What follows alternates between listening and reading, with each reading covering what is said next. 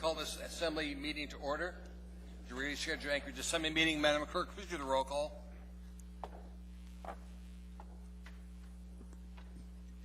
Mr. Honeman. Here. Mr. Steele. Here. Ms. Demboski. Present. Mr. Flynn. Present. Mr. Trainee. Present. Ms. Gray Jackson. Honored to be here. Mr. Evans. Here. Mr. Peterson. Present. Mr. Starr. On the phone. Ms. Johnston. Here. And Mr. Hall. Present. Good. We have a quorum, ma'am. Next item is Pledge of Allegiance. Ms. Demboski, would you lead us in that, ma'am?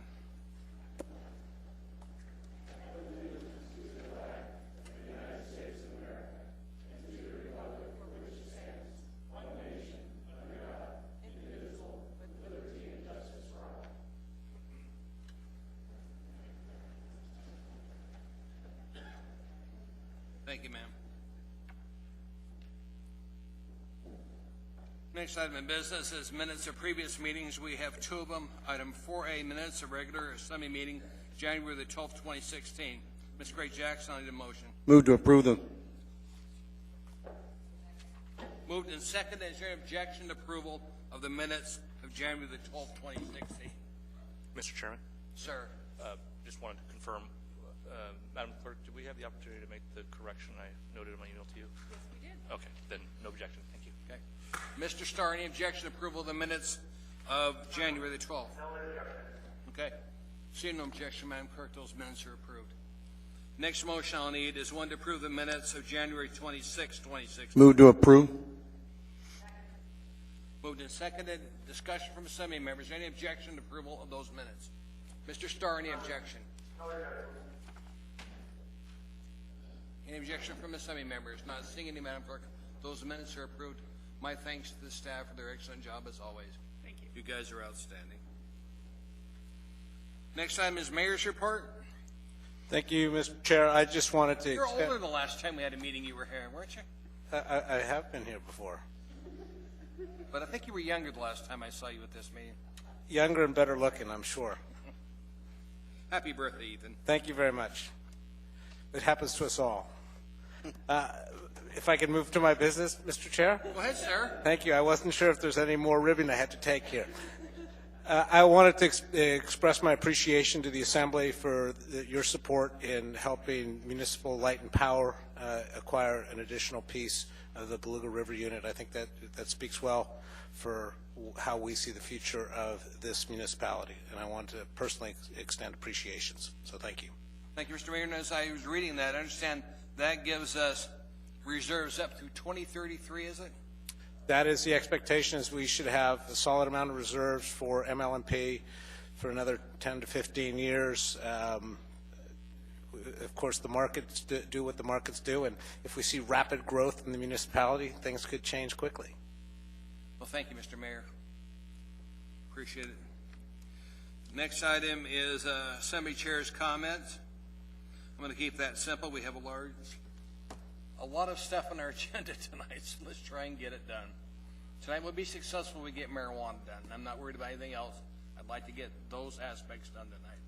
And Ernie, thank you so much for shepherding this, getting it to this point. The next thing is fluoride. You're going to do that, aren't you, sir? Only kidding, Ernie. Committee reports. Let's start with Ernie. Mr. Chairman, I'm not going to give a report. I've asked you to give me the privilege of speaking first when we get to our old business, and I will make my comments at that point. Thank you. Thank you. Ms. Johnston, ma'am. No report, thank you. Mr. Starr, sir.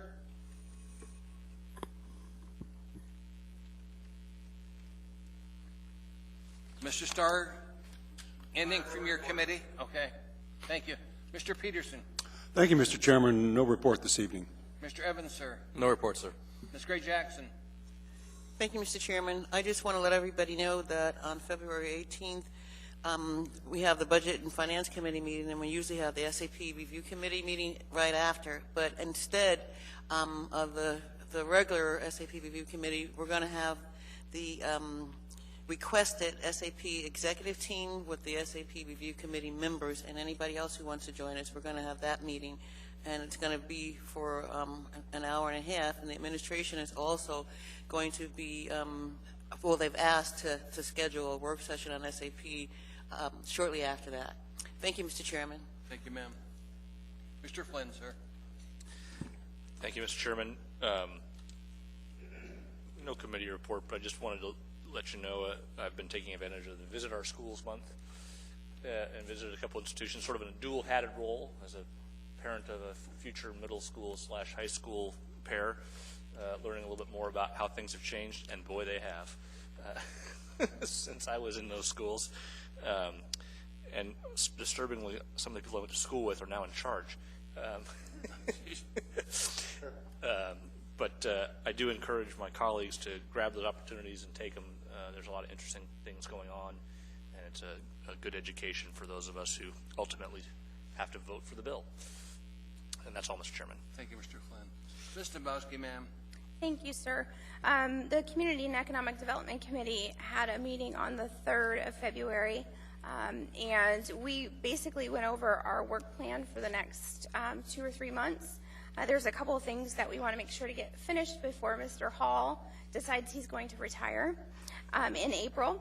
So we will be diligently bringing those items forward. There's not going to be a lot, but there are some just items that we need to finish up. So I'll give you more succinct information about what those are in the future. But for now, we're focused. Thank you for the diligence. Appreciate it. Mr. Steele, sir. Thank you. Thursday is the Enterprise Committee meeting, noon. We're going to hear update on the MLNP 2A project, and also a little bit, I suspect, they'll touch a little bit on the Beluga River project. So be there, be square. Mr. Honeman, sir. Thank you, Mr. Chair. The Public Safety Committee meeting will be Friday, the 19th of February here. I believe it's going to be at the City Hall Assembly conference room because of the construction. We had lost our really nice conference room over here. But when the construction is done, we may or may not reevaluate where we're at. That said, I expect to hear from the Health Department, and Mark Lassard referenced the ASP updates as to what their numbers have been looking like, and some good news to report as well, particularly in lieu of the fact that they've added, we helped the administration in securing the funding to add the extra van, and how that has netted us across the board. Secondly, I would say the Anchorage Police Department and several entities co-sponsored a SPICE symposium the last 2 days in January. I know you were ill and couldn't make it, Mr. Chair, but it was a very enlightening informational symposium, and I would dare say that we had a lot of takeaways, one of which I hope to be able to get and pass along to our colleagues here. I think you'd be interested in knowing that the health department, the state's health department, did a survey of all the patients who were transported, and as much information as they can gather from the 3 Anchorage civilian hospitals, and give some statistics there, and I think that'll be very informational for the colleagues here on the board moving forward, as well as I think the theme is strategies and, if you will, some solutions going forward. What can we do collectively as a community to deal with and address with the SPICE problem? I think one of the things we've all talked about is much along housing first with alcohol. We need places for people to be so that they're not vulnerable to this or any other product that's being distributed throughout our community. So homelessness is a real big problem, and with that said, I hope Mr. Evans, I'm not sure if your committee has finalized all the data from your committee on that. Would like to be able to see that so we can help move forward with the challenge. So February 19th, Public Safety Committee, and by the way, in closing, I hope we ordered pizza for dinner. Today is National Pizza Day, and if not, we'll have to celebrate it another day. Mr. Honeman, I would like you to take an assignment now and before you leave. Secondhand merchants, and get with legal department, get with our police department. We've got a problem with rampant secondhand merchants that are not following the law completely. So I'd like you to look at that. And recyclable materials. Yes. I'm specifically thinking about the copper that seems to miraculously disappear from job sites and ends up being recycled. I would like you, if you take that assignment before you leave, Will do. get In us fact, the legislation we need to deal with that effectively. Yes, I've been looking at the state of Texas, to the administration, to legal, and to the police, where they have a metal recycling registry, much like the pawn shop list, and secondhand retailers, people who buy and sell gold and jewelry and things like that. And whatever help you need, let me know. I'm more than happy to help you. Thank you, Mr. Chair. Will do. Task is said. Thank you, Mr. Holden. Next item on the agenda is addendum to agenda. Ms. Grace Jackson, I need a motion from you. Move to incorporate the addendum to the agenda. Second. Let me go through it. This is for February 9th, 2016. Item 9D22, consent agenda, new business. A same memorandum, AM 109, 2016, sole source purchase from League of Women Voters of Anchorage for the production and distribution of voting information for the Municipality of Anchorage, MOA Office of Municipal Clerk, $52,670,000, Purchasing Department. Item 9D23, a same memorandum, AM 110, 2016, sole source purchase from Printworks for printing the 2016 election ballots for the Municipality of Anchorage, MOA Office of Municipal Clerk, $59,355.50, Purchasing Department.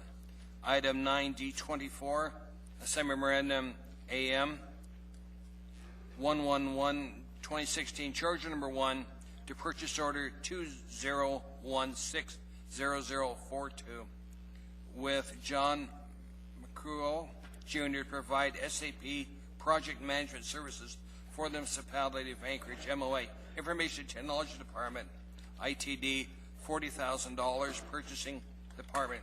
An ordinances and resolutions for introduction.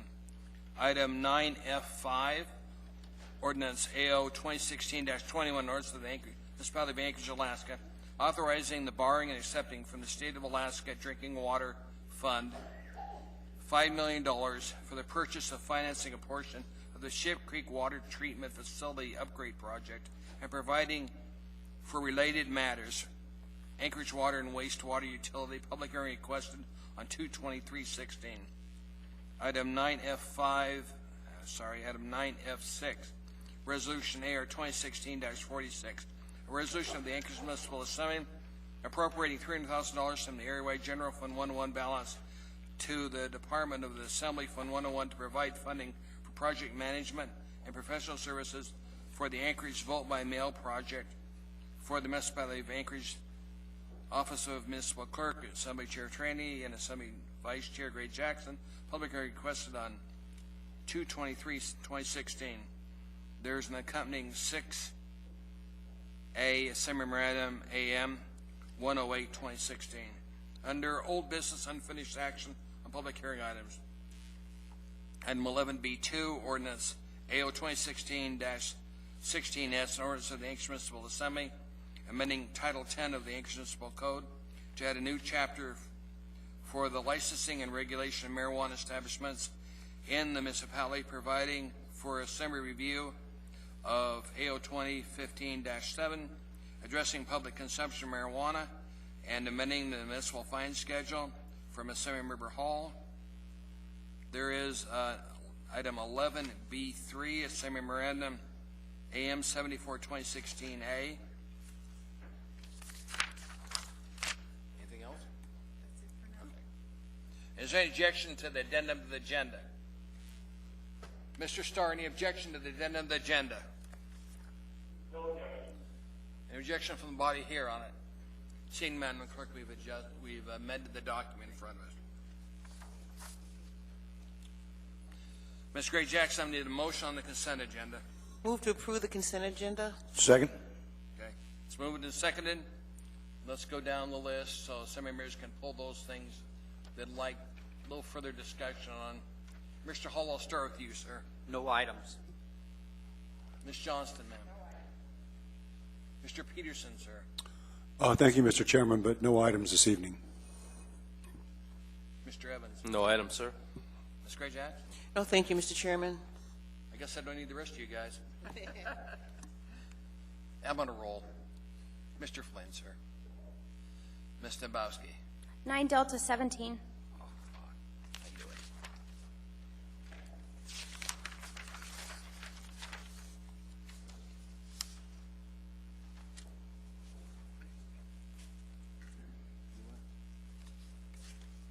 Is that all, ma'am? Yes, sir. Mr. Steele, sir? No items, Mr. Chairman. Mr. Honeman? No items, Mr. Chairman. Mr. Starr?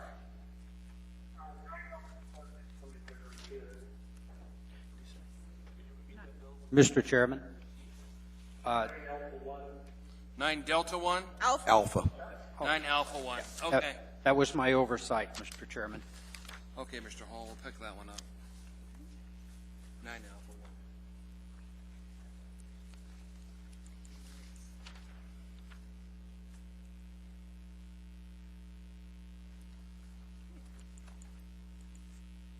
1. Okay, 9 Alpha 1.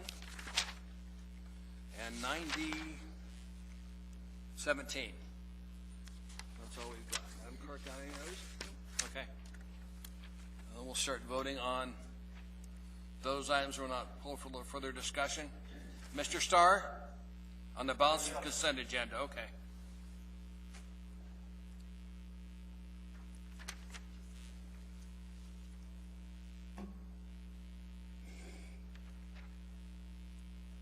Please vote.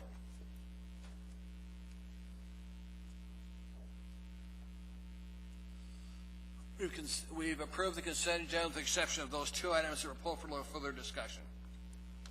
So let's go back to the first one, pulled by Mr. Starr and Mr. Hall. It's item 9A1, Resolution Air 2016-45, a resolution of the Anchorage Municipal Assembly supporting the start of the Iron Dog Snow Machine Race in Anchorage. Move approval. Second. Ask unanimous. Mr. Starr, do you agree? Yes. Ask unanimous, see no objection. That item is approved. I'll be reading. Who's reading you are? Mr. Starr is the mayor to... Mr. Mayor, would you present it, sir?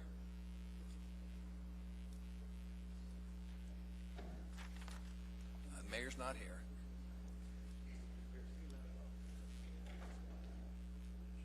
I'm more than happy to present it if you're here. What? I'll present. Why don't I? Where is it? It's on the mayor's desk. It's on the mayor's desk. Who's here to receive it?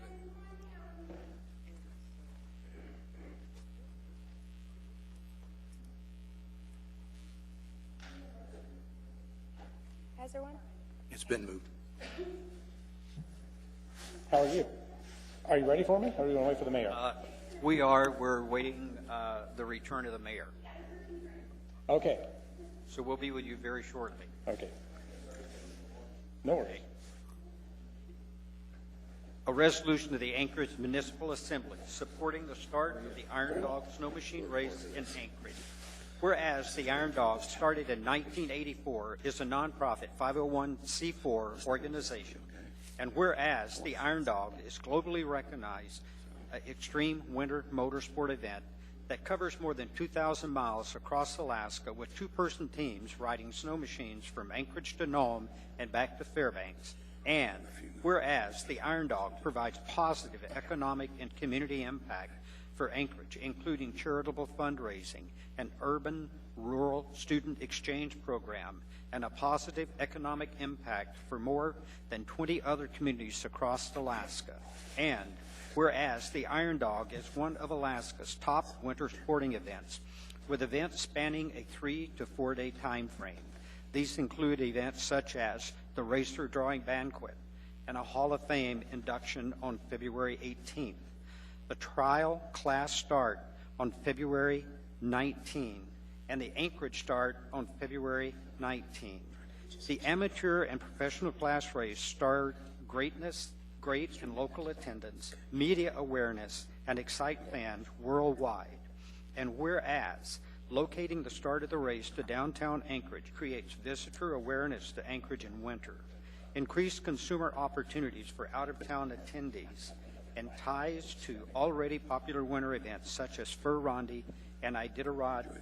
And whereas Visit Anchorage, the destination marketing organization for the municipality of Anchorage, and the Anchorage Downtown Partnership also support the start of the Iron Dog Snow Machine Race in Anchorage.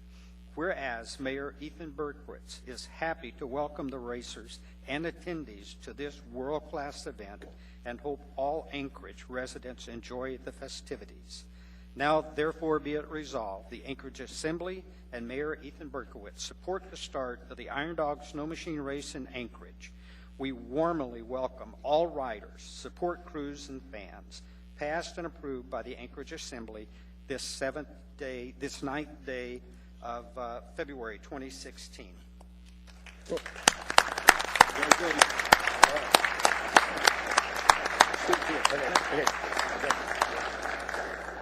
Well, I'll be brief. We're bringing some smoke to Anchorage too, but probably not quite as controversial as the other kind. But that being said, I'd like to say thank you on behalf. I have several of my board members and volunteers who've come tonight also. We really appreciate the support so far from the mayor and his team, as well as the several assembly members, and staff at the municipality have been phenomenal. So we're really appreciative of the support. And despite the low snow, we've worked very hard. We think everything is good to go, so we look forward to seeing you all at 4th Avenue and 3rd Avenue for a couple of days of activities, and appreciate your support again. So thank you very much. We have a few questions for you. Okay. Mr. Horman, you're first. Thank you. And I was just going to say the same thing. Pray for snow. Yes. I know that would help your event as well as the Iditarod and the World Champion Dog Sled races. If we don't get any, we're going to be in some trouble or have to truck it in one or the other. Anyway, pray for snow, and good luck and happy race. Thank you. Ms. Dembowski, you're next, ma'am. Yes, Mr. Kastner. So please remind me, I know it's quite spendy when you guys come into town. How much do you guys end up having to pay the municipality to be able to host Iron Dog? I believe last year it was somewhere over 40,000, almost 50,000, if I'm not mistaken, between all the services for snow and police and so on. So yeah, that's just on that, not including some of the other rentals for Easy Park and clearly the equipment and people and manpower we bring to it. So yeah, it's a significant investment. It's a significant windfall for the municipality too, and I'm not sure the last I checked what the contribution is for Iditarod, but I guess to highlight the point that when Iron Dog comes to Anchorage, it is a significant boost to our coffers, and we do appreciate having you here, not just because we collect revenue, sure, but it does add to the cultural and vibrancy of Anchorage, and we are glad to have you. Thank you. Glad to be here. There are no other questions, sir. Thank you very much. Thank you all. Have a great night. Thank you. Next item in front of us is on page 4. It's item 9D17, Assembly Memorandum AM 100-2016.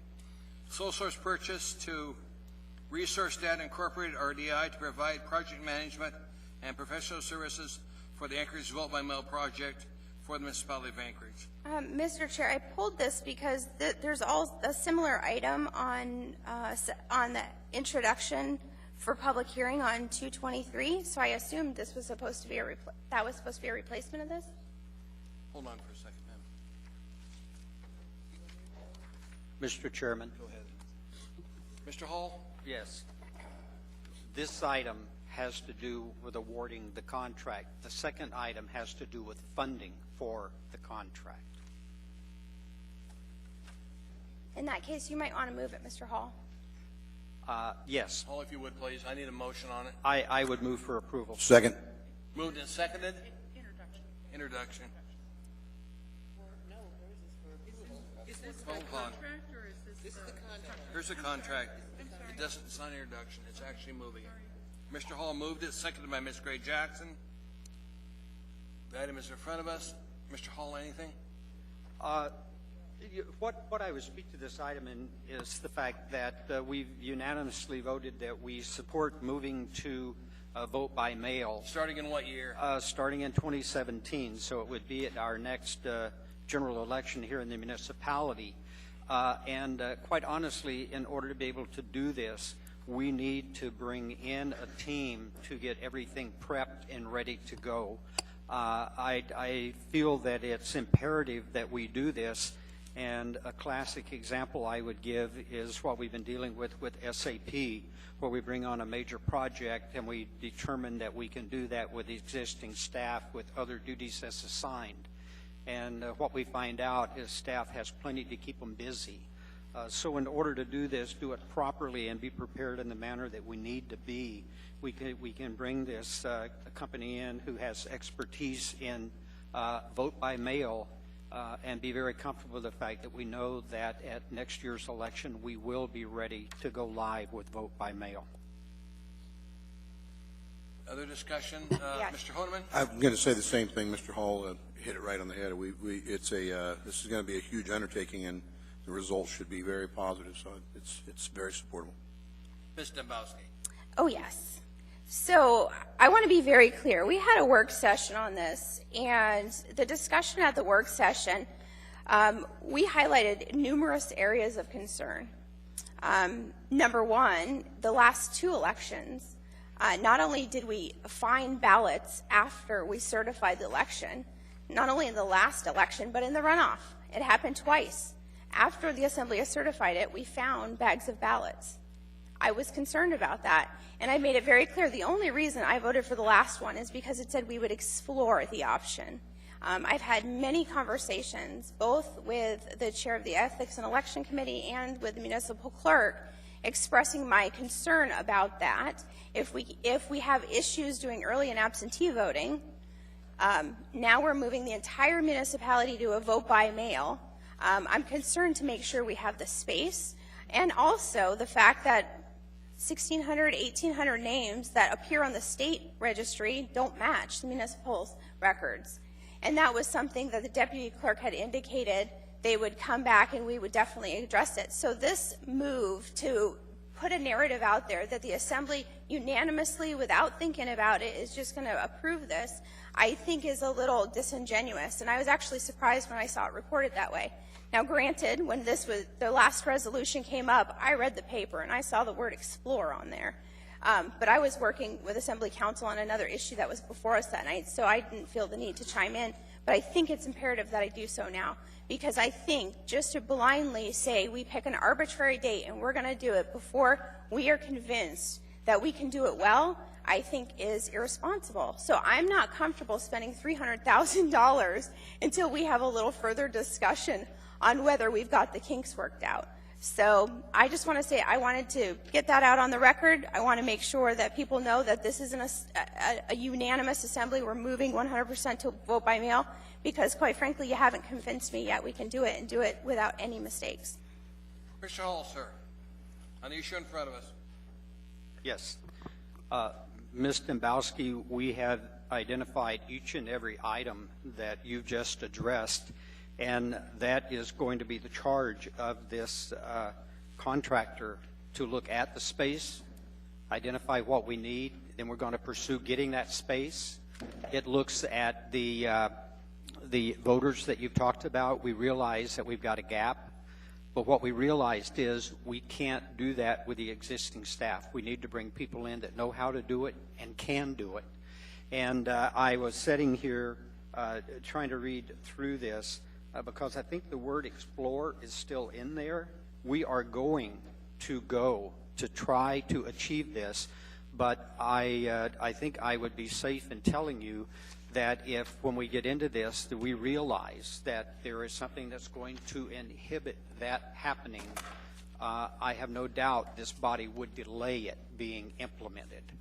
But in order to be able to do it, if we're going to do it, it's going to require individuals other than those currently in the clerk's office to be able to achieve that goal. But each thing that you addressed is honestly on their to-do list. Mr. Evans, sir, you're next. Thank you, Mr. Chair. I'm not surprisingly a bit confused by this whole thing. I was under the impression that when we took action last time, although the ordinance we passed did have the word explore in it, which I think is, I'm not sure why that was still in there, we did approve moving to a complete mail system next year. I thought that's what the language was. No. And see, we have at least one assembly member saying no, we didn't. It was a resolution, and by ordinance, you actually have to go in and change, and we haven't done that yet. Okay. And so, and I talked to the clerk, and I talked to the chair of the Ethics and Election Committee, so I was actually surprised, but I was frankly dealing with the other matter that was before us that night, And so it was a resolution. Resolutions have no effect in law, so Thank you for For that. clarifying that. for that perspective. And just to follow up, I want to just thank Mr. Hall for that bit of clarity, because I think when we make such a big change like this, I think as long as I just saw this like, oh, it's going to happen no matter what, and frankly, it gave me pause. And so I love the fact that there is great consideration being given to it, and recognizing the fact that, you know, I think 2 weeks ago I read in the New York Times or one of the East Coast newspapers, they were talking about the great concerns with voter fraud. And I've been one of those ones. The first 2 weeks on the job, I was talking to the clerk about potentially moving to a vote by mail. I just want to make sure that if we do it well, and we know what all the kinks potentially are, and we have a plan. And so that's why I am incredibly cautious about it. And like I said, I haven't followed back up on some of your points, but I'm just not to the point yet where I'm comfortable spending $300,000. But I appreciate your comments, because it does give me a little bit of comfort. Anything else, Mr. Evans? No. Okay. If I may. Mr. Steele, sir. No, I'll come back to you, Mr. Hall. Thank you. Mr. Steele? Yeah. I think we would be remiss if we didn't acknowledge the amount of work that's already gone into this in terms of the exploring of that option. Yes, we have a lot to do, and no, we do not have the staff to do it. So I'm glad to see that we're going this route, and we're starting soon enough that we can work through that. But Amanda Mosier spent a lot of time on it, went outside and visited people who do it, and just to explore whether or not we wanted to consider it. And so I think that the consideration we've done and the research that's been done, added to the items that Mr. Bowski and Mr. Hall have pointed out need to be done, I think we've got a good plan. Thank you, sir. Ms. Johnston, ma'am. When Ms. Dombowski brought this up, I thought she was going to bring up another angle on this. My only concern, I have no problem voting for this, but just the order of how we're doing this. Usually I think we do the appropriation first and then we do the contract, or in the past that's been how things have been done. So I feel we're a little bit out of order by approving a contract without appropriating the money for the contract. And I'm not sure what would happen if we delayed this for 2 weeks so we could do the two items together, if that would cause any problems. Does anybody have? Ms. Gray Jackson has a comment. Thank you, Mr. Chairman. Thank you to all my colleagues for all of your comments, and I understand your concerns. But to address your concern, Ms. Johnston, what happened was there is $300,000 in the clerk's budget right now, which is budgeted for other reasons, okay? But we wanted to move forward on this contract and not waste any time. And so what we did was use money from the clerk's office right now, and we're going to replenish that budget with the appropriation from fund balance. So to approve this document tonight is perfectly legal and the right thing to do. And at the next meeting, we'll have the public hearing and hopefully approve the $300,000 to put back into the clerk's budget for other things. Thank you, Mr. Chairman. Thank you. Mr. Hall, sir? Yes, thank you, Mr. Chairman. This will be my last bite at this apple. And I want to be very clear, and I'm making this statement not only to Ms. Dombowski, but everybody that's going to continue here on this body. And that's to keep your eye on the ball all the time. It's imperative that you do that. Ms. Dombowski, the reason that we ended up hitting a date certain, the Elections and Ethics Committee has actually been working on this item since Mr. Flynn put me in charge of trying to bring this to fruition. And what we found out was, originally our date that we were shooting for was honestly 2016. And the realization was that until we nail a date down that we're shooting for, it's real easy to just kind of move it and move it and move it. But I hope the entire body continues throughout the entire year to ask the tough questions and ask for work sessions with this contractor and the clerk's office to be comfortable that we are in a timeline that's working and that we're going to be ready to go live. And if not, then a decision would have to be made at that point. I think it's doable, but it's got to be done by somebody that's got expertise in that particular arena and has the staff to get the job done. So I urge support. Quite honestly, we've spent about 6 weeks getting here. We don't have any more time to lose. We need to get this project started. Thank you. Mr. Hodeman, last comment, sir? He said it well enough. I've been a member of this committee working towards a vote by mail, and we did set a date at one of our meetings, and I can't remember, it's been several months back, but we did set the date, and that's what precipitated the resolution. And Mr. Domboski's right, there need to be some changes in the law, be it by ordinance or through charter, in order to accommodate this particular provision. But saying that, we did have to have the target, Mr. Hall's adequately, and so urge support. Thank you. Ms. Johnson, any other comment, ma'am? I just wanted to say I do very much support this. I am a little concerned as far as our approach. As I've said, it's even though it's legal, I know we've in the past with the two previous administrations have held them accountable when they have done contracts before reappropriation. So I will be voting for this, but please, I think the body needs to be careful about doing this in the future. I think it's better to keep order and have our public hearings on appropriations and then award the contracts. Thank you. Thank you, Ms. Johnson. Madam Clerk, did you want to? I would like to respond to Ms. Johnston through the chair. Ms. Johnston, in the clerk's office, we don't do a lot of contracts or appropriations, and we made a mistake.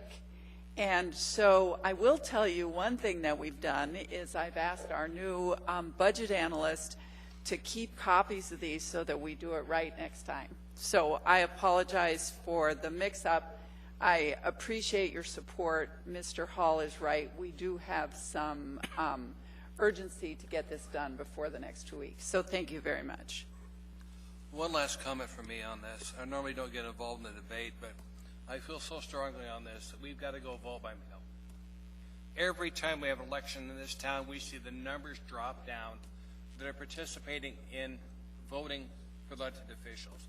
This is going to be a remarkable way to change that. Look what they've done down in King County. It is remarkable. If we even get a portion of that, it'll restore confidence of the public that, yes, their ballot does matter. I've got a son that lives down in King County that votes this way. And he says, it's really fun. We get around the table and we decide how we're going to vote, and I vote the way my wife tells me to. So, whether that's right or wrong, I think this will really help us, and we need this company as a project engineer to drive this thing home. And Ernie is so committed to this that I've asked him to stay on this as an ex officio board member. So even after he leaves office, I'm going to appoint him as ex officio board member to this committee so we can get his expertise. Because it's critical that we do this, because I want to see 70, 80% of the people voting on this, which is doable with vote by mail. So please vote on this. Mr. Starr. Have we determined that a charter change is or is not required to do this? If we have to go to the voters for approval to add vote by mail? Good question. Have we?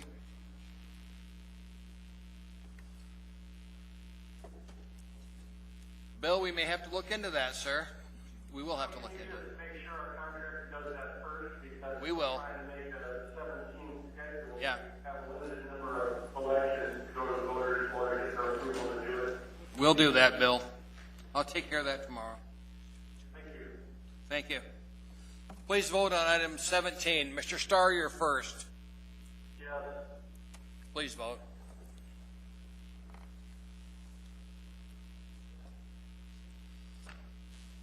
That is approved 9-2. Now, that completes our consent agenda. We're now down to, We all do. We really all do. We all want it done right. There's no doubt about it. Absolutely. down to item 11 on here. Business, unfinished action on public hearing items. Mr. Chair. Mr. Hall, sir. Mr. Chair. Ma'am? Mr. Starr, I know he texted me, and he's waiting for amendments 19 and 20. So I don't think he's had them yet, and I know we had a big packet. I was wondering if it's possible that we can take like a 20-minute dinner break just to get organized before we do this. We can. That would be awesome. Let's take a 20-minute break, Madam Clerk. Set the clock. We'll be back in 20 minutes, so we'll get started with amendments.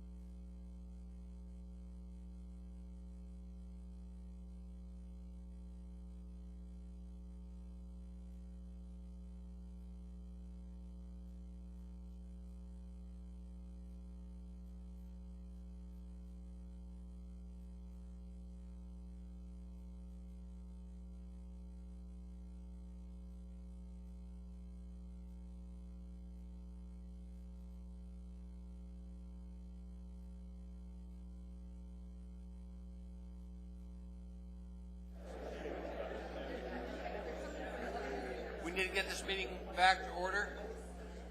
20 minutes took 26.27 minutes. Sorry, ma'am. Mr. Hall, I need a motion from you to move 2016-3S. Move approval. Moved and seconded. Now, what we're going to do tonight is I'm going to set a 1 hour time limit for debate, and then we can always move it later if we have to. But the problem is we need something to start from. And I've got a list here that we're going to start with these amendments or work our way through them. Madam Clerk, do you want to tell the public when amendments are available? Thank you, Mr. Chair. To the public, we're sorry that the copier just couldn't work as fast as we needed to keep up with it, but the staff has passed out copies of amendments 1 through 8, and we appreciate it if you could share, and we'll make more copies. We're in the process of printing 9 through 20. There's a couple that might not be there, so if you're missing like 15 or 16, don't worry about it. You'll hear from the chair which item we're on. If you need additional copies or you're missing something, just please check with the clerk's staff on the lower part of the dais, and they'll help you. Thank you, Mr. Chair. Thank you. Mr. Hall, to continue, sir, you wanted to be first? Yes, I did, Mr. Chairman, and I hope you'll show me just a little bit of tolerance this evening. Go ahead, what we're seeing is coming to fruition is the conclusion of a year's worth of work. And I know that a lot of people have looked at me, particularly you, Mr. Chairman, and said, Ernie, you've done a great job. I appreciate it. The reality is you gave me the opportunity to be the conductor of an orchestra.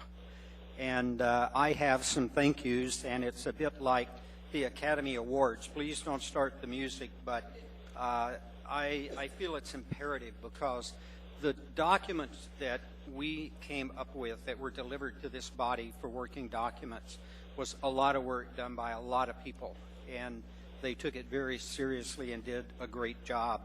So I particularly have to extend thanks to our legal department and the revenue department. The first ordinance that came before us was the tax ordinance, and they did a tremendous amount of work and came up with a great document for us, which the body approved to be on the ballot in April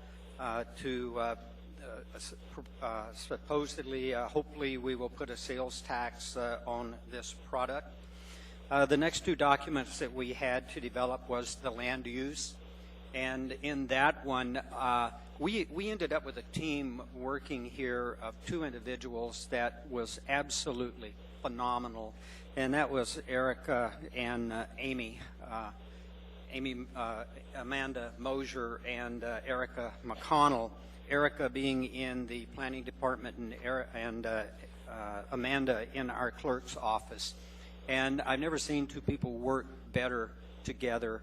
And Erica did just yeoman's work to deliver the land use ordinance to us, which was then delivered to Planning and Zoning, who I also have to extend thank yous to because they accelerated their calendar to bring that forward in a prompt manner to get it delivered for timely consideration. And then we had the dual licensing, and that was handled by Amanda Mosier, Bill Falsey up in the legal department. And Erica weighed on that one a bit as well. And in the legal department, Todd and Seneca were just fantastic. The entire year they were there. Actually, Todd was part of the trip down to Denver early on and brought back some incredible information for us based on knowledge that they had gained in going through this process. So I'm sure that there are some people on staff that I've missed, but I also have to turn to 2 committees that also did amazing work. One of those was the community development chaired by Ms. Dembowski, who handled the land use ordinance for us, reviewed it by that body, was the one that managed to work with P&Z to expedite it. And it's really appreciated that we ended up with the caliber of a document. that we did. And of course, with the tax that came through our finance committee chaired by Ms. Ellie Gray Jackson, and that group did an incredible piece of work on it. I did some really great modifications to it that gave us a document that was acceptable by the body. I think we only ended up with one amendment on that, as I recall, when it got to the floor. So I can't thank any of you enough for what you've done, because what we have done is I think we're going to give an opportunity for a new industry to come into this community. They're not going to be happy, I'm sure, with everything that comes out of this, but they are going to have clarity when we get done with what they can and cannot do. And I think that's the most crucial thing that anybody going into a business wants is clarity and as much certainty as they can get. I also want everyone here to understand these ordinances are living documents. We know that there's already things that we're going to have to go back and adjust and give considerations for. There's things that we haven't thought of that are going to happen. And the really neat thing about a assembly compared to the Alaska legislature is we meet every other week. We're able to respond and respond relatively quickly. We have a process we have to follow. But believe me, when things arise that we haven't given consideration to or thought of, this body will act to help deal with that. I also want to make it clear that we, all elected officials, were charged with the initiative that passed to, number one, give the opportunity for people to get into this business and be successful at doing it. But you also charged us with making it safe, responsible, and accountable.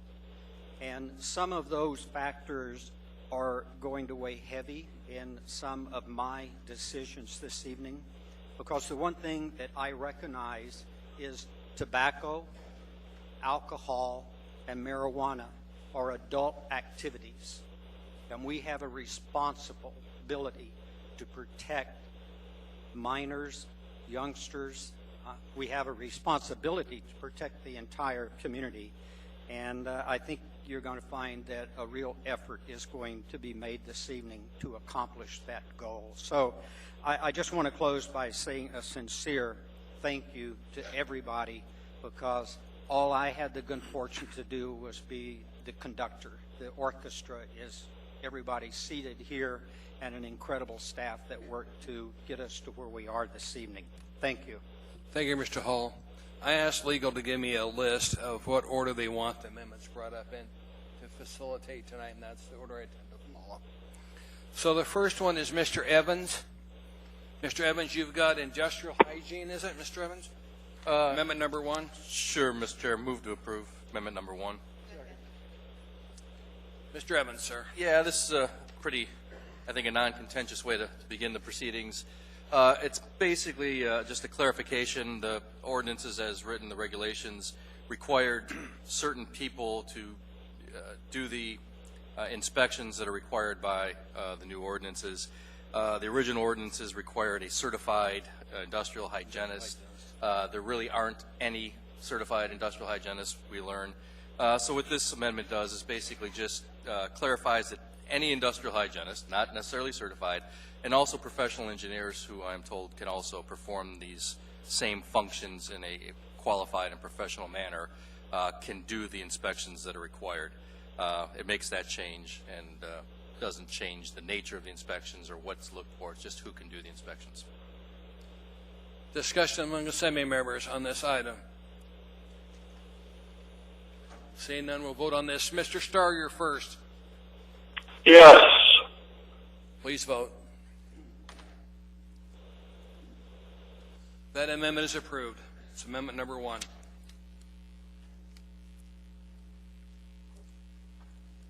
Got that one? Next item in front of us is amendment number 6, Ms. Nabowski, Neighborhood Industrial Plan. Sorry, Neighborhood Responsibility Plan, ma'am. Move to approve. Second. It's moved and seconded. Ms. Nabowski. Thank you, Mr. Chair. When I first started, I want to first thank Daryl Hess and Julia Tucker and Chris Constant from the Fairview Community Council for helping us with this.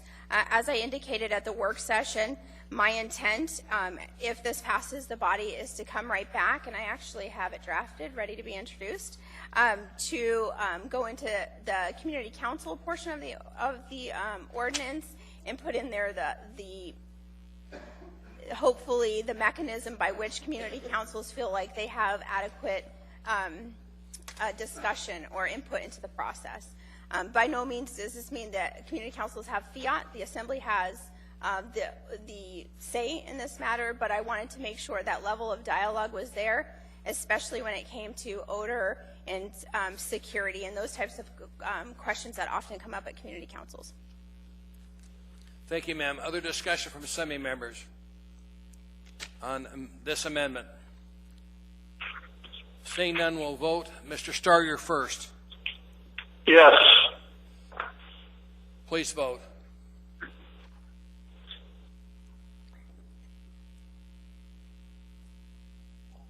Mr. Peterson, you need to vote, sir.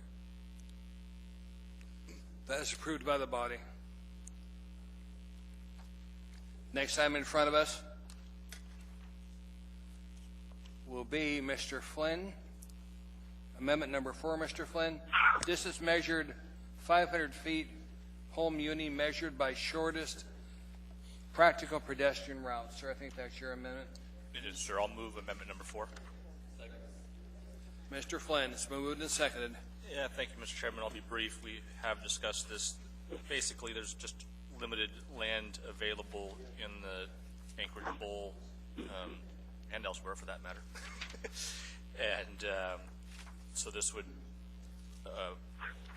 align the municipal standard with the state standard in an effort to at least provide some opportunity for some businesses to open rather than be precluded from virtually any place else in town. Thank you. Thank you. Mr. Honeman, on this amendment, sir. Thank you. Mr. Chairman, after much deliberation and consideration, using the Cole Amendment as a basis for the discussion, I think we'd be doing a disservice to the industry if we allowed a permitted licensed establishment that later could be shut down by a declaration of the Attorney General, the U.S. Attorney in our district or beyond. And I think we'd be remiss if we didn't at least hold that standard and let the exceptions be the ruling in this case. You know, if there is difficulty finding an established location, let them come back before planning and zoning make application before this body. I believe we can make variances from time to time in Title 21. If we have to clarify that amendment, that section of the code, I'd be very happy to deal with that. Thank you, Mr. Holman. Ms. Johnston, ma'am. I just wanted to say, as we're going through the amendments tonight, I think I'm going to be erring on the side of conservative. And I know it's a real balancing act between having an ordinance that develops a new product and a new industry and discounts the black market. But I also feel that as we step out, we need to do it in a conservative manner so that we can start seeing what's working, what isn't working, and this is a living document, and it can be changed in the future. So I will be a no vote on this. Thank you, Ms. Johnson. Mr. Evans, sir, on this amendment. Thank you, Mr. Chair. I find this amendment to be sort of the fundamental one, at least for me, as to how we're going to deal with the industry and all these regulations. Obviously, the real choice that we're having, for those that don't know, is whether the distance away from schools and other such facilities should be 1,000 feet or 500 feet. The federal standard is 1,000 feet. Mr. Honeman's comments about not wanting to put the industry in possible jeopardy by having the feds come in and shut them down after we've granted them a license. While that's, I think that's well and good, but the fact remains, Paul, that the feds can do that if we make it 10 miles away, because they can always determine that we're not allowed to license marijuana. Right now they've turned their backs towards it and allow us to do it, but whether it's 500 feet or 1,000 feet, we always have that risk. I think the most important thing we can do, and Mr. Hall kind of touched on that in his opening comments, is the people of Alaska voted to approve this, for those of us who like it or don't like it. We have the opportunity to have this new industry in town. It's better than the black market. We're creating a regulated industry. It should be safer than buying these products as they're currently sold. The regulated industry doesn't sell to kids, whereas the black market does. So the better we can make the regulated industry succeed, the more hurt we're putting on the black market, the less people that are outside of the system selling to kids. So I think, in a way, at least the way I look at it, the 500-foot limitation, which is what I support, which opens up more available land to development, thereby making the chances that the industry has a better chance to succeed, is the safest way for the kids. I think it's much safer having a viable, regulated industry, even if it's 500 feet from a school as opposed to 1,000 feet, because I'm not sure that there's anything really magic about that distance. But making that industry succeed is the key, and I think 500 feet is one of the things we can do, especially in our city. Anchorage is very limited in the bowl. And the only reason people are picking 1,000 feet because it's the federal reg. And if you think the federal government has a better sense of what is most appropriate and what's safe as far as businesses in Anchorage go, I don't know what you're smoking. But I think this is key. I think this is a much better approach to dealing with this drug problem than most of the things I've seen from the federal government thus far. So I urge my colleagues to really think hard about this and pass the 500-foot amendment. Thank you. Thank you, Mr. Evans. Mr. Steele, sir, on this amendment. Yes, Mr. Chairman. I wonder if anybody has knowledge of the other states that have legalized marijuana, what their distances are. All of them? Yeah, Mr. Falsey, I know you spoke to this at a work session. Yes, through the chair. To our understanding, every jurisdiction that is decriminalized and regulated recreational marijuana has adopted a 1,000-foot standard. Except for Alaska, which went 500. The state standard in the Marijuana Control Board regulations is 500. Mr. Steele? Thank you. Ms. Dembowski, on this amendment, ma'am. Thank you, Mr. Chair. As I go through tonight, I told a gentleman today on the phone who's wanting to open a marijuana manufacturing facility, I will proceed with abundant caution. And I will also do exactly what my community wants. We had a great town hall this weekend. Mr. Chair, thank you for coming out to Eagle River. Thank you. And I had an opportunity to meet with many community councils and the Chugach Eagle River Advisory Board, and it was very clear in my community they wanted 2,000 feet.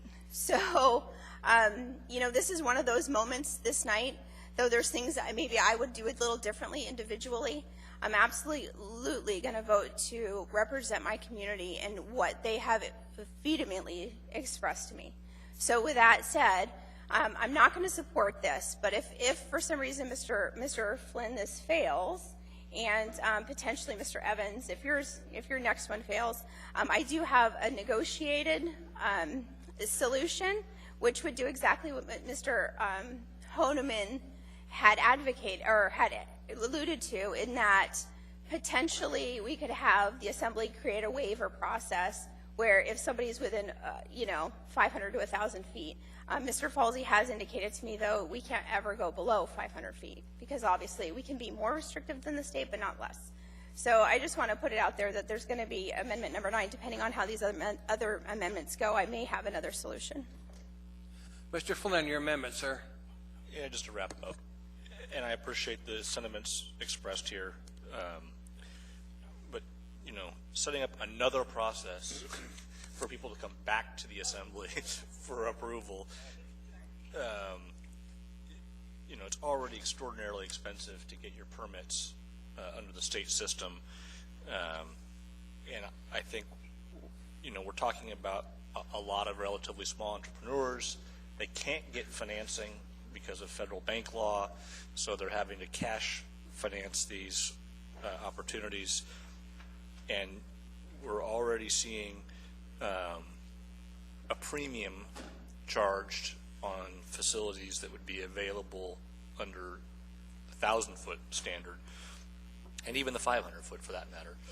So, as Mr. Evans alluded to, if you really want to bring this industry into the light and diminish the black market, we need to be a little bit more flexible than the existing legislation. I will just close with the encouragement to think this through very carefully and think about the economics before you press a button.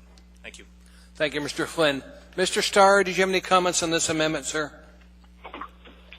No comments. Okay. There are no comments from assembly members. We're going to vote on it. Mr. Starr, you're first. This is an amendment. Mr. Flynn's amendment. Please vote, sir. I vote yes. Okay. Please vote.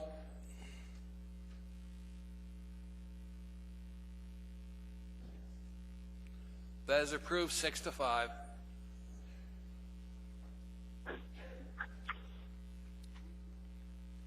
see.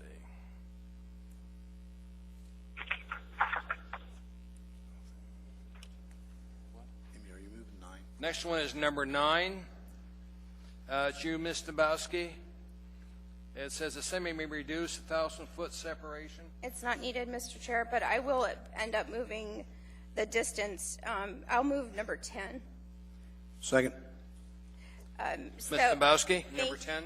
Thank you. So this is specifically to Chugiak Eagle River. Amendment number 10 will say except in zoning districts, the distance for Chugiak Eagle River will be 1,000 feet. Everywhere else will be 500 feet, but my community has clearly said they want a minimum. Second. I second that.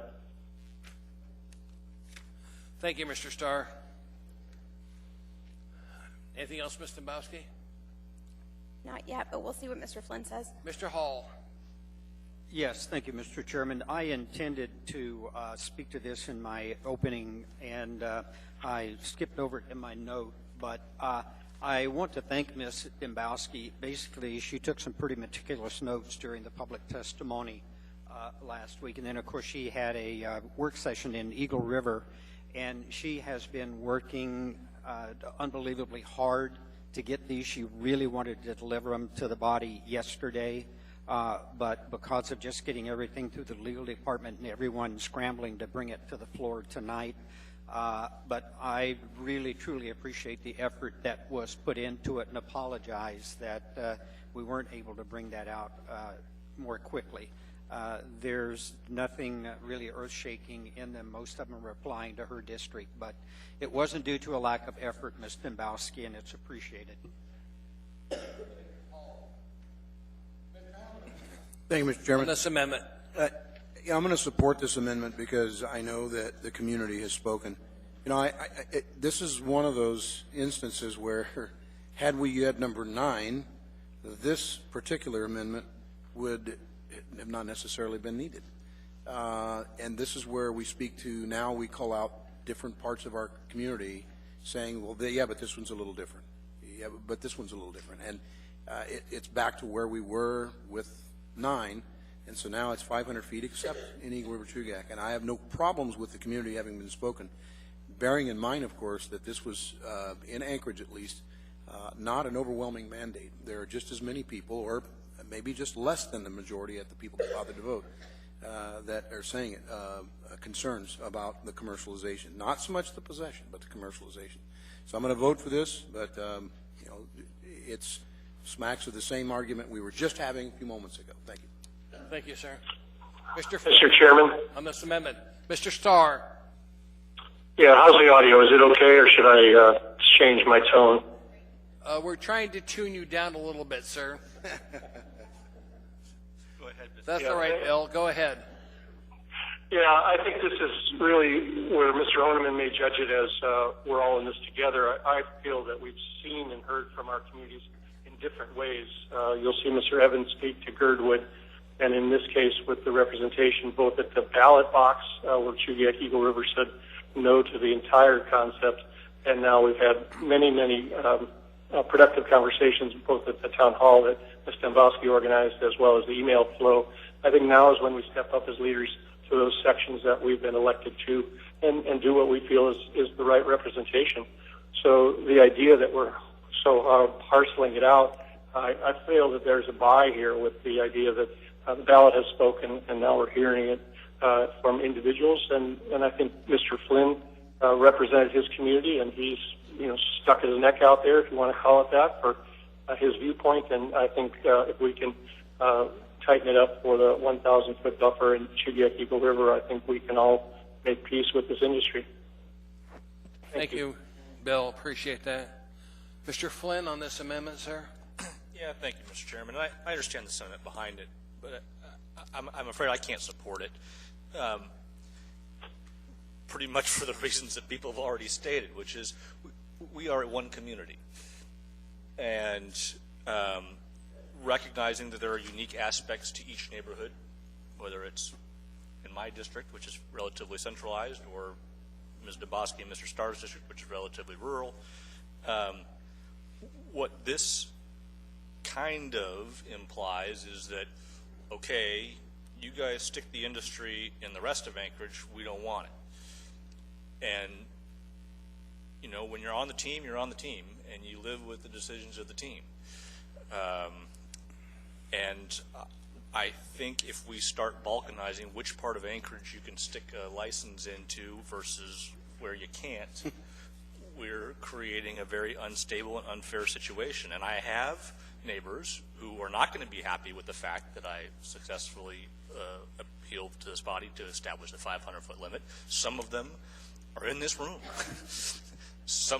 and in my district, and they don't want the industry to be focused in their area. They want it to be broadly based. And I think if we start taking these steps, then we start to focus at certain parts of Anchorage, and I think it's unfair to the neighborhoods to do that. So I'm not going to support the amendment. I understand the sentiment. I appreciate it. I certainly understand the sentiments of the residents of that part of town. I did read Ms. Osiander's message to us. I did read the discussion about your town hall meeting, Ms. Demboski. I get it, but I can't support it. Mr. Evans, the amendment in front of us, sir. Thank you, Mr. Chair. Yeah, for all the reasons I stated before, I think the 500 feet is better than the 1,000 feet because I believe it's actually safer. So, I feel that, perhaps the residents of Chugiak Eagle River would be better served by 500 feet, but that's not my call to make. It's their call. I trust that Ms. Demboski and Mr. Starr have listened to their constituents, and they are reflecting what they have heard. I would find Mr. Flynn's comments more persuasive if Eagle River was asking for a complete opt-out. They're not. It's just the 500 to the 1,000 feet. So it still would have the industry would still have the potential of locating there. And I was seeking, if the previous amendment would have failed, I had an amendment for just Girdwood. So I was asking for, special treatment for that area. So I certainly understand that we could have certain carve-outs through the city. It'd be hypocritical for me to say that, oh no, we have to be unified, we're all in this together. So even though I wish Eagle River would go with the 500 feet, I will support their representatives in this case with the 1,000 feet. Thank you, sir. Ms. Demboski on the amendment in front of us, ma'am. Thank you. And I just want to follow up on a couple of things that hopefully maybe I'll persuade my colleague from downtown.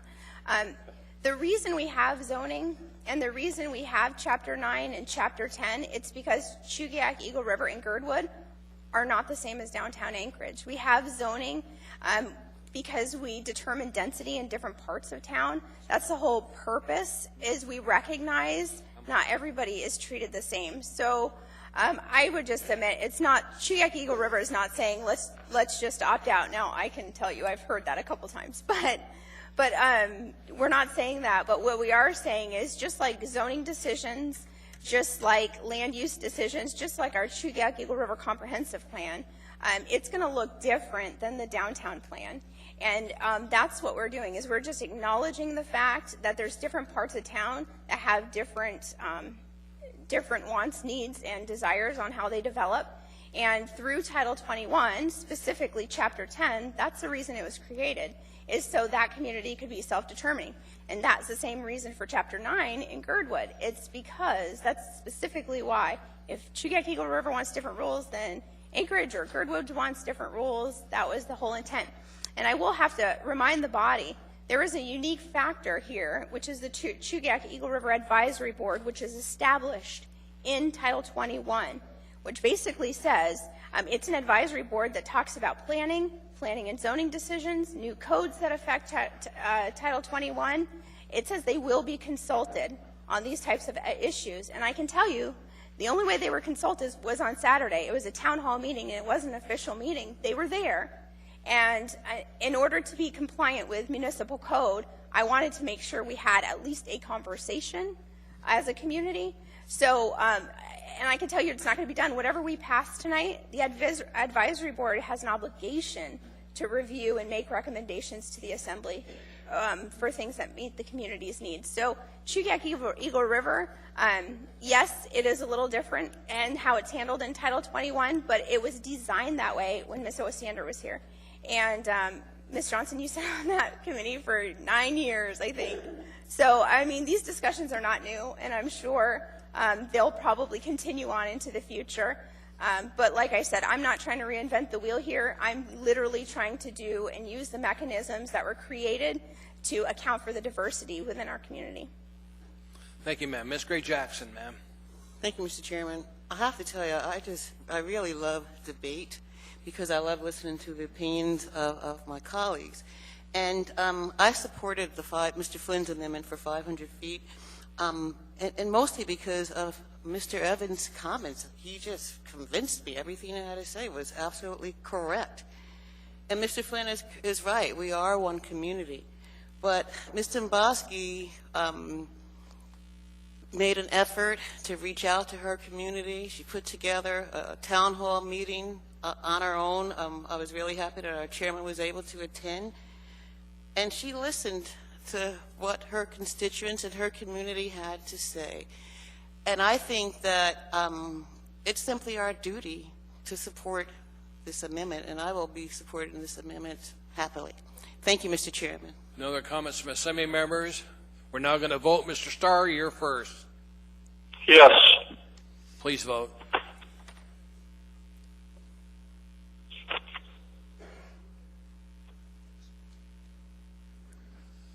That is approved 10-1. Ms. Domboski, amendment number 19. Mr. Evans is going to drop his because he got what he wanted on the 500.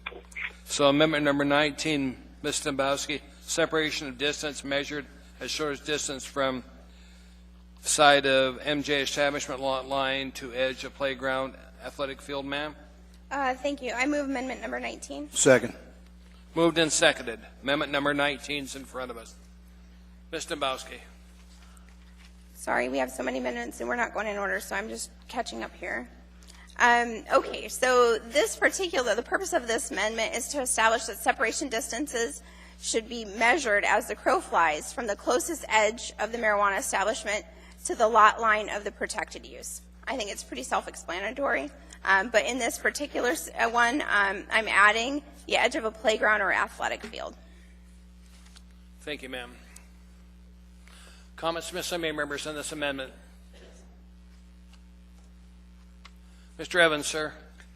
Yeah, I'll be opposed to this amendment. I think, when we talk about putting these distances in for safety, keeping these establishments away from certain vulnerable groups, so to speak, the idea is to make it more difficult for those people, I suppose, to get to these establishments, to interact with these establishments, whatever. That's why I think the logical approach to measuring that distance should be how people actually maneuver. People not being crows don't necessarily go in a straight line. You can have some businesses that are on the other side of a highway or the freeway that, the crow flies distance, they're within the 500 feet. But the reality is the pedestrian route to it is an enormous distance. So I think for just practical sake and for the intent of why we have these distances, it makes more sense to keep with the original language and use the closest or the walking distance, the pedestrian distance. So I'll be opposed to this. Thanks. Thank you, Mr. Evans. Mr. Chairman? Mr. Starr, sir? If it's okay to speak. Absolutely, Bill. Yeah, I think here's another case, and it's not always to draw attention to Shugiak Eagle River as a special place, but it's a developing place. The larger lots, the 1 acres, the 2 acres, and greater are unique. And that's some place that will develop, will take properties out of development reserve and move them into zoning in the next couple of years. There's not any other place in town that's doing that with the large amounts of land coming to market that we are. So in terms of the separation, you could see folks that aren't predetermined by the entrance to their building, perhaps modifying the entrance to their building to squeeze one in or to comply differently, where along, say, Muldoon or some of the major corridors in Anchorage, the front door is pretty well established. The idea also that we have industrial properties currently in Shugiak Eagle River that abut residential is new. And for the same argument that you could manipulate the front doors of some of the commercial and industrial operations and impact your residential also speaks to needing perhaps a different set of measuring sticks. And I don't find it to be totally challenging to the industry. I think they'll just have to look at plot lines, and lay out a good plot plan as they move forward. So the idea that it's necessary is very much so for the raw land coming on to be, as well as the large lots that we have. Thank you. Thank you, Mr. Starr. Mr. Peterson on Amendment 19, sir. Thank you, Mr. Chairman. And we heard during our work sessions from several members of the community who are planning or hopefully would like to open marijuana establishments in Anchorage, that if we went by how the crow flies versus how a pedestrian walks, that would make it practically impossible for them to find locations to open their businesses. And for that reason, I'm going to be a no vote on this amendment. Thank you. Thank you, sir. There does not appear to be any other debate. Nobody's in the queue. So we'll begin voting. Mr. Starr? Yes. Everybody else, please vote.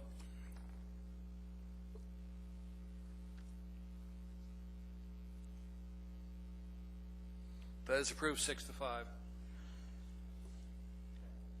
Mr. Chair, can I move my next amendment?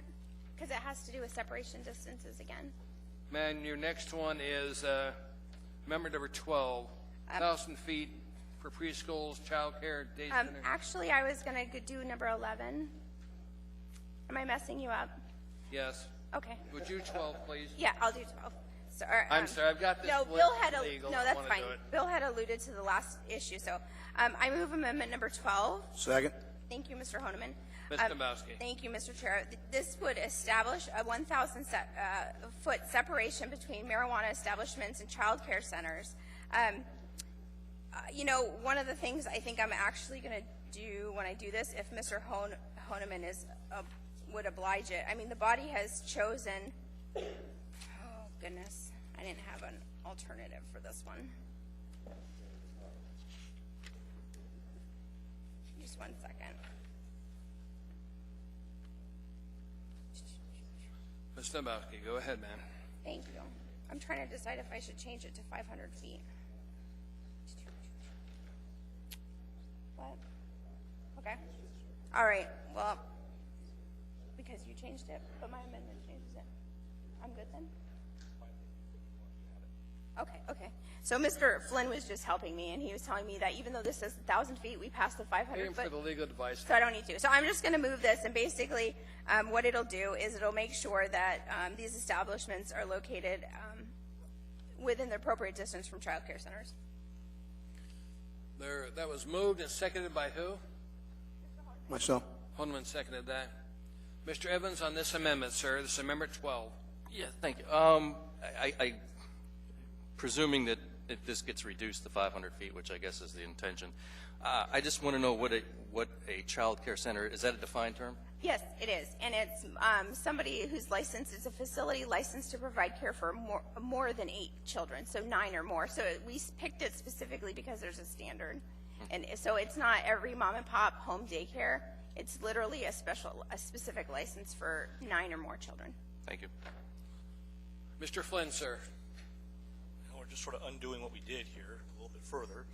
We're now saying 1,000 feet for child care centers, but was okay for 500 feet for schools, and neither constituency can patronize these businesses, so I'm not really sure who we're protecting.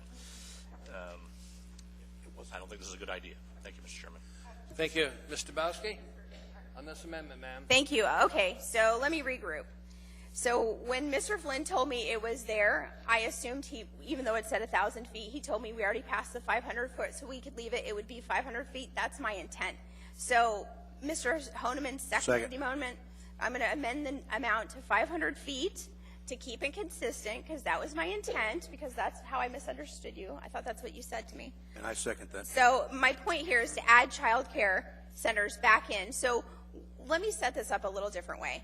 The document that we sent to Planning and Zoning, the Planning and Zoning Commission, got dramatically changed, and you saw it with some of the types of properties they added and some of the classifications that were removed. We saw it with habilitative care and homeless shelters, and certain things got removed in the S version.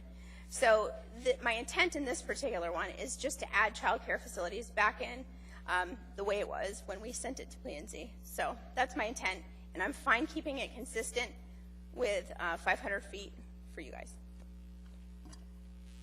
Mr. Evans?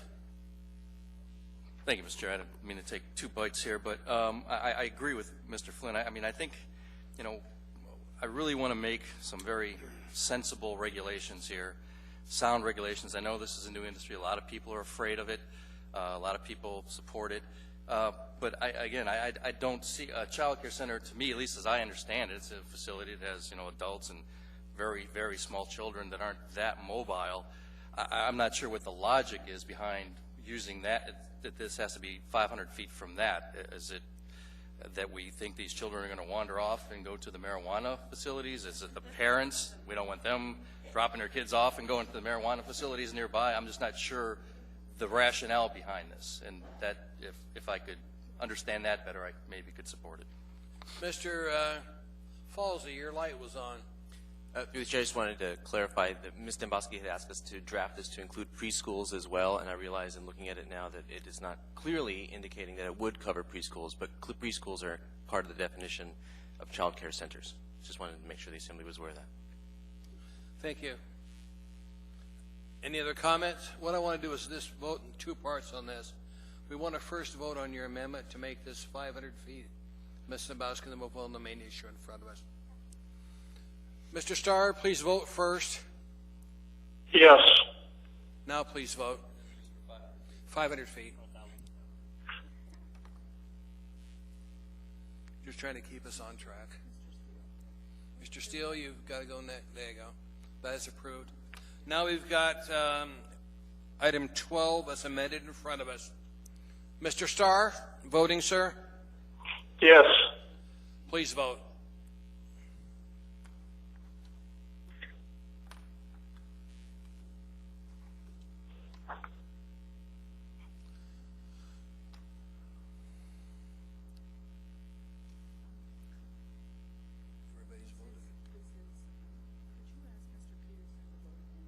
Mr. Peterson, would you vote again? It's kind of like Juno. We're trying to get you recorded. Okay. That was approved by the body. Well, they use a different form of rules down there. Would you like to change your vote? It's always interesting. That was approved 6-5.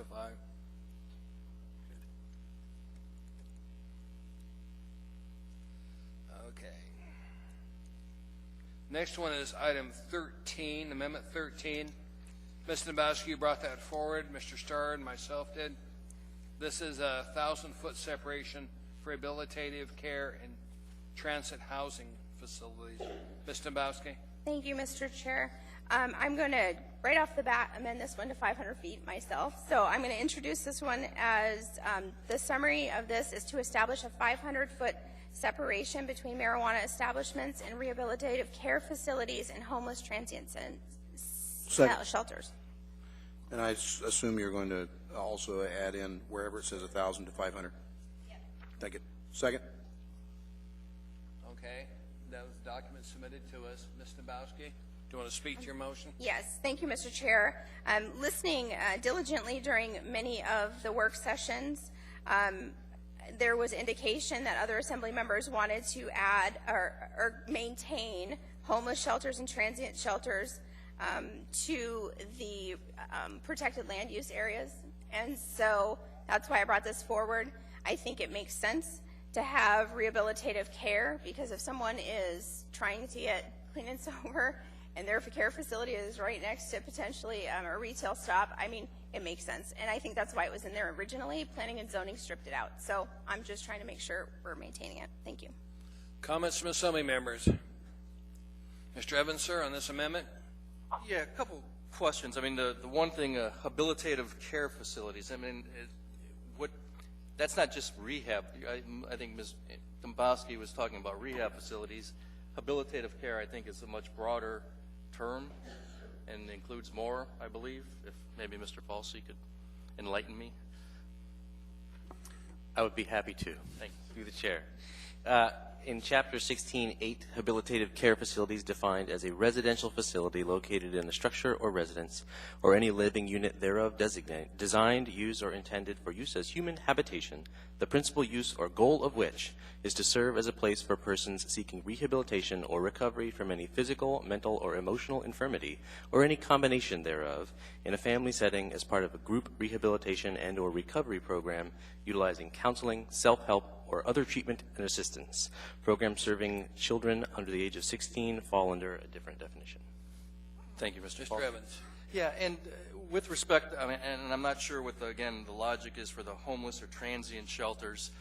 I mean, to be honest with you, you know, in doing all the work we did on the ad hoc committee with our, you know, the chronic inebriate community and the homeless community, having these people have access to marijuana does not seem to me to be the worst thing possible. In fact, right now what we see is they're all, you know, using spice because it's cheap and available. If we could get them to start using marijuana instead of spice, the whole city would be a heck of a lot better off. So I'm not sure, you know, that, you know, this kind of paternalistic proposal to keep us away from homeless people is, you know, while I can understand the intention that these people have drug and alcohol problems and we don't want to make it any easier for them, but I think if we think about this more deeply, when we see the types of drugs that these people are using, alcohol for one, again, even if it replaced people doing alcohol with marijuana, I'm not sure the city wouldn't be better off for that. So I just can't support this for that reason. Thanks. Thank you, Mr. Evans. Mr. Horniman. I appreciate Mr. Evans' comments, and though it may sound that sometimes a little comical in explaining someone better off using one substance over another, the very seriousness of both habilitative care and particularly treatment, and then the homeless shelters or transient shelters, there's more likely those rules than not that they're not allowed to use any of these substances on their premises, that being the land or inside. That's unlike an individual's private home or even another facility that's licensed to allow something like that to go. So I think that by allowing the protections, if you will, and that's what regulations are really all about. We set a speed limit to protect the traveling public on a roadway. This is no different than that. And I think that's where the intent behind the language was. It was removed by P&Z. I don't know why. But we're making modifications to their proposal to it anyway. So I don't see an issue with trying to assist members in our community in their rehabilitation and also in maybe in their plight from not having a home. I would hope that at some point we'll have a day when we don't have one person in a transient or homeless shelter, but that's maybe a little bit pie in the sky. But until then, I think we need to allow this accommodation in the code. Thank you. Mr. Peterson, Amendment 13. Thank you, Mr. Chairman. And I think Mr. Evans hit the nail on the head. I've actually heard from acquaintances of mine who were alcoholics that when they realized they were spiraling down out of control, drinking too much, that they had decided they'd be better off if they smoked marijuana and cool their jets for a while and actually able to straighten themselves out reasonably. So I actually think the price problem we have with the spice near the homeless and transient shelters right now is might go away if they had a choice of buying legal marijuana versus illegal spice, especially since they see their friends being transported to the emergency ward on a regular basis when they smoke it. So I'm probably going to be a no vote on this. Thank you. Mr. Flynn, final comments, sir? Yeah, just a practical piece to this. Homeless and transient centers, by code, can only be cited in industrial districts. And that's the only place that this legislation would allow for cultivation. If you want to have a legal, safe industry, you are endangering that by carving out more space where they can't cultivate. So think this through. Think through the economics before you press a button. I understand the sentiment, but you're just slowly but surely carving up Anchorage to the point where there's almost no place these guys can operate. Thank you, Mr. Chairman. Thank you, sir.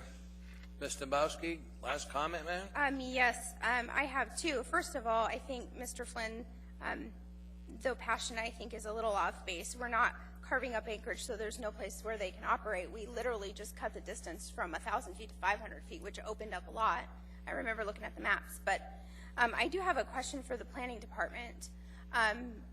My question is, does anybody know, I think Brother Francis Shelter is the only homeless shelter in Anchorage. Can someone confirm that for me?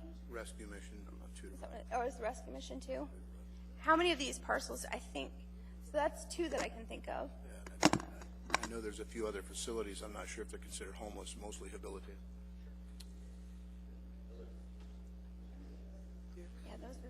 Yeah, but literally designated as a homeless shelter. Mr. Chair, Ms. Dembowski, I'm Jillian Inglis. I'm sorry, I'm not in the queue. I wanted to let you know, yes, there is another, I only know of one other homeless shelter, the Rescue Center off of Tudor, Rescue Mission off of Tudor. That's all I can come up with just off the top of my head. There is one other location. Thank you, Ms. Inglis. Ms. Dembowski, anything else? No, ma'am, thank you. Thank you, Ms. Dembowski. Mr. Chair, Mr. Training. Supporting this because I asked you to bring this forward, Amy, because I've got a rescue mission in my area. It's in a B3 area, and I do not want the people that go to that place to have a marijuana store. It's like we have a liquor store across the street. I do not want a marijuana store across the street. They're in enough difficulties in their life trying to straighten their lives out without us throwing roadblocks into them. So I intend to support this. Thank you, Mr. Training.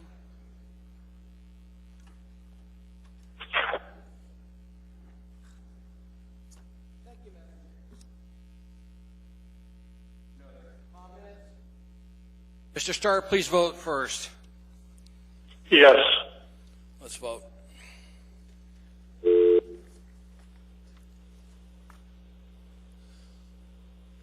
That is approved by the body. Next amendment in front of us is item 14. Ms. Dembowski, you've got a lot of these tonight, man. You've been working hard. This deals a 500 separation for arcades. Thank you, Mr. Chair. I move amendment number 14. Second. Thank you, Mr. Ms. Holman. Dembowski. Thank you, Mr. Chair. This amendment would establish a 500-foot separation between marijuana establishments and video arcades. The reason I brought this forward is I was thinking about Chuck E. Cheese, I'm thinking about the movie theaters, and literally, if you measure 100 feet, which is what the proposal is, I mean, that's just, it's so close. And I think when you have kids, especially video arcade age, going in and out of the movie theater, it's only places that have 10 or more machines.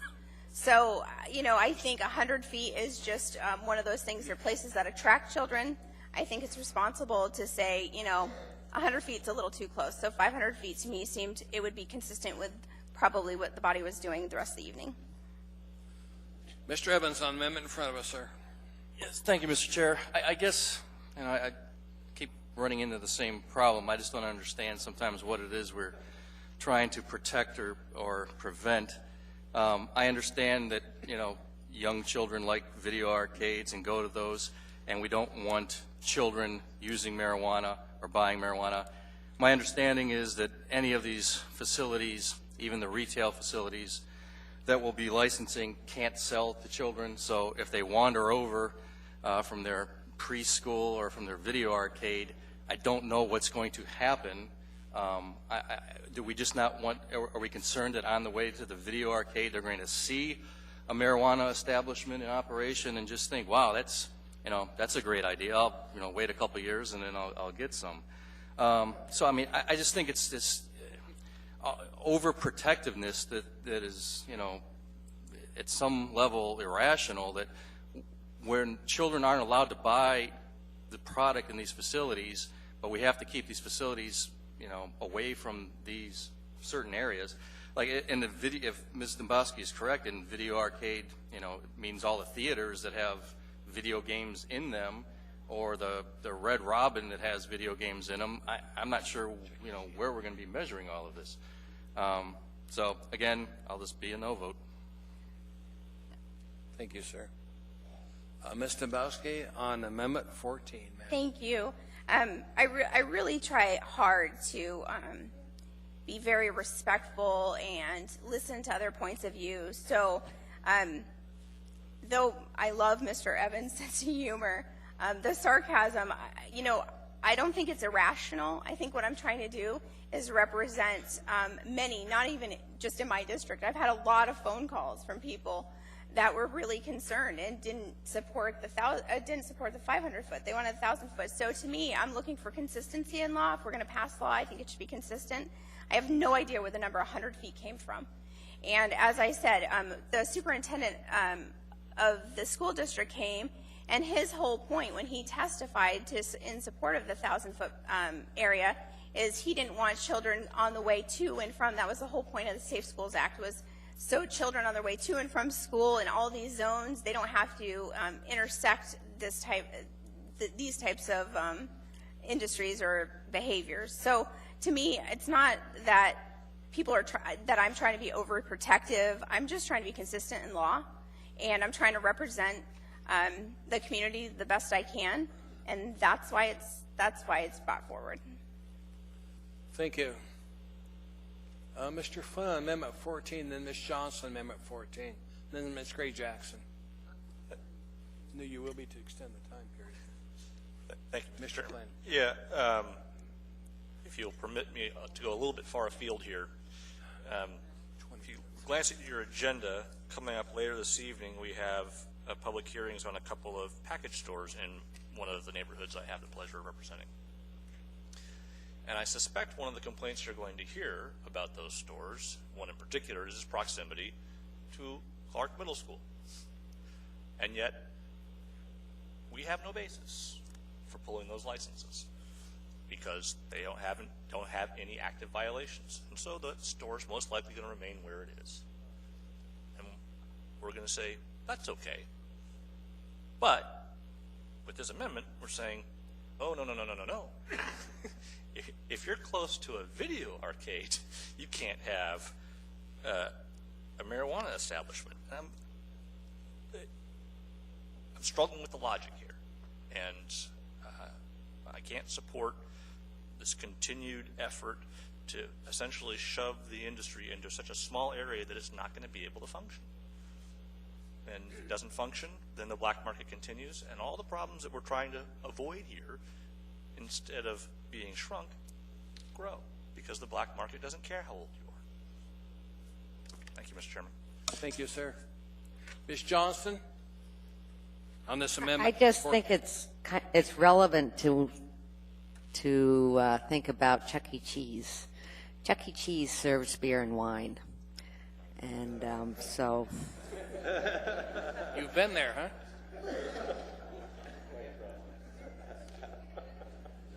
Mr. Peterson, Amendment 14. Thank you, Mr. Chairman. Just as a point of information, when we have been having our marijuana committee meetings, there's been people who have gone down to Colorado and Washington State, Oregon, to check out their facilities down there, and so that we could maybe try to avoid some of the mistakes that they made. And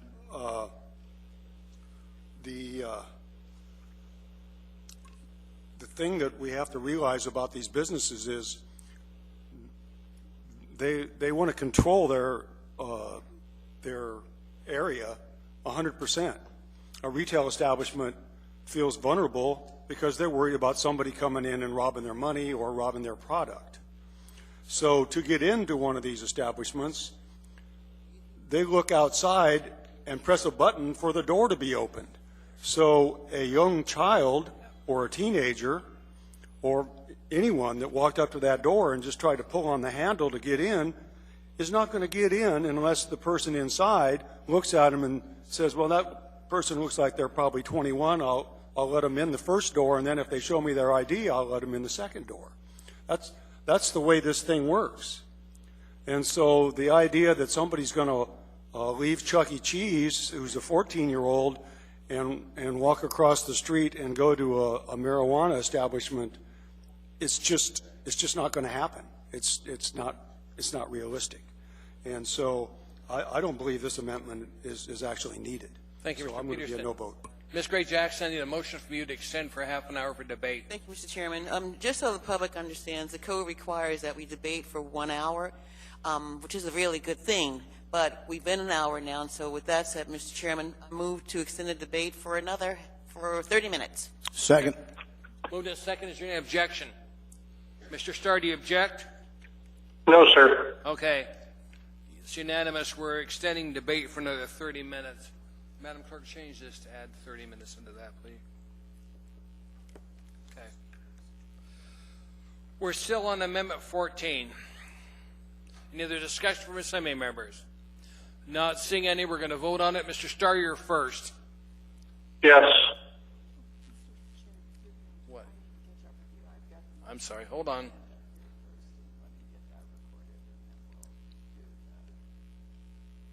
It was 30 minutes. She extended. Yeah. Okay.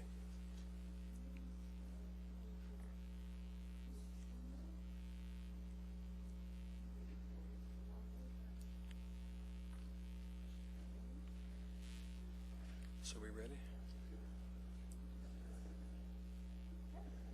Okay. Thank you. Mr. Starr, could you re-vote, sir? You're voting on 14. Okay. Please vote on 14.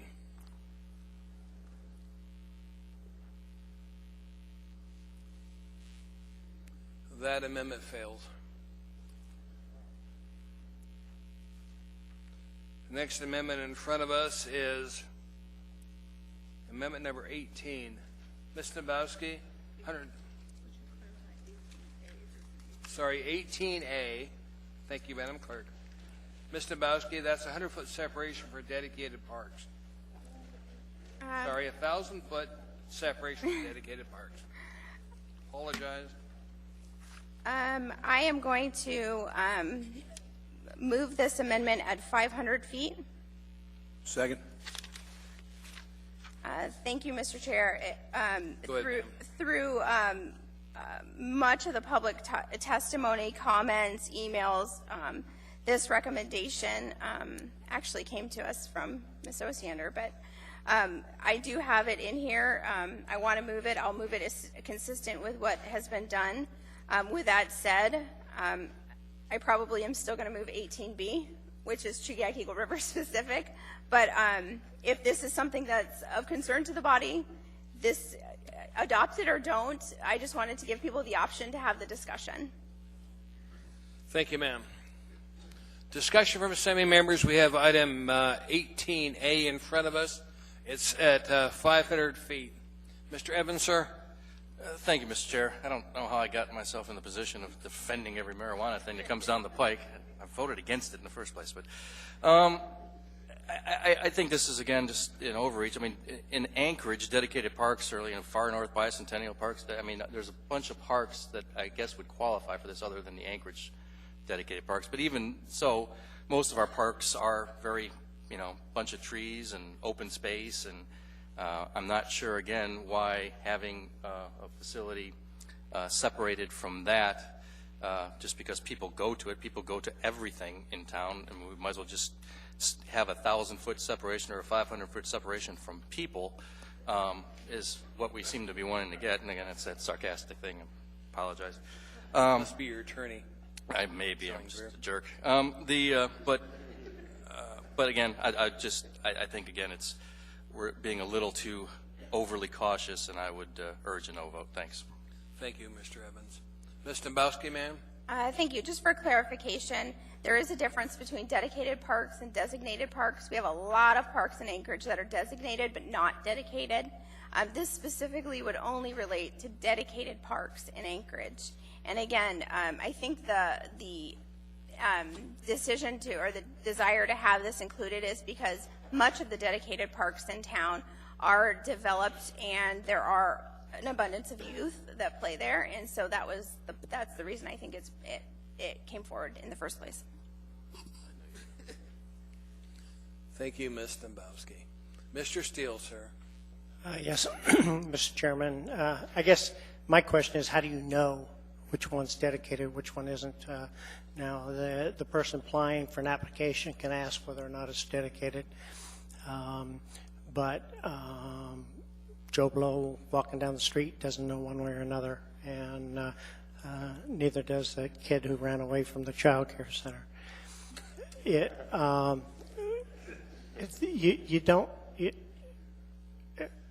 You don't know which ones are and which ones aren't. There's a movement now by some in town to dedicate everything that's all city property that is green, and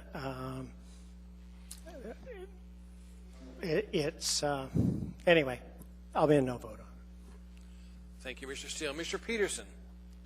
Thank you, Mr. Chairman. I actually have a question for Ms. Dembowski about this. And when you're saying dedicated parks, are you saying that because you think there is a higher propensity of children in parks than there would be in just other parts of town? Mr. Peterson, thank you for the question. I appreciate it. Like I said, I'm bringing this forward because I believe when we're speaking about dedicated parks, there's a park that just a couple meetings ago in Mr. Trainey's district. I can't remember. What was the name of that park? Waldron Lake. Waldron Lake Park, yeah. Waldron Lake Park. 17 we acres actually, of prime land. We actually dedicated that park. Yes, we did. So my point is, when we usually take that step, those particular parks often have gone through a high level of scrutiny, whether it's for whatever reason the community has set that park aside to a higher standard. And so the dedicated parks and the designated parks, if I can just tag on and answer Mr. Steele's question, everything we do tonight, the public will know because the planning department's going to go back and update all the maps, right? You guys will go back and update all the maps. So, will have one? Oh, sure. They'll be online. They'll be available. So people can clearly be able to see, okay, here's, just like we had in our work session, you'll be able to see the gray buffer zones. You'll be able to see what parcels are available for potential compliance with whatever ordinance we pass. So the information will be there, but what we're doing tonight is we're deciding where those areas are. So when this dedicated parks was there, when this initially went to planning and zoning, it was in there. Planning and zoning took it out, and I listened to their hearing. And frankly, it was, it left me wanting. It left me wanting more basis for why they did what they did. There was there was multiple decisions that were made to delete things and to add things with very little basis, in my opinion. And so I had the benefit of listening to their meeting. I don't know how many other members did, but as I said, now we're put in a position where they took things out. And typically, if I would have sponsored this legislation, that wouldn't have been an option for them. They would have made recommendations, and we would have had to adopt or not adopt. In this case, I'm trying to undo some of the things that they did because I don't think it necessarily reflects all of what we intended when we first got through committee and sent it over there. Thank you. And could I follow up with that? Mr. Peterson, you've got the floor. Thank you, Mr. Chairman. I was wondering if you might accept a friendly amendment to your amendment. And it's after dedicated parks, put with established playgrounds. Would you be all right with that? Yep. As I said, this particular amendment right here, it will be specific. I'm going to bring forward a specific one for Eagle River after discussing with my board. So this one right here is to just bring the conversation to Anchorage and see what it is you want. Okay. Thank you.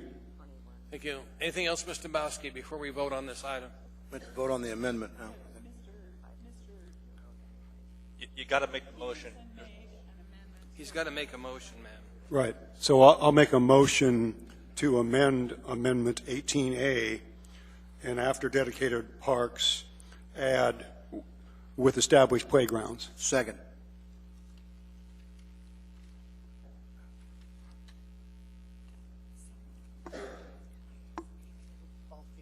They tell me somebody for staff would like to speak. Mr. Chair, I just wanted to let you know, if you look at page 12 of the ordinance, of the proposed ordinance or the code, you'll see that playgrounds are already in the code. So we don't need this? What you're trying to do is make it more restrictive by adding dedicated parks, but we already have the playground piece in there. So if you have a dedicated park with a playground, you've got a double there. Thank you, ma'am. All right. Mr. Peterson, do you wish to go forward?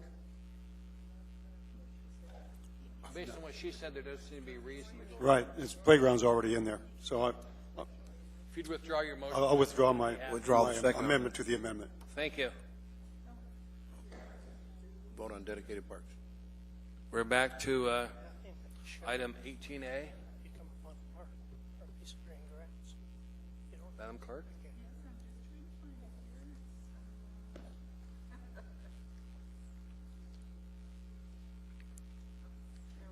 Okay. Anything else, Mr. Dombrowski? Okay. Ms. Johnson, before you vote, anything else, ma'am? I just was, for clarification, because I think I've done most of the ordinances as far as dedicated parks, but I have to count on Mr. Rotter's memory better than mine. Mr. Rotter, could you come up? Just give so you can know what you're voting on. Mr. Rotter?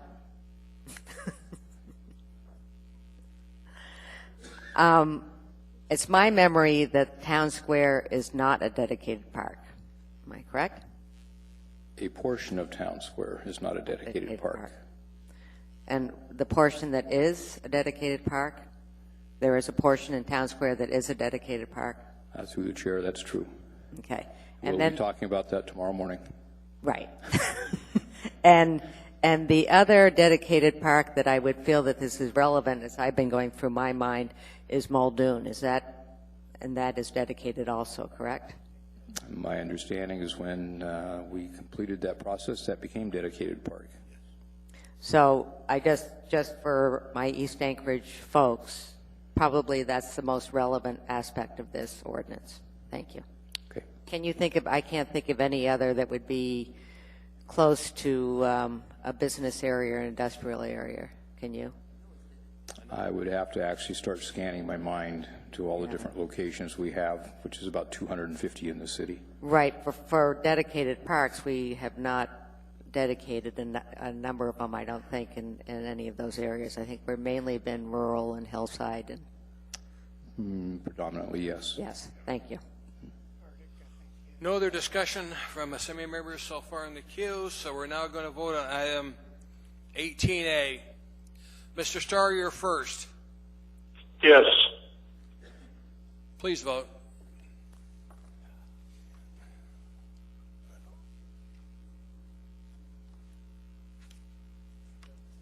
That failed 7-4. Ms. Dombrowski, we're now down to item 18B. Yes, sir, and everybody will be happy because I'm back out in Chugiak Eagle River. I move Amendment 18B. Second. Ms. Dombrowski. Thank you, Mr. Honeman. There was a clear desire and a discussion in the Chugiak Eagle River Town Hall this weekend, and from feedback I received from members of the Chugiak Eagle River Advisory Board, they asked me to bring forward this amendment to establish a 1,000 feet separation between marijuana establishments and dedicated parks in Chugiak and Eagle River. So I think it's self-explanatory. I'm sure there will be a couple that have comments, but again, this is specifically for Chugiak Eagle River within Chapter 10. Mr. Flynn on item 18B. Well, a question, and maybe I'm not reading this correctly because I just got it an hour ago.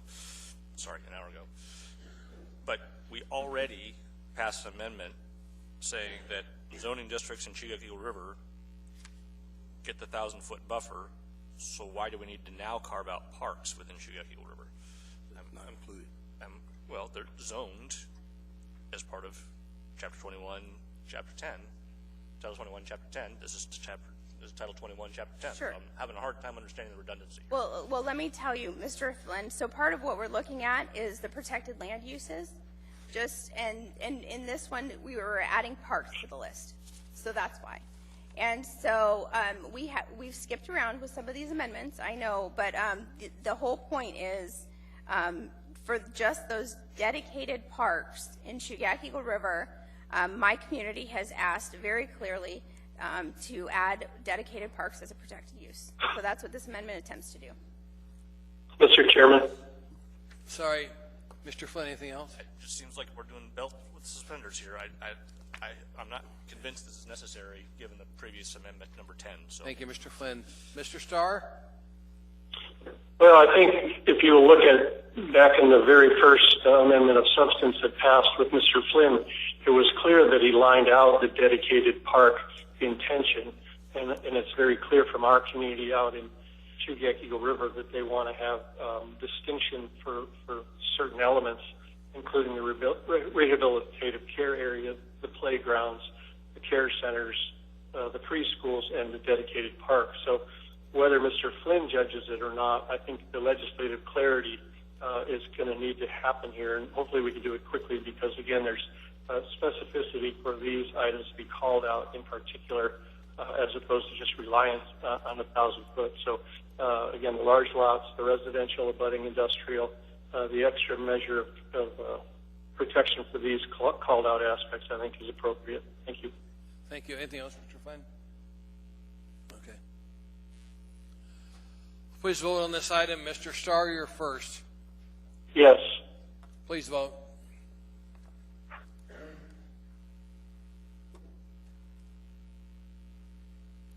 That is approved 9-2. Next item is amendment number 11. Ms. Dembowski, Mr. Starr, 1,000-foot transition zone for residential areas, in Chugach Eagle River area. I move amendment number 11. Second. Moved and seconded. Ms. Dembowski. So this one bears a little bit of discussion or clarity because the one thing Ms. Osiander pointed out to me at the town hall, which I really kind of missed, frankly, but there are multiple areas in Chugach Eagle River, unlike the rest of Anchorage, that has industrial that butts right up against residential. And it's mostly along the Old Glen Highway.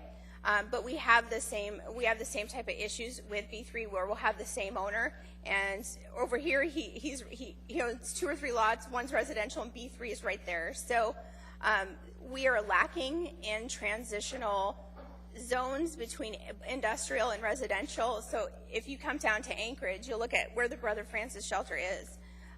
That's industrial down there. There's no big housing developments near it. But I can think of multiple gravel pits in my area that had been harvested over the years, and right on the backside of them, multiple residential neighborhoods are there. So the intent here, and again, this was something that was requested from the Chugach Eagle River community, recognizing that we have a unique situation that the rest of Anchorage doesn't have to deal with, which is we have industrial right up against residential. Thank you, ma'am. Mr. Flynn, sir. I am charmed that Ms. Dembowski thinks there are no industrial zones in Anchorage abutting residential. As somebody who has dealt with noise issues for probably 20 years in this community, I can assure you they're all over Anchorage as well. The lack of step-down zoning is a problem throughout the Anchorage Bowl, and I don't think it's unique to Chugach Eagle River. Mr. Chairman. Mr. Starr, sir. Well, I think you'll find, again, with the uniqueness of what's happening in the Chugach Eagle River is gravel pits are working themselves through to fruition. The gravel pit ultimately has a choice to make. Does it turn into industrial land or does it turn into housing? The trend seems to be in our area when there's already housing through traditional development that the lands as it comes on through development reserve or previous industrial use gravitates towards what we need, and that's more housing. So, Mr. Flynn, I appreciate your knowledge in a generalist sense, but as I've asked you for your patience, these are very specific to our area, and I would just defer that we probably have a better sense of the development trends for our area in a very respectful way. So in this case, give us that extra measure of protection. We're asking for the 1,000 feet with a named site here, and that's a residential. Thank you. Thank you.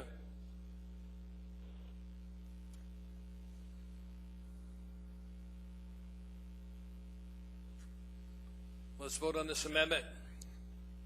You're voting on amendment number 11. Mr. Starr, you're first. Yes. Please vote.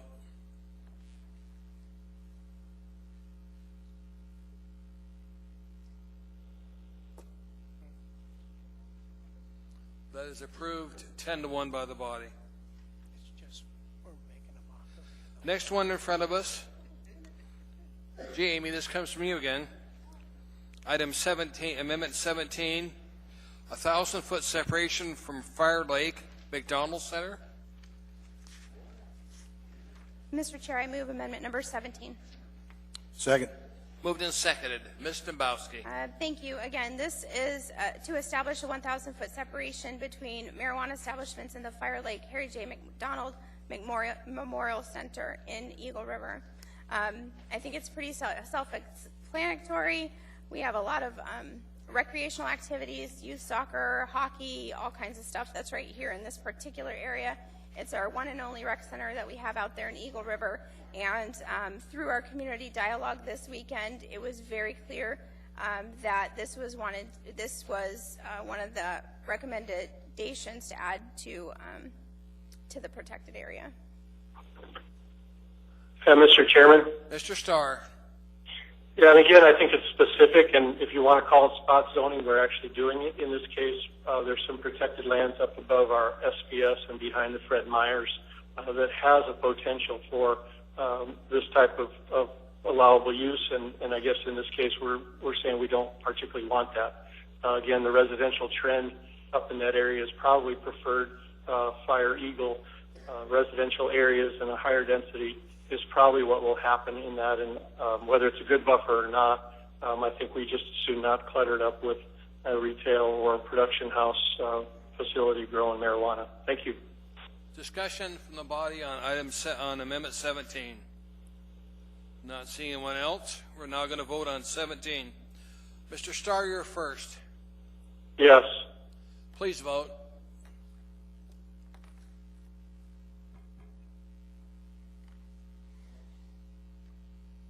Amendment 17 is approved 9-2.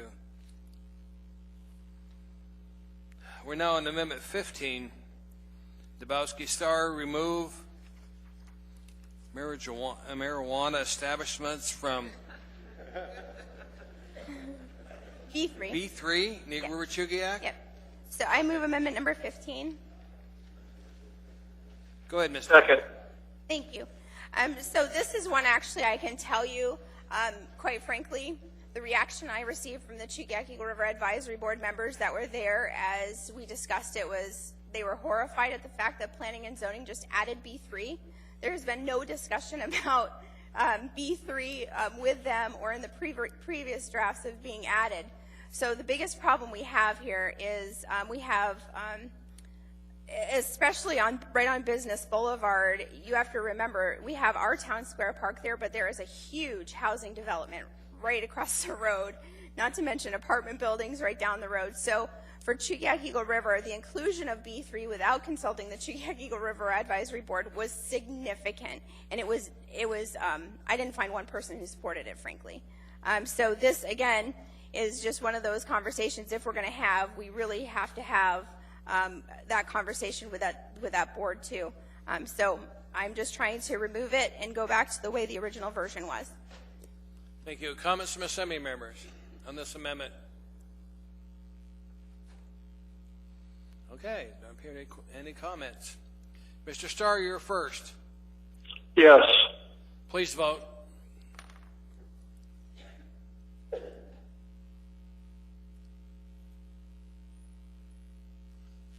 That is approved. 8-3. Ms. Dembowski, I'm told you're not bringing 16 forward.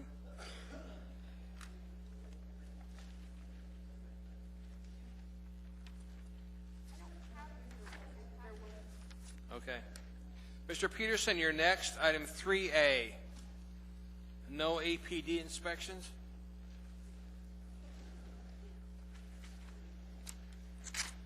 Mr. Peterson?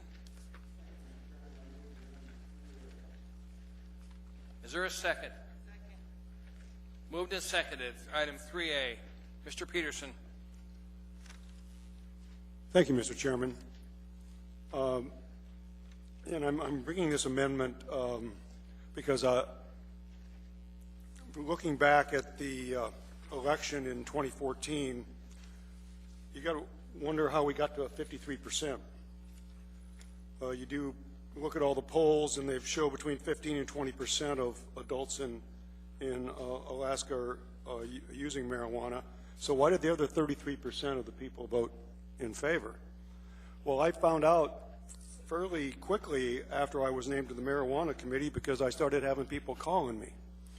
And they say basically the same thing. You know, I voted in favor of legalizing marijuana, even though I don't use it or my wife and I don't use it, because I don't want one more dime of my property taxes used to enforce marijuana laws. And believe me, they actually said the word dime, not dollar. And I'm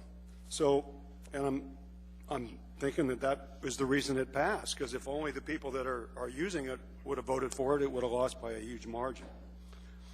So, and also at one of our work sessions, Mr. Honeman pointed out that he doesn't believe that uniformed officers are overly enthusiastic about doing inspections of these facilities.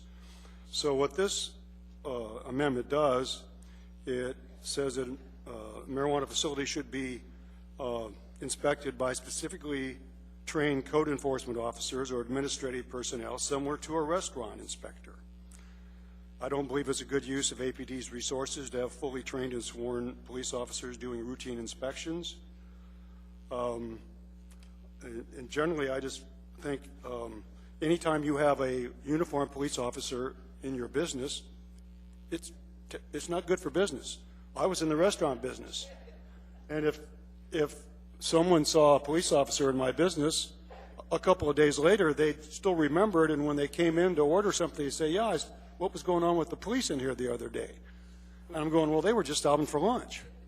So it's, I think it would be better if we had non-uniformed police officers doing these inspections, and it's probably also less expensive to use non-uniformed personnel to do the inspections. Thank you. Mr. Honeman. Well, I appreciate it. I was there in the context of the conversation. I thank you, Mr. Peterson, for reminding me that what I said was I don't believe that if you ask the Anchorage Police Department, nor do I pretend to speak for them. I do know the chiefs here and several members, including their APDA rep.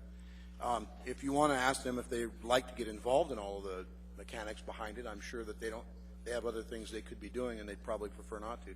The problem being is that there are going to be times when there are to be either police officers on site for various reasons, and also as they're there being supporting other entities, other departments of the municipality while they're doing their inspections. And that happens routinely depending on the conversations and the dialogue going on.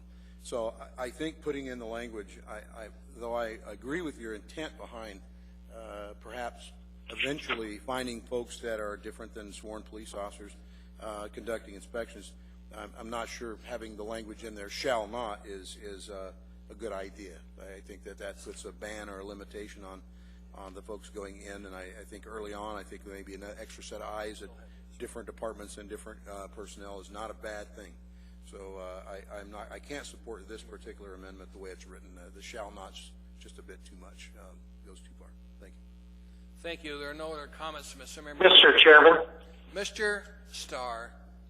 Yeah, sorry, I think I agree with Mr. Honeman a little bit from that perspective, but I also think this is in the category of we have some work to do on just how it's going to be enforced, not only with the quality of the dispensary, the compliance with the laws, when a police officer needs to go there, when a code enforcement person needs to go there, when ultimately if the tax issue passes at the ballots, when we have an assessor go over there and make sure tax collections are there. So I'm happy in theory to talk about it, but not ready to put it in into codified language yet. I'd rather defer until we see what our needs are. Thank you. Mr. Peterson, last comment before we vote, sir. Thank you, Mr. Chairman. And I just feel that I'm not saying that a uniformed police officer is not allowed to go into one of these establishments. I'm just saying that routine inspection should be done by administrative personnel, not trained police officers. They should be out on the streets enforcing our laws and trying to figure out how come we got so many darn shootings going on right now. That's the reason that I'm bringing this amendment forward. Thank you. Thank you, Mr. Peterson. We're now going to vote on Amendment 3A. Please vote Mr. Starr first. No. Vote.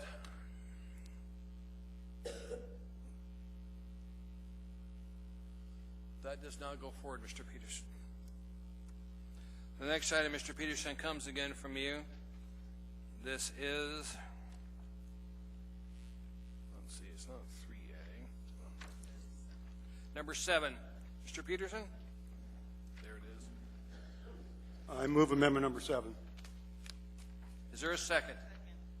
Moved in a second. Mr. Peterson. Thank you, Mr. Chairman.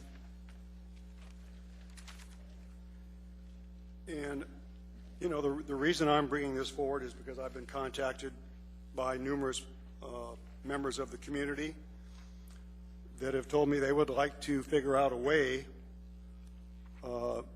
to take their illegal hobby growing and make it a business. They want to become legitimate business people. And so that's the reason I decided I'd write this amendment so we could at least talk about it. And what this amendment is the Marijuana Control Board, when they wrote the rules and regulations governing marijuana in Alaska, had a section in there that allowed it a limited grow of 500 square feet in residential areas. And so when the legal department wrote these pieces of these ordinances, they didn't include that specific section, and so I wanted to bring this amendment forward so we could at least have a discussion. And part of the discussion has to center around the underground black market. And part of the reason that I think marijuana has become commercialized in other states and also in Alaska is because we want to use it to collect some taxes. And the more of the black market growers that become legitimate business people, the more taxes the municipality of Anchorage is going to collect. And I know there's a segment of the population out there saying, well, I don't want people growing marijuana in residential neighborhoods. Well, right now, there are no warehouses in Anchorage where they're growing marijuana. All the marijuana being grown in Anchorage is grown in residential areas, 100% right now. And so it's been going on for decades. So in one additional item, I did put a sunset date on this amendment. And the reason I did that is so that we could give these people a window to take the opportunity to become legitimate business people. And if they hadn't decided and filed an application by September 30th of next year, 2017, then their opportunity, their chance is gone. And I just think we at least needed to have a conversation about this, because I believe if you want to reduce the number of teenagers or children that have access to marijuana, the best way to do it is to eliminate the majority of the black market. Matter of fact, when we passed the new cigarette laws here in Anchorage a few years ago and took cigarette machines, out of existence, I had teenagers that were former Little League players of mine come up to me and say, well, I know you wanted to reduce the number of cigarettes that teenagers could acquire, but now they're switching to weed because it's easier to get than cigarettes. So sometimes you have unintended consequences when you pass laws. I don't believe that there would be much of a change in neighborhoods if there were a number of people who were currently growing illegally and they decided to become legitimate business people and go through all the other jump through all the other hoops that they have to jump to be growers, just like someone who's renting a 5,000 square foot warehouse. So anyway, I just starting the conversation.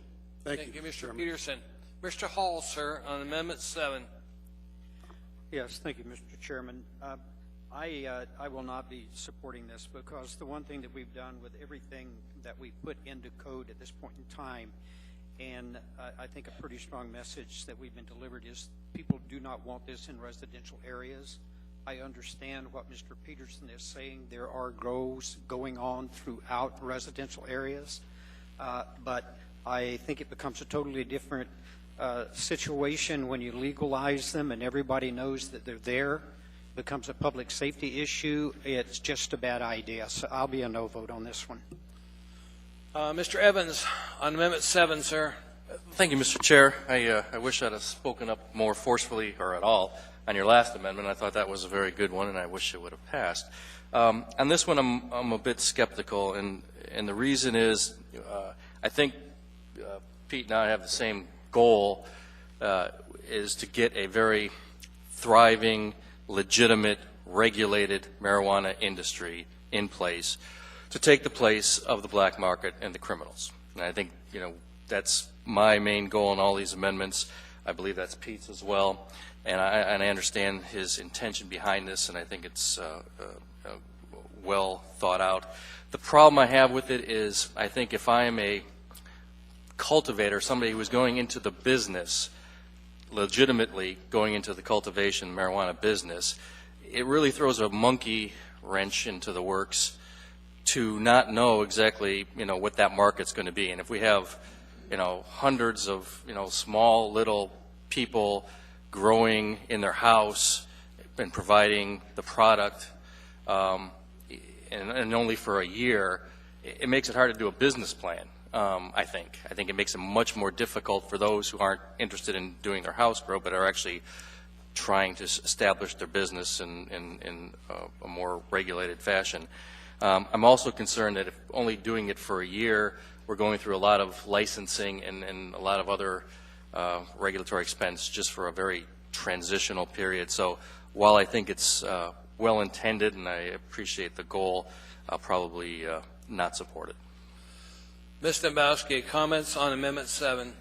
Well, Mr. Chair, I was trying to count noses to see if I needed to do an amendment, and frankly, I just can't risk it. So I'll move to amend Amendment number 7 and remove Exhibit F, which is the table 21.10-5, which is the table in Chugiak Eagle River.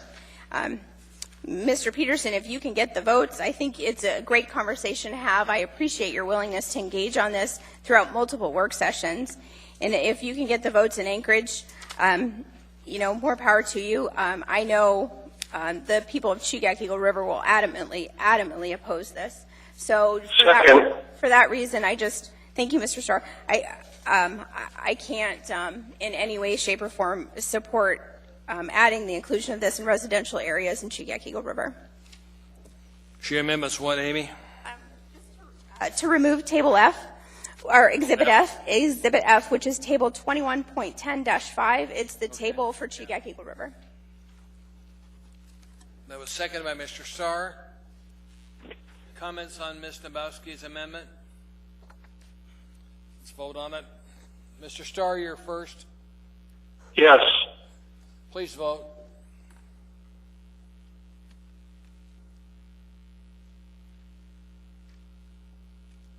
That is approved. We now are going back and voting on Amendment 7 as amended. Mr. Horniman, Amendment 7. This is one of those where I know Mr. Peterson and I are going to be on opposition of. I've heard from many members of the councils that both he and I have attended, and they're really not interested in this particular manner of of growing. There is already provisions under the state statutes for individual grow under the medical marijuana licensing. They just have to go through that process, and they're allowed to do that. But wholesale growing in a residential area, of the people that I've had communications with and every community council we represent have not been supportive of this. So I cannot support this. Thank you. Mr. Peterson, final comment, sir, before we vote? Well, and thank you, Mr. Chairman. Like I said, the reason I introduced this is I wanted to have a conversation about it. You know, if we don't pass this, then I think we're missing an opportunity. And we also don't know exactly how many warehouses are going to be able to find a location out there. I've heard from people that have been looking for months and have not found a location yet. So we may actually need some of these residential growers to meet the demand of the market. And so I may be the only yes vote on this, but I was considering withdrawing the amendment, but I'm going to follow through with it because I just think it makes sense to give people an opportunity. This would be their only opportunity to become legitimate business people. Thank you, sir. Mr. Starr, please vote on Amendment 7. No. Everybody else vote.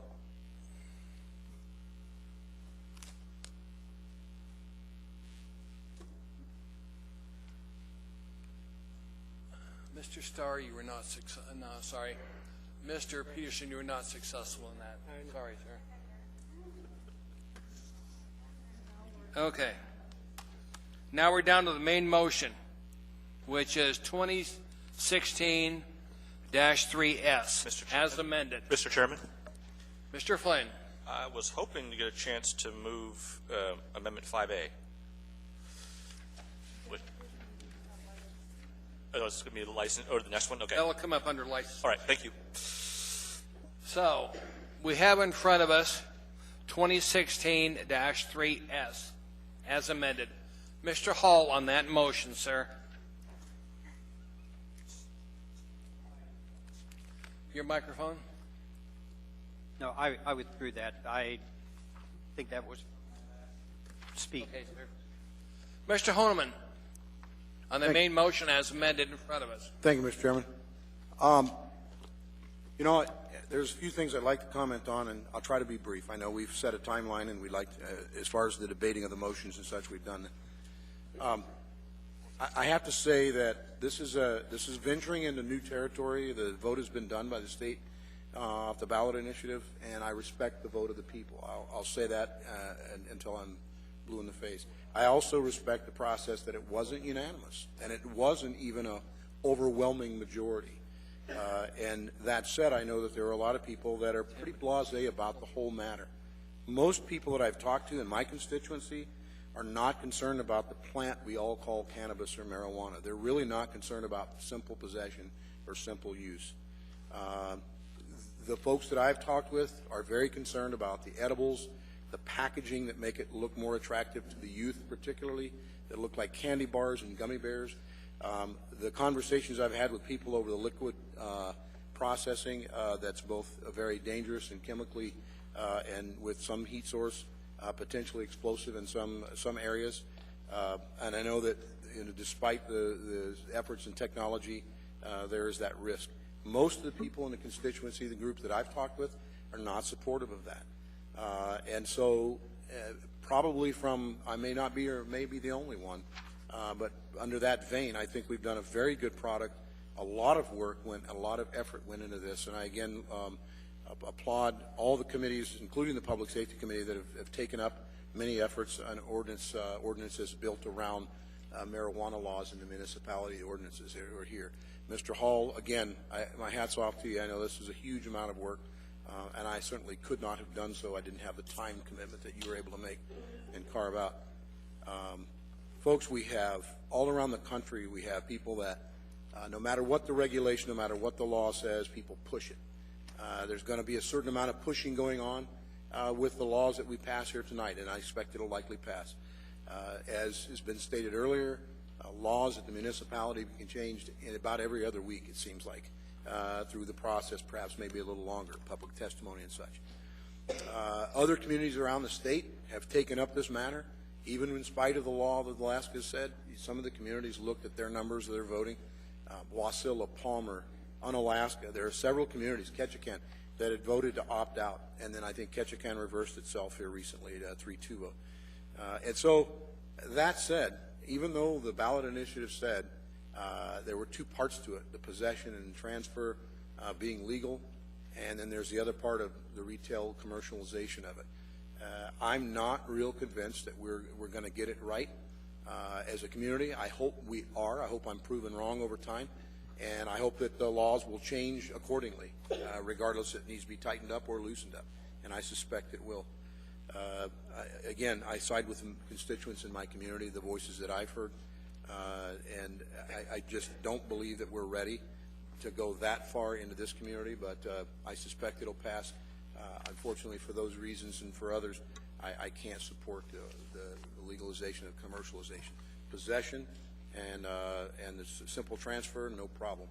Marijuana, medical marijuana, I think there was a gap there, a huge gap the state left us with a mess on, and I think we can do better as a state to address those issues. But I believe I will be voting no on the package, so thank you. Ms. Dombrowski, the main item in front of us as amended, ma'am. Thank you, sir. And I will be very quick. Mr. Honeman hit on so many points. I don't think I need to repeat it because I don't think I could be as eloquent for one.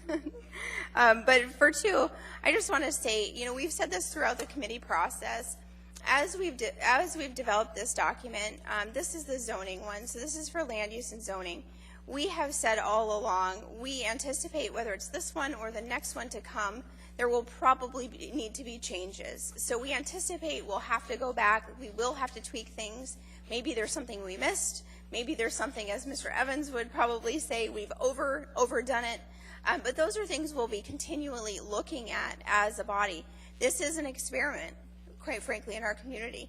And but with that, Mr. Chair, I just want to use my time to publicly and emphatically thank Mr. Falsey for his yeoman's work. I know my amendments came late, but they have been working on them, and he has guided me through this. He took the time to meet with me last week, and Erica McConnell, I don't think she's here. I think she's still sick.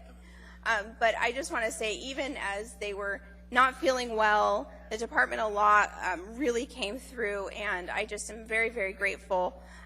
The people of our community, Chugiak Eagle River, were very clear. They wanted us to proceed with an abundance of caution, and that's exactly what Mr. Starr and I tried to do, and I want to thank the body for supporting that, supporting our effort to allow our community to determine the way it's going to develop in the future and how we're going to interact with these businesses. I think it will be a very cordial, mutual relationship, but it's one that you have taken into account my community's desires and needs, and I am very grateful. Thank you, Ms. Dombrowski. Mr. Evans, sir. Thank you, Mr. Chair. Just very briefly, we have a lot of needs in our community. I mean, and you know, focusing on a recreational drug is not my highest priority. There's a lot of other things I would like to be doing and focusing on and getting our needs, but this is the one that's before us, and I think it's imperative that we do it right. I am encouraged. I am looking forward to voting yes on this because I think any rational person looking at the 50-plus year history of this country and in the state and in our city on the war on drugs, if nothing else, you can say it's not a success.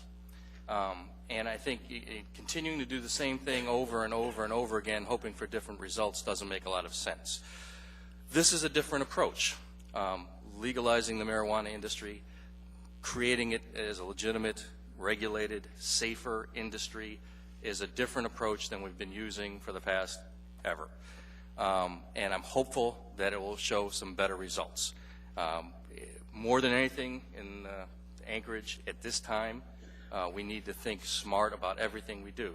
Resources are limited. The things we are doing, we have a lot of problems and very little ability to solve them. I hope this is just an example of us thinking through a problem and doing the best we can to come out with a better result than we've been getting previously. So I support this. Thanks. Mr. Peterson, sir. Thank you, Mr. Chairman. And I just was going to talk a little bit about the people that are going to be starting businesses here in Anchorage this year that are marijuana businesses. And there may be more new businesses started that are dealing with marijuana than all the other new businesses added together this year. So this actually could possibly be the only growth industry, so to speak, that we have going in Anchorage this year. So, there will be some jobs created in this industry, and going along the way we have been going along for the last 40, 50 years, putting people in jail has not worked. I don't see a way that it will work in the future, so I do believe the legalization is the right way to go. And like I said, I've had a lot of people call and tell me that even though they don't use it, they don't want their hard-earned tax dollars spent on enforcing marijuana laws. And so I think we followed through and created a decent bill, even though some of my amendments didn't pass. And I'm going to be a yes vote on this. Thank you, Mr. Chairman. Thank you. Mr. Steele, sir. Thank you, Mr. Chairman. I thought we had a pretty good document as it came to us. We've been working on this now for a year. I think it's about a year. And a lot of people have put a lot of time and effort in this. Folks who wanted to start businesses, folks who didn't want any businesses to start, legislators, attorneys, and you know how attorneys are. But we've got a pretty good document. It's not perfect. It's got some problems with it. We will find them. We will flush them out. But we will also work through this process. And if we can all keep focused and work together, I think we will be able to have a budding industry, so to speak. Anyway, thank you. I'll be a yes vote. Mr. Starr, any final comment before we vote, sir? No comment, sir. Okay. I'll make one final comment. This isn't a perfect document, but it's one I'll vote on. Politics is the art of possible. It's a compromise. Compromises were made today. And I appreciate the public coming out and all the time you've spent in our meetings. I know it gets awful boring for you, but it serves a purpose. We needed your comments. We've got a better document now, I think, that'll go forward. And as Ms. Dombowski said, we're going to have to tweak it. That just happens anytime you pass any kind of legislation. We'll tweak it. We want to see you guys successful. So we're going to vote on this now, and then we'll move on, take about a 10-minute break, and then we'll deal with the other segment of this.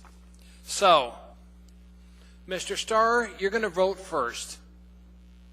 Yes. Please vote.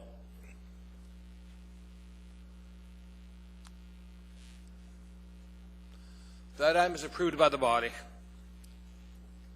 We're now going to take a 10-minute break. Madam Clerk, please set the time for 10 minutes.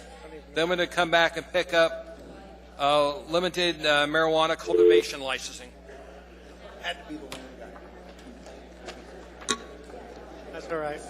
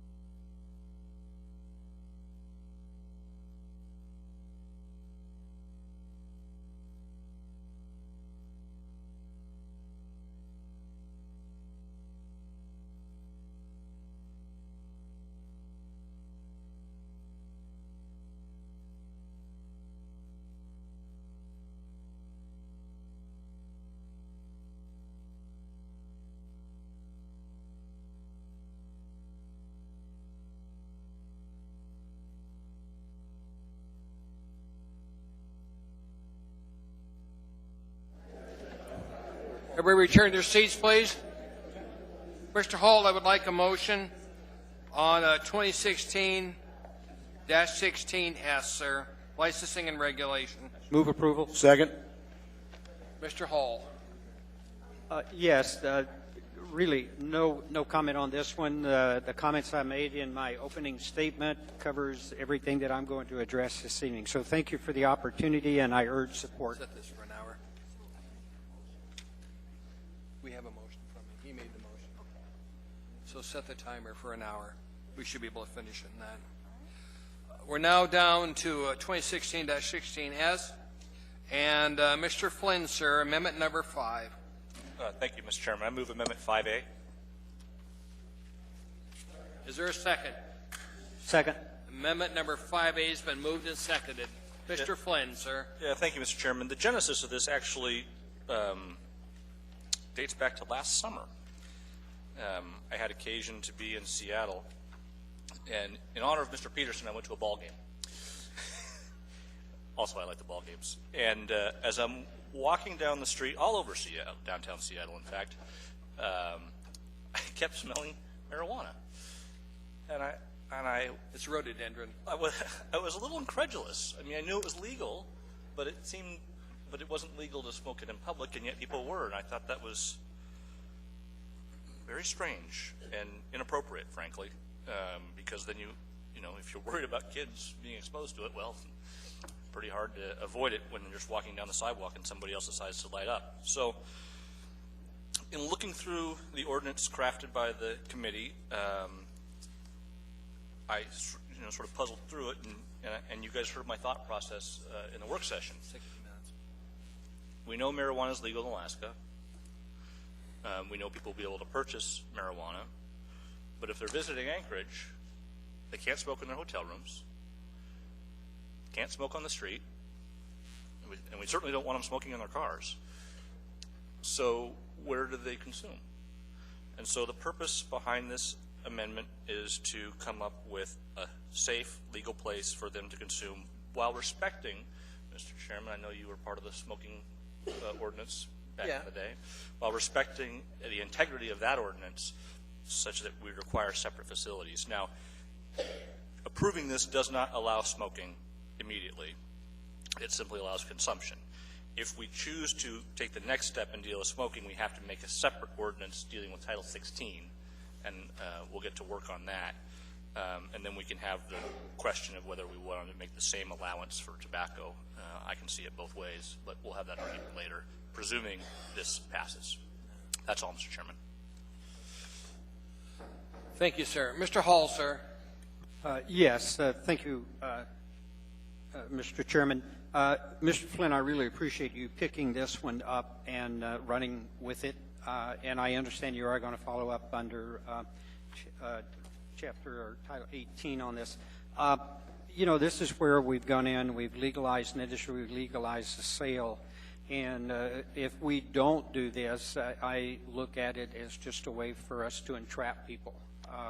If we're going to do it, they need a place to consume because particularly when we've got tourists, they buy it, they can't smoke it in the hotel. It's, I hate using the term, but this is actually kind of a pretty common sense thing here. So I do appreciate you picking up and carrying the water on this one, Mr. Flynn. Thank you. Ms. Gray Jackson. Thank you, Mr. Chairman. I also want to thank Mr. Flynn for bringing this forward. I don't know, maybe a month ago, Visit Anchorage told us through media that 2016 is projected to be a record year for tourists, and that's a really big deal in our community, especially considering the bed tax. And I think that part of that tourists wanting to come to Anchorage, besides the fact that it's exotic sometimes, they also know that that marijuana is legal in this state. So for our tourists to come to the state thinking marijuana is legal and not have a place to smoke is really ridiculous. So I'm really honored and happy to support this amendment. And again, thank you for bringing it forward, Mr. Flynn. Thank you, Mr. Chairman. Thank you, ma'am. Ms. Dembowski. Thank you, Mr. Chair. I'll first probably start by shocking everyone and say that I actually think there does need to be a mechanism to have on-site consumption in certain instances when there's sales. I appreciate Teresa. I don't know if she's here today. There you guys are. But I would also like to say, for the tourists in downtown, there is a great establishment that they can go. It's called Potluck. It's right downtown. I toured it, and it's really a nicely done facility. So there is a mechanism, and I was quoted recently in our local Chicago River paper. I was saying that, I think there should be an allowance for retail and consumption, because I think there's some instances that it may be appropriate. With that said, as I referenced multiple times tonight, and I started with this, is that there comes a time, and I will channel a man that I respected heavily, greatly, that he gave me some advice when I got into politics, and he said, there will come a time where you disagree or you think something should be done differently, but never forget you're elected to represent the people who put you there. So this is one of those times where I think we probably could be creative and find ways to do it. But also, I do know that the state, we're talking about the states potentially, they're going to allow on-site consumption, but they have not developed their standards yet. Their meeting's Thursday, I think, is what Bruce told me, Thursday. And so they'll get a first look at the potential standards and everything. So I think we're kind of in that situation of cart before the horse. I think if we look to see how the state sets up their standards, I think it'll give us a better idea of are those standards that are acceptable to us? Do we think we need to be more, take a little different view than maybe the state, or what? But just blanketly saying, yes, we should have on-site consumption in retail, I think it would, I would urge caution and say, let's just wait and see what the state adopts and then come back. This will be one of those things that we probably will tweak and add later. But I think before, just adopting it before we have any clue what the state's going to use as a barometer, I think is just a little bit backwards. But with all that said, I do absolutely respect the voices that I've heard over the past week, and for that reason, I will absolutely not be voting for this tonight. Thank you, ma'am. Mr. Honeman, sir. Yes, I guess one of the questions, and I didn't get it asked in the work sessions, any of the work sessions, is I know that we've been alluding to tourism in particular. I'm not as concerned about people who live in this town or state. They certainly should have a place to go to consume. The issue for me is if we're talking tourists and we're talking hotel rooms, there's already a designated certain number of hotel rooms that are allowed for smoking. And if you're allowed to smoke tobacco in those rooms, is there something in the code anywhere that prevents hotel rooms from allowing smoking marijuana in the same hotel room? And I don't know if anybody has an answer to that. So I apologize for hitting you up with this on the fly, but does anybody know of any prohibition in a hotel room that would keep someone from smoking marijuana, much like they could smoke tobacco in the room if they ask for a smoking room and they're paying for it? Does anybody know that answer? I can help you with that, Mr. Honeman. Yeah. Under the code, most hotels do not allow any smoking because of their size. There are certain smaller hotels where you're allowed to have a smoking rooms, but of any significantly sized hotel, you are not allowed to smoke in the rooms. That's my thinking. And is that in the code? Yes, it is. Okay. Mr. Trainey is the expert if you want to ask him. Yes. Sorry. Mr. Falsey? Yeah, through the chair, I would add one thing to that. Mr. Flynn is right that the secondhand smoking ordinance prohibits smoking, but has a carve-out for smoking in some hotel rooms. But the Assembly also passed the consuming marijuana in a public place ordinance, and that prohibits any consumption of marijuana, smoking or non-smoking, in a public place which is defined to include places of business. So I would think that would apply to the hotel rooms to prohibit them, even though they may be carved out from the secondhand smoking ordinance. So because they're classified as a place of business? Yes. Even though that business is that you're leasing that room for the night. So it's essentially you have certain rights over the property while you're there. Okay. It's clear as mud. Thank you. My concern, Mr. Chair, while I'm at it, just to finish my thought process, is like with Ms. Domboski, I'm not sure. I think we're getting a little ahead of ourselves that the state doesn't have, has not addressed, clubs, if you will. In fact, I think they took a position on pot clubs, if I'm not mistaken. The Marijuana Control Board, if I'm not mistaken, they took one. At least that's what was reported. I apologize if I'm mistaken, but it needs to be, I think, further spelled out from the Marijuana Control Board and then the state through the regulations, and I believe we could dovetail quite nicely. Thank you, sir. Mr. Peterson, sir. Thank you, Mr. Chairman. And I actually look at this from a little different angle. I think we should be proactive, and maybe the Marijuana Control Board will look at what we've passed and make their regulations closer to what we have done. Instead of waiting for them, maybe we could take the lead. And I thank Mr. Flynn for bringing this amendment forward. And I also think that it would be actually irresponsible of the Assembly not to create somewhere legal for people to smoke this other than in their private residences. We are a tourist destination. Millions of tourists come to Alaska every year. We know that there's going to be a certain percentage of them that are going to want to try this Alaska marijuana they've heard so much about. And so if they can't smoke in their hotel room or in a park somewhere, they're going to end up smoking in their rent-a-car. And so I don't believe we want to encourage people to be smoking marijuana in their car, and because obviously then it's sort of a driving under the influence situation. So I think it's important that we craft regulations that allow on-site consumption, whether it's clubs or in the retail establishment that sells the stuff. Thank you. Thank you, Mr. Peterson. Ms. Johnston, ma'am. Well, I was actually going the same way as Ms. Domboski when I got Mr. Schuette's senior moment.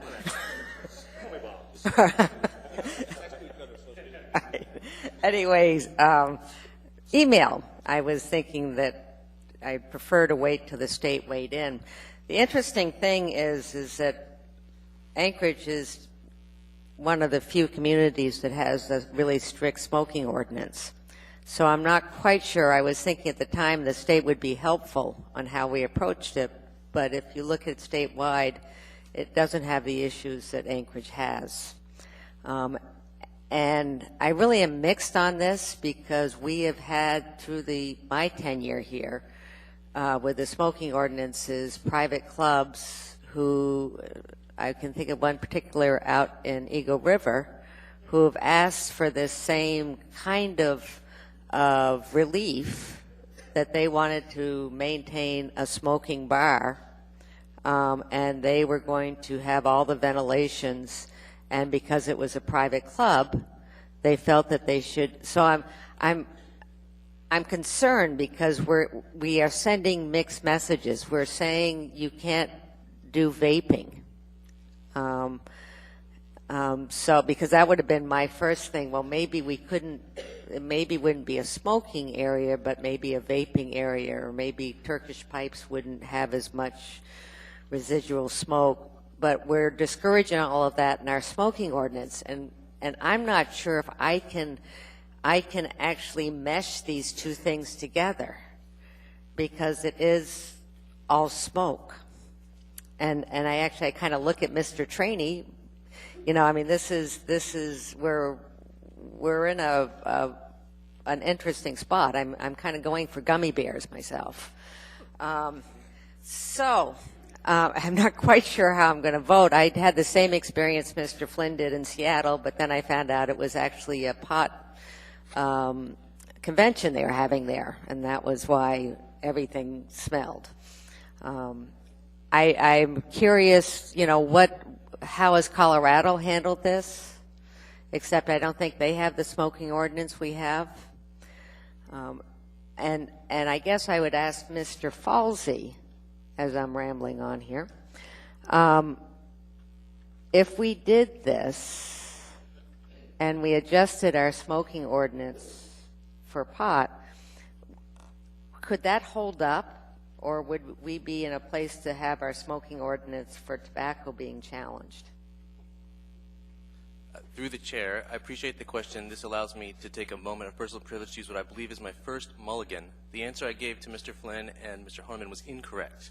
On the public consumption of marijuana, hotel rooms are specifically not public places. So that would default back to the secondhand smoking ordinance, so up to a quarter of your rooms can be smoking rooms. As to Jennifer Johnson's question, Madam Johnson's question, we would have to take a look at that, but I suspect that there would be reasons why we could argue that our regulation of marijuana smoke differed from our regulation of tobacco smoke. Without knowing more about the public health ramifications, I couldn't give you the scientific chapter and verse, but I suspect we could regulate the different chemicals differently. Ms. Johnson? Okay, thank you. Mr. Evans, sir. Thank you, Mr. Chair. Yeah, I think in order to do this whole thing right, we do have to have some sort of accommodation for public consumption. I'm not exactly sure in my mind what that looks like. It is difficult because, you know, we allow drinking inside bars because it doesn't have the secondhand smoke problem. We don't allow drinking on the street because you can't have an open container out there, but you can smoke out there. And marijuana seems to fall in between both, so it gets prohibited in both areas generally. I'm not positive, you know, apart from the grammatical and spelling errors in this ordinance, I'm not positive we're quite there yet. What I would like to see, I don't know if it's of any interest to anybody else, I firmly believe we should have some mechanism for public consumption. I think it's something that we need to have thought out a little more than we have in this ordinance. I would like to see us have I don't know if it's a subcommittee of Mr. Hall's committee, or just form a special committee just for the sole goal of developing a consumption ordinance. At the end of that process, it is going to be a consumption ordinance. We can signal clearly to the industry that we're going to have public consumption, but we need to work out those details. That also gives time for the state to finish up what they're going to do, and we can you know, see what they do and see if we want to do something different. But if that's possible, I don't know if that's something that Mr. Flynn would entertain or if there's a way we can officially do that tonight, but I think that would be the best approach to this. I'm a little hesitant about the skeletal nature of this ordinance. I like the direction it's going. I support the goal, but the way it's written, it just kind of leaves everything so vague. I'm not sure what it would actually do. So that's it. Thank you. Mr. Falsey, I asked you to look at consumption and ordinance on that, and you and Erica McConnell were working on it. Where are we at on that? My understanding is Erica is pulling together a draft of recommendations. I have not yet seen that draft. I know that she has found from looking at other examples that other jurisdictions, that folks that have taken this question of whether to permit on-site consumption seriously have inquired whether there should also be some regime to govern overconsumption, if that is in fact a concern, whether there should be something like a dram shop liability rule. I don't know where she comes down on those recommendations. Thank you, Mr. Falsey. Mr. Evans, I've asked legal to work up this with Erica McConnell, because I think we do need to have something in effect, but I want to make sure it doesn't violate our secondhand smoke ordinance. And that's the reason I've asked Falsey and Erica McConnell to look at this.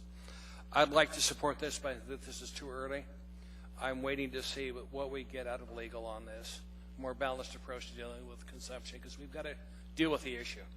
You know, we've heard people say, well, you can smoke up here, but you can't go anywhere to smoke. So I want legal to give us an alternative. And if I may, Mr. Chair? Evans? Yeah, and this is mostly directed at Patrick, I guess. I don't want to vote no on this in the sense that I don't want to signal to people, not only the people that are here, they can hear what we're saying, but people are just going to read the results and think that the Assembly has voted against public consumption. So if there's any possibility of actually just withdrawing this amendment with the agreement that we form this committee and move toward a more formalized and more detailed approach, I think that would be a better approach if you would consider that. Mr. Flynn. Well, first off, Mr. Chairman, Mr. Evans reminded me that there were a couple of typos in here, which I'd like to point out. So just on the second line of paragraph 4, purchased has an extraneous E that needs to be removed, and the same occurs on the following line on premises. So you just strike those. I'd appreciate it. And I just want to reiterate, approval of this does not automatically create on-site consumption. First off, you'll note the first clause, with prior approval of the assembly, permit consumption of marijuana on premises. So it still comes back to us. And secondly, it does not address Title 16. Can't. Title's too tight. So we'll have to revisit that piece as well if we're going to allow for on-site smoking. So I think we are making an incremental step in the manner which you, Mr. Evans, have expressed interest, and not just throwing the doors open, nor are we, but we are signaling that we do think it's appropriate to have safe, legal places for people to consume, and we have more details to figure out, and we can use this counsel from the state if their advice is sound, and if not, we can do our own. So I would support, I would just respectfully decline your offer to withdraw the amendment and encourage a yes vote. Mr. Chairman? Mr. Starr. I don't know if I was in the queue, but there's You're always in the queue. also the consideration here that there's more to consumption than just smoking.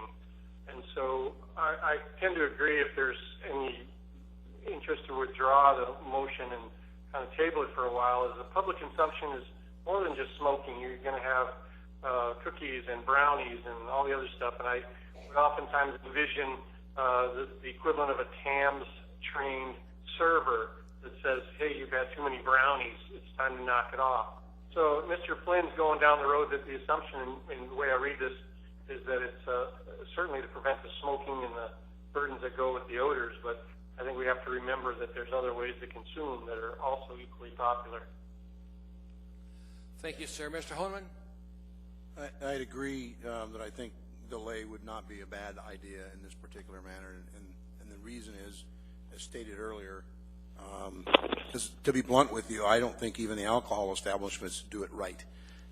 And I'm just as critical. I'm not anti-anything. I'm simply saying I don't think we quite know what we're doing here yet. And I think this is a new territory that I think we should be a bit more, for lack of better terms, conservative, a little more careful and cautious as we move creeping in towards this area of public consumption. As Mr. Starr indicated, it's not just the plant that we know, that's not the smoking of it in and of itself. If you ask the liquor establishments what the definition of over-service is, and there's actually state laws that under Title IV that say you can't serve someone to overconsumption, and you try to use the driving manner of measurement, which is 0.08, which is the equivalent of 4 drinks. Try to tell any bartender or bar owner or manager that they can only serve someone 4 drinks, and they're going to throw you out of the place. They're going to argue with you that it shouldn't be the same level that you use or standard that you use for drinking or driving while drinking, and after drinking alcohol. And yet, time after time, we find people who are 0.08 or more after leaving establishments. So I think we need to make sure we do this very carefully, and I'm certainly not against it. I mean, it's here. We already passed the ordinance previously in consumption area. It's legal to use. I suspect it'll probably be a location that stands alone, that's maybe not connected somewhere because the odors and such are a problem. But I really, Mr. Flynn, I would urge that if we vote no, then we'll have to start all over again. And so if you want to withdraw, I'm more than willing to second. If you don't, we'll go with it. Thank you. Mr. Steele? Yes, Mr. Chairman. We're in a bit of a tight spot here. If you could look at cigarette smoking and say that cigarette smoking was what we had control. I mean, marijuana smoking was what we had controlled right now, the way we control smoking. And somebody could bring smoking into the community, and we'd have the same quandary. It seems to me to start new businesses to sell the products, but then tell people you can't use it anywhere except at home. That'd be pretty tough, and I'm not sure that they would listen to you. But to control it in an area where you control the byproduct of it, the smoke, that's a good thing. The people still have to get home, and that's why I asked the question of the one of our testifiers last time we were here. How do you do it? How do people get home if they come to your club and get stoned? You don't encourage them to jump out and get in their car, do you? No, we don't. We provide shuttle service.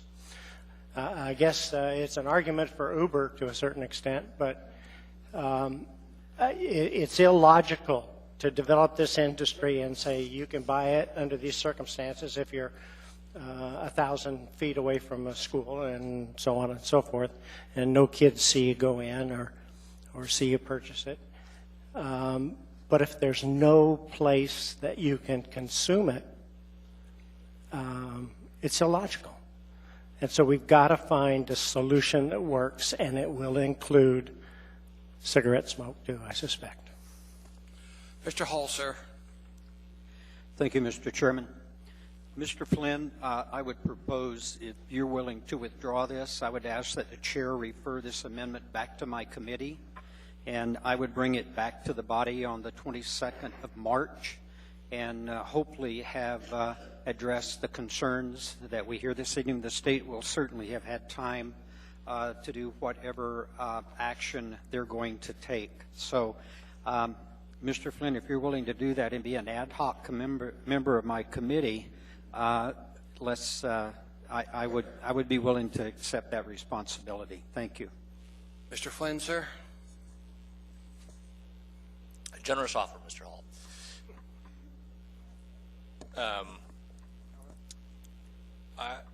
We're going to pass this ordinance tonight, unless the votes are way different than I expect. I would prefer to have this language included, but I would be open to amending it based on the work of this committee, and I would happily participate in that. So I would appreciate a positive vote on this amendment with the grammatical changes. And Mr. Chairman, should the body choose to do that, sure, with the understanding that we've got, we would be willing to do that as well. Okay. Are there comments from assembly members? Are we voting, excuse me, Mr. Chair? You're going to be voting on amendment number 5. Yes or no? With grammatical changes. Not the postponing until the 22nd of March? He does not wish to postpone it, so we're going to vote on amendment number 5. Thank you. Any other comments from assembly members? Yep. Ms. Dembowski. I'll just be really quick, and I promise I wasn't paid to say this, but everybody keeps saying there's no place to consume. That's not true. There's a club right downtown called Potluck where you can go and consume, and I think it's $5 to get That's in. the third time tonight. Are you getting paid? I know. I promise I'm not. I promise I'm not. But my point is, we have hotel rooms. We do have a smoking club that is currently working within the smoking ordinance. So, again, I applaud the effort, and again, I say I think it's logical that you have different ways to consume it, but I think there's discussions to be had with overconsumption and all the issues that Mr. Falsey pointed to. I think it's reasonable. We know we're going to go back into this ordinance probably multiple times, so I think it's reasonable to, rather than just throw something there, I think it's reasonable to just take a breath, kind of get it right, make sure it's done before Mr. Hall leaves the body, and then we would be good to go. Thank you. One last person, Ms. Grace Jackson, amendment number 5. Thank you, Mr. Chairman. I'm going to get right to the point. I understand how Mr. Flynn feels about this, and I support it, as I mentioned earlier, wholeheartedly. But I also think that we need to spend some more time to get it right. So if Mr. Flynn is adamant on just making sure that this section is in the code as a whole tonight, I would recommend that we have a section at the end of the ordinance that says, I don't know what the words would be, but basically says that further discussion and fine-tuning on this particular section will occur and be brought back to the body, something like that. We can do that after you vote on amendment number 5. Okay, thank you, Mr. Chairman. Thank you, ma'am. Okay, we're now voting on amendment number 5 as submitted. Grammatical changes made by Mr. Flynn. Mr. Starr, you're first. No. Please vote.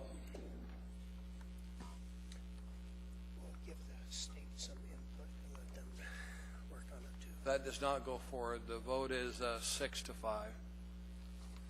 Ms. Gray Jackson, you want to make an amendment, ma'am, to 2016-16S. Thank you, Mr. Chairman. Ma'am. I'm not real clear on what I need to say. Maybe I can help you out here, Madam. Well, Mr. Flynn, you're always happy to help folks out, so why don't you go for it? Thank you, Mr. Chairman. Go ahead, Mr. Flynn. So, if, for those who would still have Amendment 5A in front of them, paragraph 4 was marked reserved, and that would have been struck by the prior amendment. We just replaced reserved with on-site consumption, reserved on-site consumption, and we can come back to that section. Is there a second? Is there any objection to that from the body? Okay. What we're dealing is adding into the document on Amendment 5A, Section 4, it'll now say reserved for consumption. Is that correct? On-site consumption. Okay. Let's vote on that. Mr. Starr? Yes. Please vote.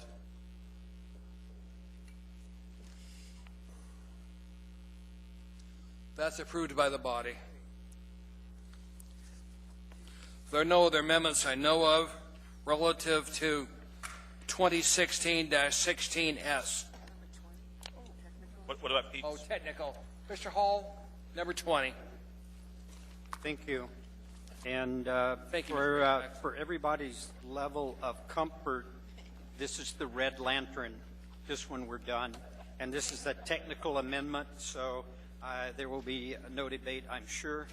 And what I've got here is, and I'm just going to read what we're doing, an ordinance to the Anchorage Municipal Assembly amending Title 10 of the Anchorage Municipal Code to add a new chapter for the licensing and regulation of marijuana establishments in the municipality, providing for assembly review of AO 2015-7, addressing public consumption of marijuana and amending the municipal fine schedule. Is there a second? Mr. Hall, do you want to speak to it, sir? No, sir. I think it's self-explanatory. I know. I just wanted to give you the chance. Is there any objection to that, to item 20? Mr. Starr, any objection? No. See no objection from the body, Madam Clerk. We've approved Amendment 20. We now have in front of us the document as amended. This is 2016-16S. We're now going to vote on it. Assembly members, Ms. Gray Jackson, on this document, ma'am. Licensing and regulation. No, thank you, Mr. Chairman. Sorry you were here. Any other comments, Ms. Assembly? Mr. Honeman. You know, I go back to from the previous ordinance. I'll be brief. I alluded to it a bit earlier on in the area of alcohol. Somebody asked me once, did I have the same concerns about alcohol in our community as I do the marijuana in our community? And folks, I have, I think Mr. Hall had pointed out earlier that tobacco, alcohol, and now marijuana, but quite frankly, spice and heroin and you name it, any substance or toxin that you put in your body that's not necessarily meant to be there can create problems. I am the libertarian side of me says that what you do in your own home to your own person is really, outside of harming others, is really none of the government's business, and I believe that firmly. The problem starts when we start commercializing and looking out for the chasing the dollar with it. My brother put a post, he lives in Washington State, and he said, never in my lifetime, something to the effect of never in my lifetime did I really think that we've legalized marijuana in the United States, and there's only a few states that have done it, and we're one of them. I think I echo what he said, was he thought that it would be more in a controlled, perhaps very controlled area, much like some other foreign governments do, where they actually manufacture the item themselves. It's inspected, they know it's pure, that it's free of any pesticides that are harmful, and that there's no cost borne on any commercialized entity. Where one of the concerns we had when one of our work sessions was, if we have to pull a package to test it under the law, it's costing the person who owns that package, who's put it together, and they're very concerned about how many samples can be taken and tested because it's money. And when we boil it down to money, I've heard Mr. Flynn say, look at the economics of it. I'm here to tell you that that should not be our driver. If this substance is to be legalized in our state, I would like to be the standard bearer. I would like for us to do it right. I don't think we're doing it right. I'm not to pick on the industry of alcohol, but they've lobbied successfully to move its oversight, its enforcement from public safety to Department of Economics, Community Economic Development in the state. And I think it was a mistake then. I still think it's a mistake. There's not enough regulation. There's not enough checks and balances to make an impact at a significant level. We have problems throughout our state. Our Anchorage is no different. And, you know, I can say the same thing about foodstuffs. My God, I sat up here and ate 2 or 3 candy bars. I had a brownie when I came in from work. I probably overeat. Look at my size. I know I can lose weight. This is the same problem when we're using any substance. And frankly, you know, I think that we're entering an area that we need to be very concerned about as a community to do it right. And so I pledge that I will be open-minded enough. I'm not against or anti anything in your own home, but I am very concerned about what we do to ourselves and our community outside the home, in public places, on our roadways, in our workplaces, in our schools, and what we model for our kids and the next generation. So I hope we get it right. I really do. I'm going to stand by the earlier vote that I had. I'm not going to vote for it, and it's for the principle, the fact that I've listened to constituents of the folks that voted against it on the ballot. So I'm going to stand with that. Thank you. Thank you, Mr. Honeman. Mr. Hall, sir. Yes, thank you, Mr. Chairman. Again, just a quick thank you to the body. Believe it or not, we've only spent about an hour and a half on these 2 ordinances. The work that you've done have been tremendous. They're better ordinances because of it. And I can't tell you how much I appreciate what you did. Thank you. Thank you, Mr. Hall. Other comments from assembly members? I don't see any. Mr. Starr, to vote on this first, sir. Yes. Okay. To the body, please vote.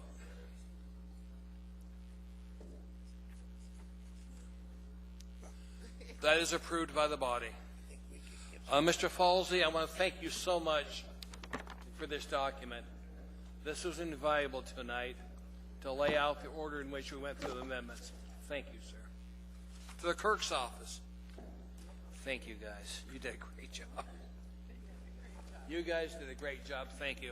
We're now going to take about a 5-minute break, and then we're going to get started with the rest of the assembly meeting. We still have a lot more stuff to cover.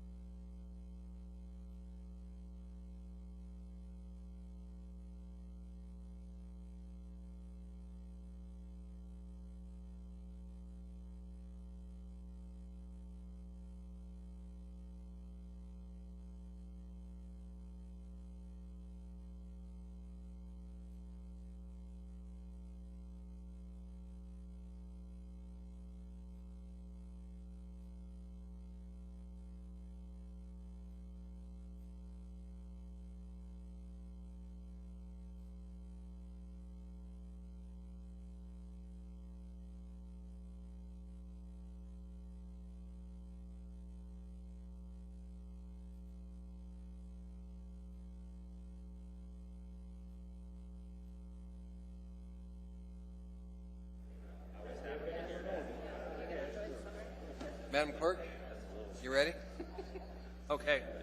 Next item in front of us is item 13A, ordinance AO 2016-10, ordinance amending Title 20 of the Anchorage Municipal Code to remove references to ballot forms no longer used, to codify the actions the Assembly may take in respect to initiatives and referendum petitions as authorized by the Anchorage Municipal Code Waive reading. Charter. Thank you. Public hearing on this item is now open. Anybody wish to testify, please come forward. State your name clear for the record, spell your last name, and tell us what part of town you live in. Anyone at all? Hearing and saying no, public testimony is closed. What's the wish of the body? Move approval. Second. Your motion was to approve 2016-10, Mr. Hall. Correct. Mr. Hall. Anything, sir? And what? The S version, I believe. Yes, the S version. Sorry. As is stated, you know, and what we're doing is going back and doing some cleanup language in Title 28 that Mr. Falsey and the clerk had picked up on, and we have Ms. Mosier here that will speak to any questions that anyone has in regards to this. Questions from Assembly members? Mr. Honeman. I don't necessarily have a question on this particular matter. I wanted to draw attention to a question that was made earlier when we were talking about mail-in balloting. I fully support this particular ordinance and the changes that we made to clean things up. But if you look at Title 28 under the Municipal Code, there actually is, Mr. Starr asked the question, probably promulgated by me asking the question, there's actually language in the code addressing casting mail-in ballots and voting by mail, drop boxes and polling locations. So I don't believe it's an issue that we need to have before the charter, but if someone wants to do a quick review and see if I'm wrong or right, that'd be great. I know Mr. Starr asked that question. And then I fully support the changes made in this, under this ordinance. Thank you, Mr. Honeman. Ms. Dembowski. Thank you, Mr. Chair. Through the chair, Mr. Hall, I want to say thank you for your phone call this morning when you took my questions, and I did get answers. The S version, actually, Mr. Falsey caught what I was concerned about, and it's been addressed. So essentially, I was concerned that the proposition language would be summarized and wouldn't be on the ballot. That's not the case. If something is referenced, like I'm going to repeal this ordinance, whatever, that ordinance that's being repealed will be available to voters at the polling places should they want to read them.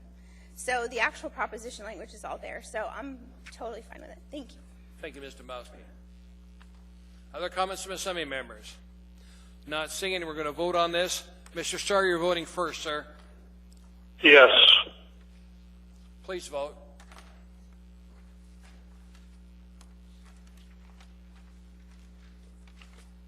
That is approved by the body.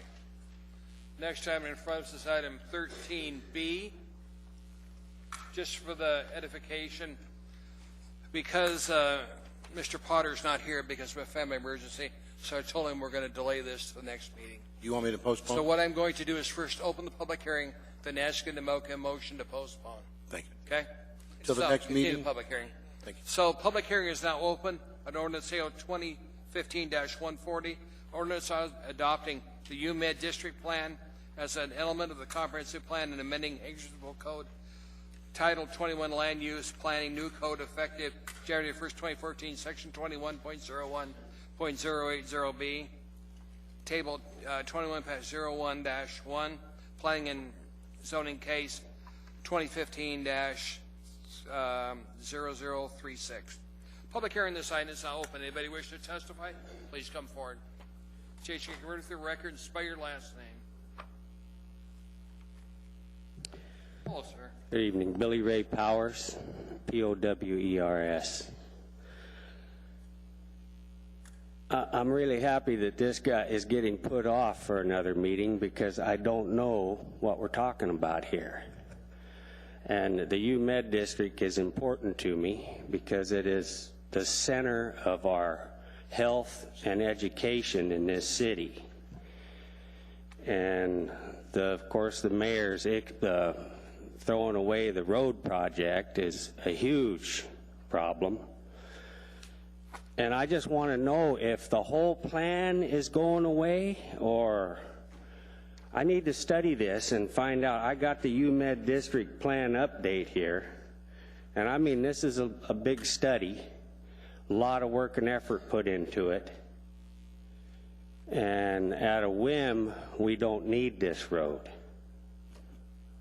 I don't know if that's what we're talking about here, but I do want to take every opportunity I can to speak on it, because the Native Hospital, Providence Hospital, Alaska Regional, both universities, the fire station on Airport Heights, the fire station on Tudor Road, the policemen depend on this 3,000 feet of road to serve our residents. It's a public safety problem, serious. And because anti-development folks want to walk their dog, you know, when you're bleeding out in that ambulance on the way to the hospital, you're going to wish you had that 3,000 feet of road as opposed to going around. I went around today. UAA Drive, one lane road either direction. They closed the crosswalks, too dangerous, too much traffic. I turned up on there and I saw Mr. Honeman, Paul Honeman had a guy pulled over there at the three-way stop sign. This was right at 3 o'clock. His day job, he's a cop for the university. And we're not moving any traffic. We need that road badly. There's been a lot of work, a lot of effort put into it. It's needed. And I just hate to swallow the fact that after years of this, somebody walking their dog takes priority over somebody bleeding out in an ambulance. I'm not for it, man. Anyway, I don't know what this is. I don't know if it's connected, but when I see UMed, I'm speaking. Thanks, man. To be here the 23rd, sir. Thank you. Mr. Chair, I just wanted Yes, sir, Mr. Honan. if we would, I just wanted just to let Mr. Powers know, if you could contact Mr. Potter's office, Tim Potter, he actually give you a real good briefing on with the changes that are being proposed, and it is about perhaps changing some zoning in for the land around there. Thank you. You bet. Anyone else wish to testify on this item? Anyone at all? Hearing and seeing no one, Mr. Honeman, make a motion to continue this public hearing till the next meeting on the 23rd. I move to postpone this meeting, this action, Continue the public and hearing. continue the public hearing until the meeting of February 23rd. Any objection from the body in continuing this to the 23rd? Mr. Starr, do you object, sir? No. Okay. See no objection, Madam Clerk. So ordered by the body. Mr. Chair. Ma'am. I move to reconsider AO number 2016-16S. Second. To reconsider what? I was the second. The marijuana licensing ordinance, AO 2016-16S. We made a boo-boo, Mr. Chairman. We're going to fix it. There's a technical error. Boo-boo, huh? Yeah. Is there any objection to reconsideration? Mr. Starr, do you object? No. Not seeing any objection, Madam Clerk. We have reconsidered the item in premise. Ms. Dombowski, ma'am. Thank you, Mr. I'll Chair. need a motion on the item to go forward. I'll move Make to a approve. motion to approve. Second. Okay, Ms. Dombowski, go ahead. Thank you, Mr. Chair. It was brought to my attention after we passed the last ordinance that, in error, I think we actually we forgot to take out section 108900. So if anybody has Mr. Flynn's old amendment number 6, which basically made on-site consumption in marijuana clubs prohibited, I don't think we meant to do that, but beyond that, that was initially in the state regulations and the state draft, and it was removed, but we didn't remove it from our ordinance. So this is basically to correct that. What it'll do is it'll just maintain the status quo of what we have right now, but I don't think the body is intending to prohibit marijuana clubs or on-site consumption. So this was just one of those things I'd rather fix it right now while it's fresh in everybody's mind.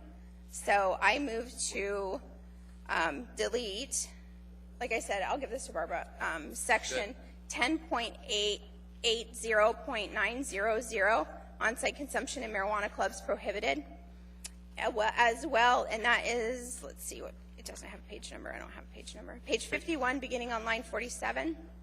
Is that right? That's right. Are you all following me?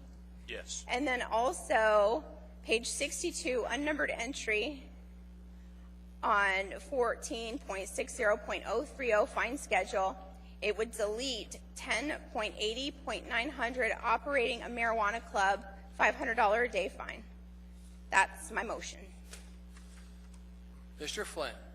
Just for those following along at home, this is in your packet. It's page 612, and it's lines 24 through 37 on that page. So do you agree with Ms. Dombrowski? Yes, absolutely. And On the amendment. I'll second. It's moved by her, seconded by him. Any objection to Ms. Dombrowski's amendment? Yes. No, one objection. Mr. Starr? I don't object. Okay. The vote is 10-1. One objection.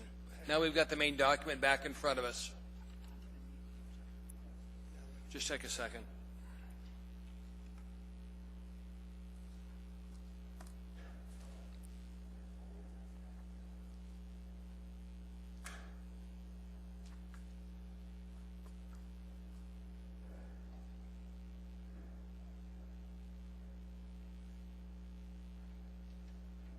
Ready? Okay, we have a main motion in front of us. So the main motion as amended by Mr. Flynn earlier. As amended by everybody else earlier, but amended recently by Ms. Dombrowski. Got it. And this is 2016-16S. I vote yes. Are you voting yes? Everybody else, please vote. Ms. Dombrowski, thanks for cleaning that up for us. That's approved by the body. Thank you, Ms. Dombrowski.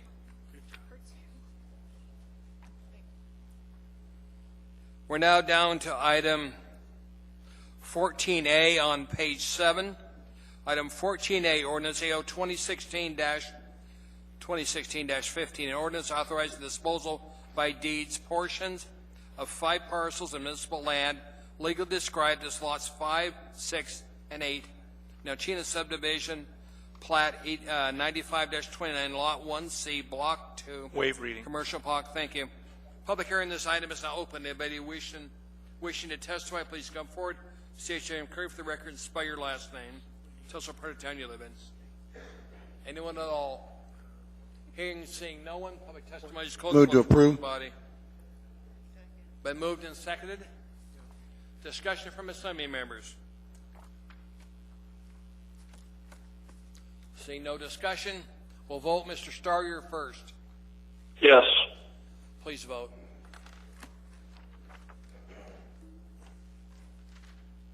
That's approved by the body. Next item in front of us is item 14B, resolution 2016-19, a resolution appropriating a contribution of $500,000 approved in the 2016. Okay. Public hearing on this item is now open. Anybody wishing to testify, please come forward. State your name, clear for the record, and spell your last name. Tell us what part of town you live in. Hearing and saying no one, public testimony is closed. What's wish Move approval. Been moved and seconded. Discussion from assembly members. We're going to vote on this. Mr. Starr, you're first. Yes. Please vote. Items approved by the body. Next item in front of us, item 14C, resolution error 2016-20, a resolution of the municipality of Anchorage appropriating $500,000 donation from the Boys and Girls Club of South Central Alaska to the, thank you, for the purpose of maintaining and improving the property at 1470 Cash Drive, Walter Lake. Public hearing on this item is now open. Anybody wish to testify, please come forward. Spell your last name and tell us what part of town you live in. Hearing and said no one, public testimony is closed. One, Mr. Chairman. What, sir? Got one item, one person. Welcome. Hi, Billy Ray. Again, Billy Ray Powers, P-O-W-E-R-S. You know, the little road that got thrown away at the end of Bergras, because maybe we got greenies or something. This is not about the greenies or the tree huggers. I'm a greenie and I'm a tree hugger. That's why I like this project right here. The parks of Waldron, I vote for that kind of stuff. That is not obstructionist, and we need the good green space. So this, I hope we go with this and improve that. Yes, vote on this. Thank you, sir. Anybody else wish to testify on this item, please come forward. Seeing and hearing no one, public testimony is closed. Move approval. Moved and seconded. Discussion from assembly members. If not, please vote. Mr. Starr. Yes. Please vote. Maybe you want to press a button for you?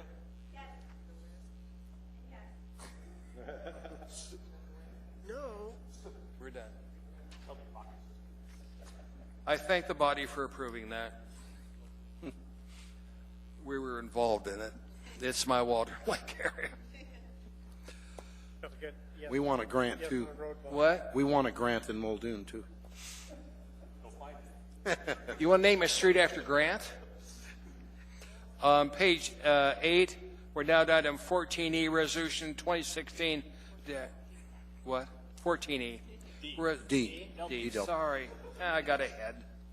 Okay, 14D, Resolution Air 2016-21, Resolution of the of Anchorage, Alaska, appropriating $697,789. Waive reading. Okay. Public hearing on this item is now open. Anybody wish to testify, please come forward, state your inquiry for the record, and spell your last name. Tell us what part of town you live in. Hearing and seeing no one, public testimony is closed. Move approval. The body. Moved by Mr. Honeman, seconded by who?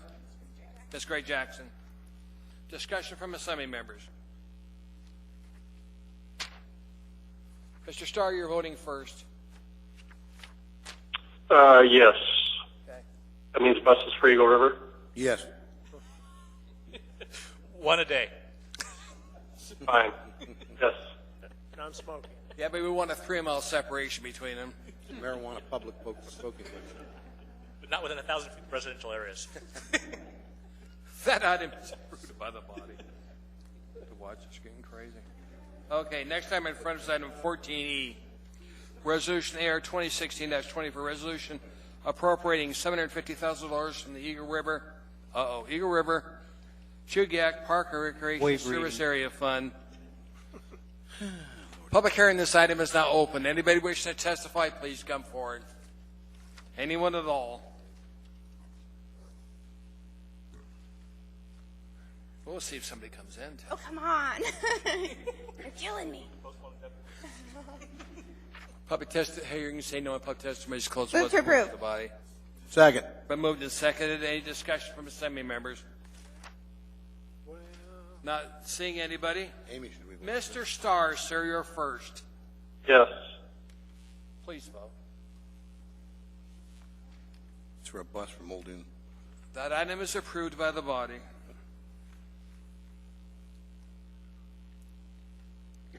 Non-smoking bus. Next item in front of us is item 14F, Resolution AR 2016-26, a resolution from the Municipality of Anchorage appropriating $250,000 of vegan center revenues within the area-wide General Capital Improvement Fund 401 for capital improvement at the Egan and Denida Civic Convention Centers, both within the Office of Economic and Community Development. As an accompanying assembly memorandum, AM 55-2016. Public hearing on this item is now open. Anybody wish to testify, please come forward, state your name for the record, and spell your last name. Anyone at all? Hearing and seeing no one, public testimony is closed. Move approval. Moved and seconded. Discussion from assembly members. We'll vote on it then. Mr. Starr, you're first. Yes. Please vote.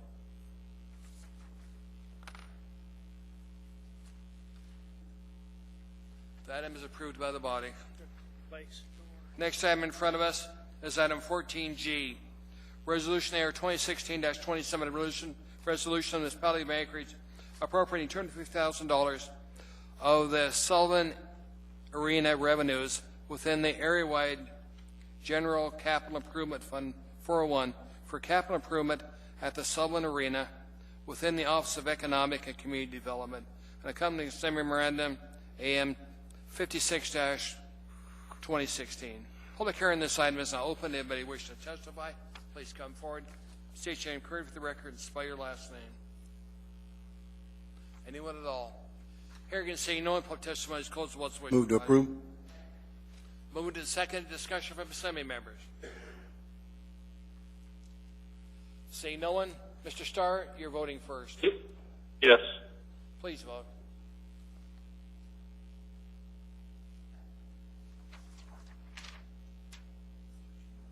I thought I did. The item is approved by the body.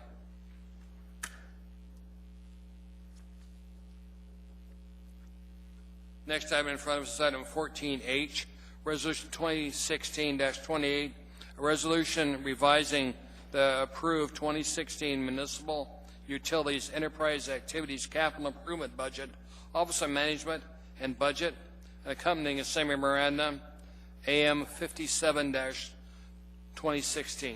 Public hearing on this item is now open. Anybody wishing to testify, please come forward. State your name clearly for the record and spell your last name. Welcome, sir. Good evening. My name is Ron Alleva, A-L-L-E-V-A.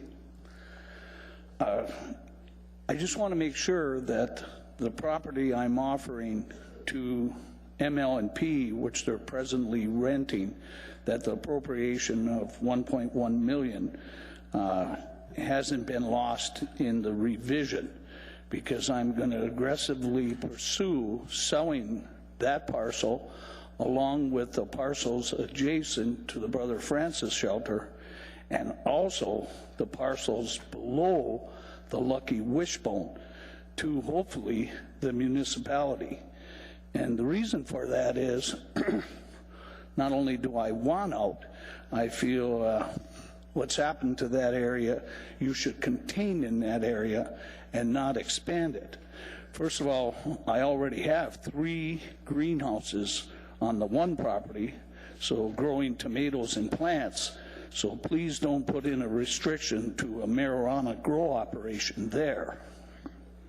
Or at the heavy industrial site at First and Ingra, because I already have 2 offers coming in to buy that for a marijuana grow operation. I didn't vote for marijuana. I don't smoke marijuana. But hey, if it's an illegal enterprise, I have the land available and prefer to sell it to the city first. So the money's in there. They had an appraisal. ML&P thought it was too expensive. With the development of ANTHC, the natives, with Beans Cafe coming up with $1.2 million to renovate a property and a new warehouse on the top of the hill, I would hope that real estate is increasing in value and not decreasing. But I want to give this city the first opportunity to purchase those properties. So if it's in this budget, keep it in the budget and hopefully expand it in the budget. Do you have any questions? Questions from assembly members? There don't appear to be, Ron. Hope you feel better. Fall or what? Well, I felt real bad. I hate to say this, but it was due to a homeless person leaving a little message on the street there. And I didn't step in it. I went around it and slipped on the ice, and it was ugly. Hope you get better, sir. Okay. I'll be back at the end of the 3 minutes, Dick. At 17, I know. Okay. We'll be here. I'll be back. Anybody else wish to testify on this item? Anyone at all? Hearing and seeing no one, testify is closed. What's the wish? Move to approve. Discussion from assembly members. Mr. Flynn, sir. Yeah, just for Mr. Leva's information, there wasn't an appropriation for the purchase of your property, but the authorization was in there, and that remains with this document. That's all, Mr. Chairman. Thank you. Mr. Flynn. And Mr. Chairman, I just can't let it go. I don't necessarily agree with this change. Mr. Starr. Mr. Starr? Yeah, I don't agree with it. I think that the idea that, the focus on one project is short-sighted to perhaps just this year. It could have been done a number of different ways, including just changing the dates and rolling project priorities back.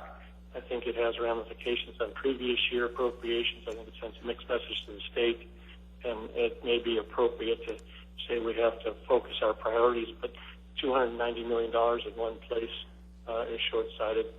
It negates the idea that we could get matching grants, a whole litany of appropriate budget solutions.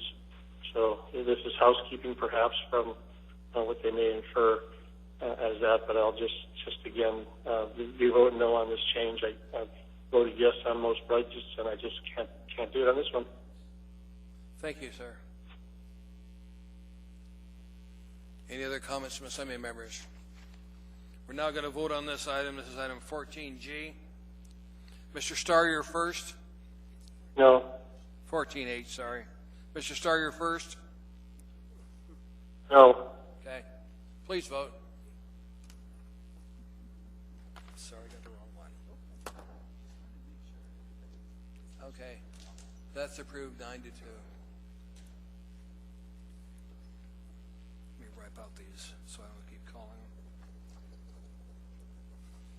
Next item in front of us is item 14I, Resolution AR 2016-29, a resolution revising the approved 2016 General Government Capital Improvement Budget Program, Office of Management and Budget, and accompanying same memorandum, AM 58, 2016. Public hearing on this item is now open. Anybody wish to testify, please come forward. J.J. Curry for the record. Spell your last name, if you would, please. Anyone at all? Seeing and hearing no one, public testimony is closed. What's the wish of the body? Move to approve. Discussion from Assembly members. If not, please vote. Mr. Starr, you're first. Yes.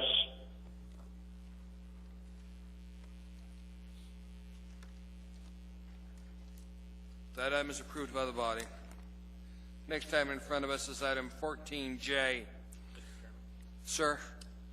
Move to combine the public hearings on item 14J and 14K. Second. Oh, sorry. I'm sorry. They already combined it. Never mind. Never mind. Motion not necessary. I apologize. Motion removed. Second removed. So we're all right on J? We're good. Okay. We're now going forward to item 14J, Resolution AR 2016-32, a resolution of the Anchorage Municipal Assembly granting Mountain View Community Council's Resolution 2015-11 requesting a public hearing regarding the renewals of Package Stores USA North Incorporated doing business as Brown Jug. I have to get over to 9. Brown Jug, Mountain View, located at 119 Clevin Street. Thank you. Public hearing on this item is now open. Anybody wish to testify, please come forward. Jason Curry for the record and spell your last name. You've been waiting a long time, sir. Thank you. I have to find a medal for you. My name is Jason Bookman, B-O-O-K-M-A-N. I'm from the community of Mountain View and on the community council as treasurer. And I have a prepared statement from our community council on this topic. First of all, I'd like to thank the Assembly and Patrick Flynn for allowing us to come forward and speak at this time.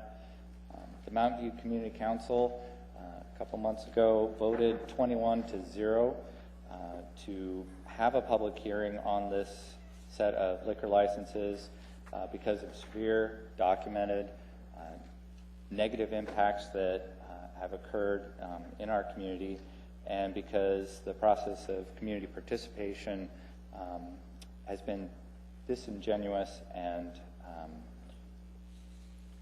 to our neighborhood and community council. The Alcohol problems that we experience in the Mountain View area is not new. In 2013, dozens of students in the Mountain View Community School of Clark testified and wrote letters about their negative impacts and experiences that have occurred regularly because of their school's proximity to some of these stores. 2 years ago, the council was given the opportunity to have a hearing on these 2 licenses and was told at that time that the conditional use permits could not even be located because they were so old, having been granted in 1970. The Assembly conditionally approved the licenses and forwarded them onto the ABC board. The council had the understanding that the permits would need to be reestablished, working constructively and collaboratively with the neighborhood. In the spirit of that original request to work collaboratively with the licensee, we did not have the opportunity to discuss on operating conditions as a council or a community. After the fact, the old permit suddenly appeared again, and according to correspondence from the municipal attorney at the time, Mr. Wheeler. This year, both licenses were up for renewal for both locations, but their approval was granted prior to this hearing, and we did not have the opportunity to discuss the operating conditions with the licensees or the Assembly. The Mountain View Community Council continues to support the placing of operating conditions on all packaged liquor stores in our community. First, the process has been unnavigable at some times, and it has felt devious and purposely deceptive to the Mountain View Community Council. Second, the consequences of such the system is apparent, and unless permits were designed to be renewed in perpetuity, bringing the neighborhood input to the conditional use process restricts the meaningful opportunity for our community to intervene in our own quality of life. This, we believe, is not the intent of the conditional use permits, and nor is it fair to the communities who live with these businesses. We reject the current process as auto renewal, and for a license in 1970 to be unchanged when the community clearly has changed since 1970 is not acceptable. The Assembly ought to expect more protests like this that you're receiving today from us if this is the way they believe the process should continue. This year, the Mountain View Community Council was contacted by Brown Jug's leadership, specifically by Roger Leitzer, the Director of Public Relations for Brown Jug's parent company, Liquor Barn. The Community Council and community leaders were able to meet with Mr. Lesser this summer, and as a result, we have seen improvements made to Brown Jug's locations in our Community Council area. In the last 6 months, Brown Jug has also donated and supported our cleanup projects, and the store managers have been attending the Community Council meetings. We are very pleased with these developments and hope that Brown Jug continues to engage with the community in this manner. However, we also want to take this opportunity to present a list of improvements the residents would like to see the Brown Jug stores in Mountain View make. This list was developed this summer prior to the Mountain View Community Council meeting with Mr. Leeser. This list includes improving the lighting around both stores. So your 5 minutes is up. Oh, wow, sorry. It's okay. Mr. Chairman, if I may. Mr. Flynn. Mr. Bookman. Ask the appropriate question. It's been a long time. Could you please complete the list that you have for us? Thank you. He knows the right question to ask. Yes, he does. Thank you.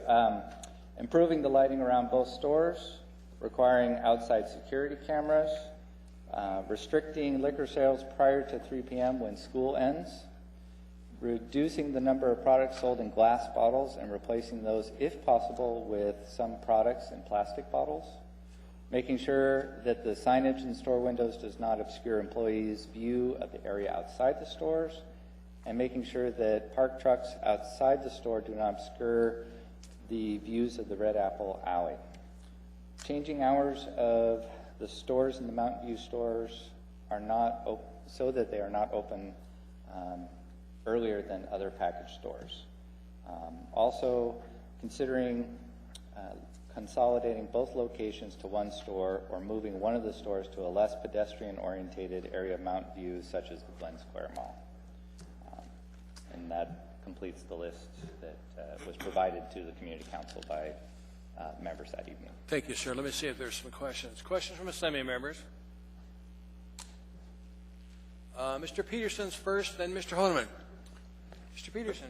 Thank you, Mr. Chairman. And you mentioned in your testimony that you felt someone was purposefully deceptive. Who would that have been? Just the lack of communication between the different departments in terms of notification of when these licenses were renewed and the nature of the conditional use permits. It was not made available readily.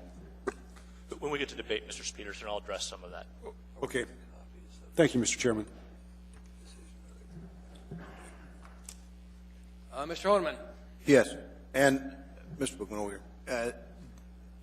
How many times have you attempted to have conversations with members of Brown Jug reference the community's concern? Has there been ongoing dialogue with any of their committees or invited them to their your community council addressing this matter so they can have, I guess, a moment to be heard or in discussing the matter with you?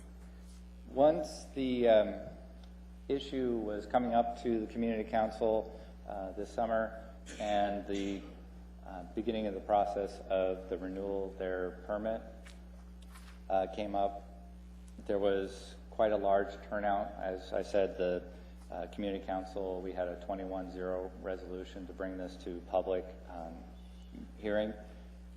At that time, they realized that there was some of this feeling in the community, and since that time, they made contact with the executive community.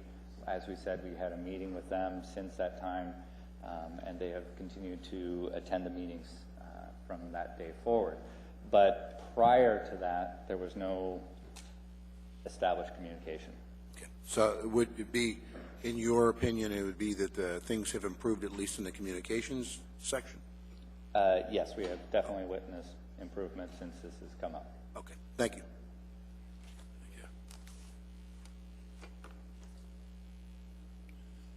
Ms. Nabowski, ma'am. Thank you. Sir, I'm right here. I want to thank you for your comments. I think you sat through the marijuana debate tonight, and one of my amendments was the neighborhood responsibility plan, and it was to engage and try to head off problems before they become big problems and allow for open lines of communication. And we really, this has been, the marijuana industry has learned from the challenges we've had with liquor licenses. And so your comments are not lost on me. And I have routinely tried to push for better public process, better engagement, better involvement. So I want you to know that's something that we're not going to just ignore. We're going to try to find, we've all been wrestling with how to make this process a little bit more responsive to the community. So, okay, I wanted to say thank you for coming. Thank you. Thank you, sir. There don't appear to be any other questions. Thank you. Mr. Flynn? There's some other people who want to speak, and then I'll explain sort of what the next steps are. So come on down. Go ahead, ma'am. Go ahead. Hi, I'm Janet Klatt, K-L-A-T-T. I am the Regional Director for Brown Jug, and I live in South Anchorage. And yes, it is that name. I just wanted to talk a little bit about what transpired, how we found out that the issues existed in Mountain View, and also what we've done to try and help be a good partner with the Mountain View community council, and all of the neighbors around there. I also wanted to let you know that during some of the meetings with the Mountain View Community Council, we also explained some of the processes and policies that we have within our stores that they were unaware of. First of all, some of the things that we've done financially, we've gone ahead and donated, prior to all of this even coming up, $5,000 for the placement of the whale song sculpture. which is going on Mountain View Drive as a community improvement. It's also being matched by the Anchorage Land Foundation Trust with a $5,000 grant. That's the major part of the funding for that improvement on that street. Secondarily, we've also donated $1,000 to the cleanup committee for Mountain View. They felt that some of the trash that comes from the store, from the people that imbibe and don't take care of their own trash, was an issue. We've partnered with them. We have one of our managers who lives in the Mountain View community on that committee specifically to make us part of it and to address that issue. We also are on the safety committee now to try and help and address issues around that. So those are some of the financial and volunteer efforts that we've done. But above and beyond that, some of the things that the Mountain View Council's asked for in their formal resolution are things that are already in place. The carding of everyone that is over 21 is part of the municipal code, and we take it very seriously. We not only card people that are over 21, under 21, anyone that comes through the door, we also maintain other policies. Those policies include you can only purchase from a given store twice in a day. That is not a common practice in other liquor stores. If we see you sell or give or drink alcohol outside of the store in the public domain, we will not sell to you again, and we maintain what we call a do not buy list. On that do not buy list are those people, and if we have a copy of their driver's license, and in some cases we do, we communicate that between the two stores because they are close in proximity. And in addition to that, we also try to maintain a very close watch on where people go after they purchase in our store. We try to deny sales when possible if people are coming to the stores from the alleys, because we honestly believe that they are buying for others if they're coming from the alleyway. As far as prohibiting sale of alcohol, That's right, ma'am. Could you wrap up your testimony? You bet. Selling alcohol to intoxicated people, we judge that in three ways. Do they speak clearly and succinctly? Do they stumble when they walk? And can they also articulate, or do they smell of alcohol? If any of those three things exist, per the municipal code, we do not sell to them already. So. Thank you, ma'am. We do have some questions for you. Ms. Gray Jackson. Thank you, Mr. Chairman. Thank you for your testimony and also your contributions to the community. What's your annual contribution to ARBRA? We were a very large sponsor of ARBRA to the tune of over $60,000 a year. After reviewing what the results were of that donation and what the cleanup was that resulted from those donations, we pulled back that to zero. The reason we have pulled that back to zero is as we look across all of the other liquor stores, such as Fred Meyer, Safeway, other liquor stores, and other bars in town, their maximum donation was $500 per year. Mr. Chairman, may I follow up? Go ahead. Thank you, Mr. Chairman. Some of us probably remember when the when the sale happened. Okay, when Brown Jug was sold to Canadian company. Okay, and we also remember that there was an agreement made with ARBRA, also known as Ed O'Neill, that as long as he was involved in ARBRA, that Brown Jug would continue to provide this annual contribution of $60,000.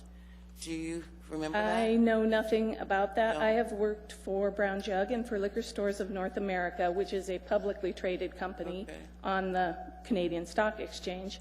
But I do not know anything about that, and we had actually asked Mr. O'Neill to present any written documentation of that, and he could not present anything that was a formal legal responsibility for us to do any contribution of a significant amount. Can I follow up, Mr. Chairman? Go ahead, ma'am. Thank you. Is there anybody in your group that may have more knowledge of this transaction? Yes, there are two other people present. Would you like to speak, Steve, or also? We have two people here, Dick Thank and you. Steve. Please, Thank this you. is Steve Roth. Hello, welcome. Hi, how you doing? Good, thank you. Thanks for having me. My name is Steve Ropt. I'm the Senior Vice President of all stores for the company, and I'm here to support Janet in the committee. I was not present. I've only been with the company for 2 years. Wasn't present when they signed the original agreement with Ed, or had a verbal agreement or anything. We've asked Ed numerous times to provide any documentation around that agreement, and we've been unable to see that document or any documentation that supports that agreement. And nobody remembers the agreement? Do you remember the agreement? We do not. You don't remember it? We do not. No, thank you, Mr. Chairman. Thank you. Thank you. Mr. Honeman? Well, I guess I'm just going to make it as more of a comment than a question, but I do remember formerly, and I'm trying to remember, his name escapes me, the last he's a member of the Alcohol Beverage Control Board, or was until recently. Bob what? O'Neill. No, it's Mr. Klein?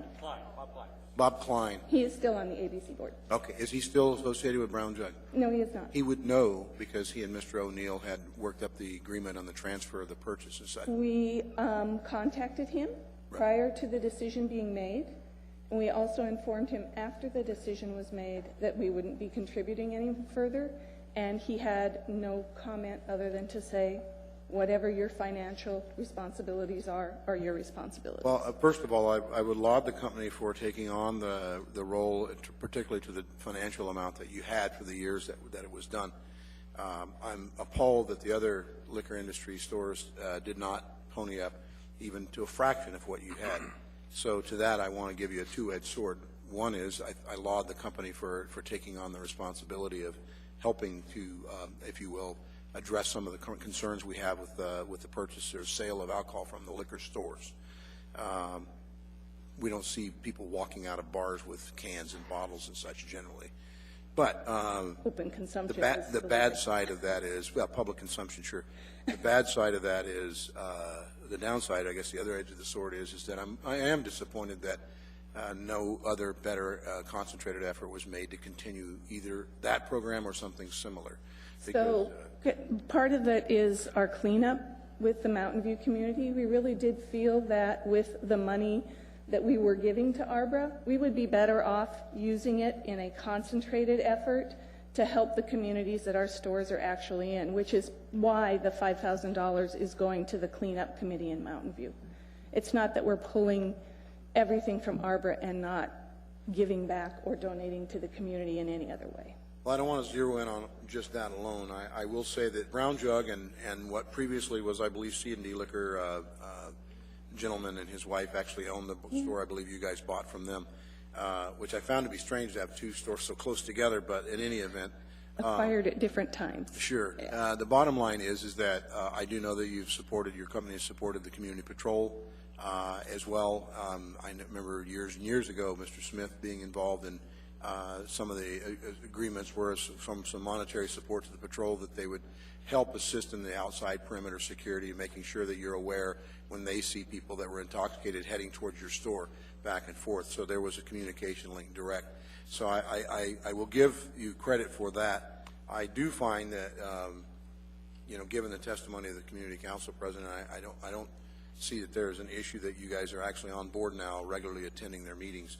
I would just encourage that you continue that and absolutely take that into account, obviously, on the resolutions that are before us. Anything else, Mr. Honan? No, that's it. Thank you. One other thing I would. Do you have a question, sir?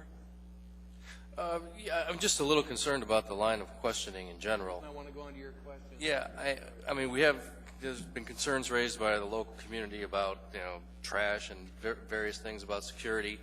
The question about contributions to ARBRA, whether they're made or not, I think need to be kept very separate from this issue because it gives the impression that, well, geez, we would be okay with this if you were just contributing more money to ARBRA. So I would like to, discontinue that line of thought. If there is a problem with an agreement that hasn't been fulfilled, we can deal with that later. But I think it's a dangerous precedent to mix those two at this point. Thank you, Mr. Evans. May I let you know one more thing also? One of the concerns of the community was also the lighting around the stores and the dumpster. since the time that they brought that up to us, we have purchased a locking dumpster because it wasn't us overflowing our dumpster, it was everybody else using the dumpster. Neighborhood? Yeah, they were helping us. They were helping us have to haul it more often. So we've done that, and we've also put lighting up on the Cleven Street building that shines out into the parking lot in order to help dissuade anything going on in that parking lot. So those are a couple of other things that we've also done in response and good feedback from the Community Council. Thank you, Mr. Chairman. I just want to respond to Mr. Evans' comments, if I may, Mr. Chairman. Thank you, Mr. Evans. I really appreciate your comments, and they're pretty valid. But we've been approached on this issue like a couple of months ago, and I even had our attorney and Mr. Falsey were trying to find an agreement. I don't think they have. But I just seized this opportunity since they were here to ask the question, and by no means does whether or not they contribute to ARBA have any, is going to have anything to do with how I vote on this. Thank you, Mr. Chairman. Anybody else wish to testify on this item? Thank you for being here, ma'am. Thank you. Welcome, sir. We just need your name. My name is Dick Roston, R-O-S-S-T-O-N. I live on the Upper Hillside. I'm also a lawyer who represents Liquor Stores USA North, Inc.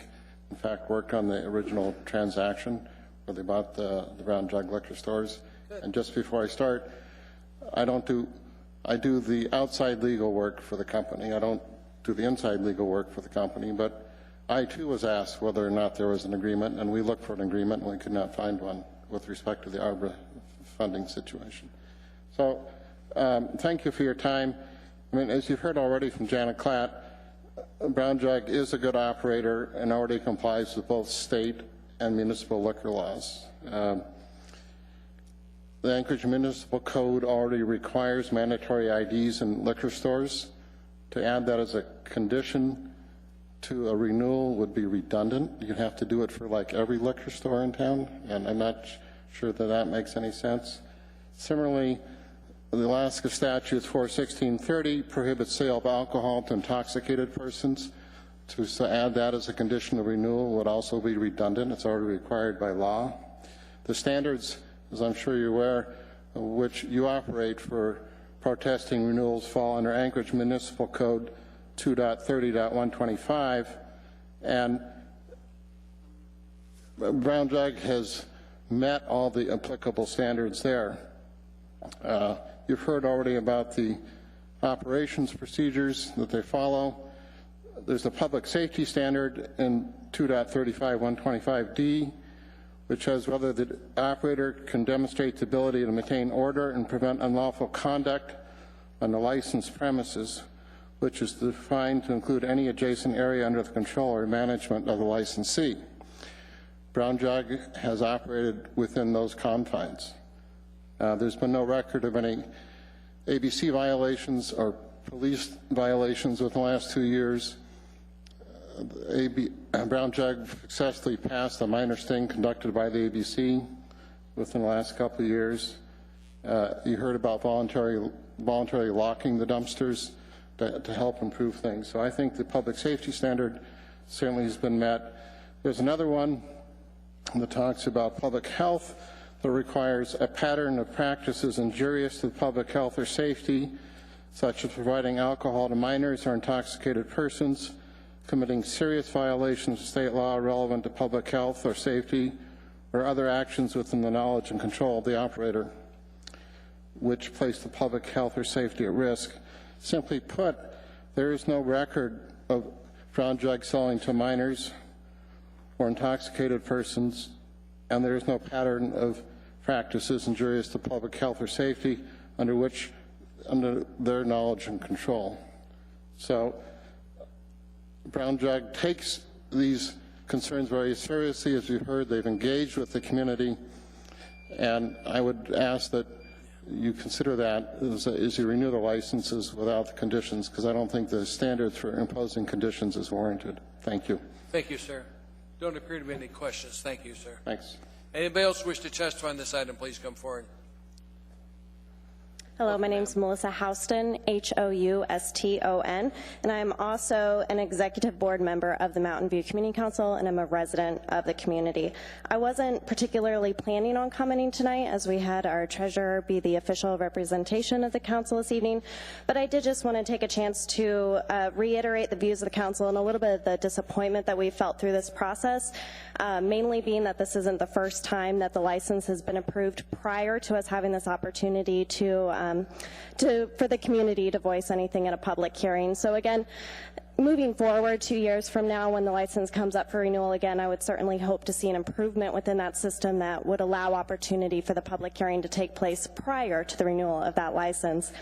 Additionally, I just wanted to reiterate the stance of the Mountain View Community Council is that we continue to support the placing of operating conditions on all packaged liquor stores within our community.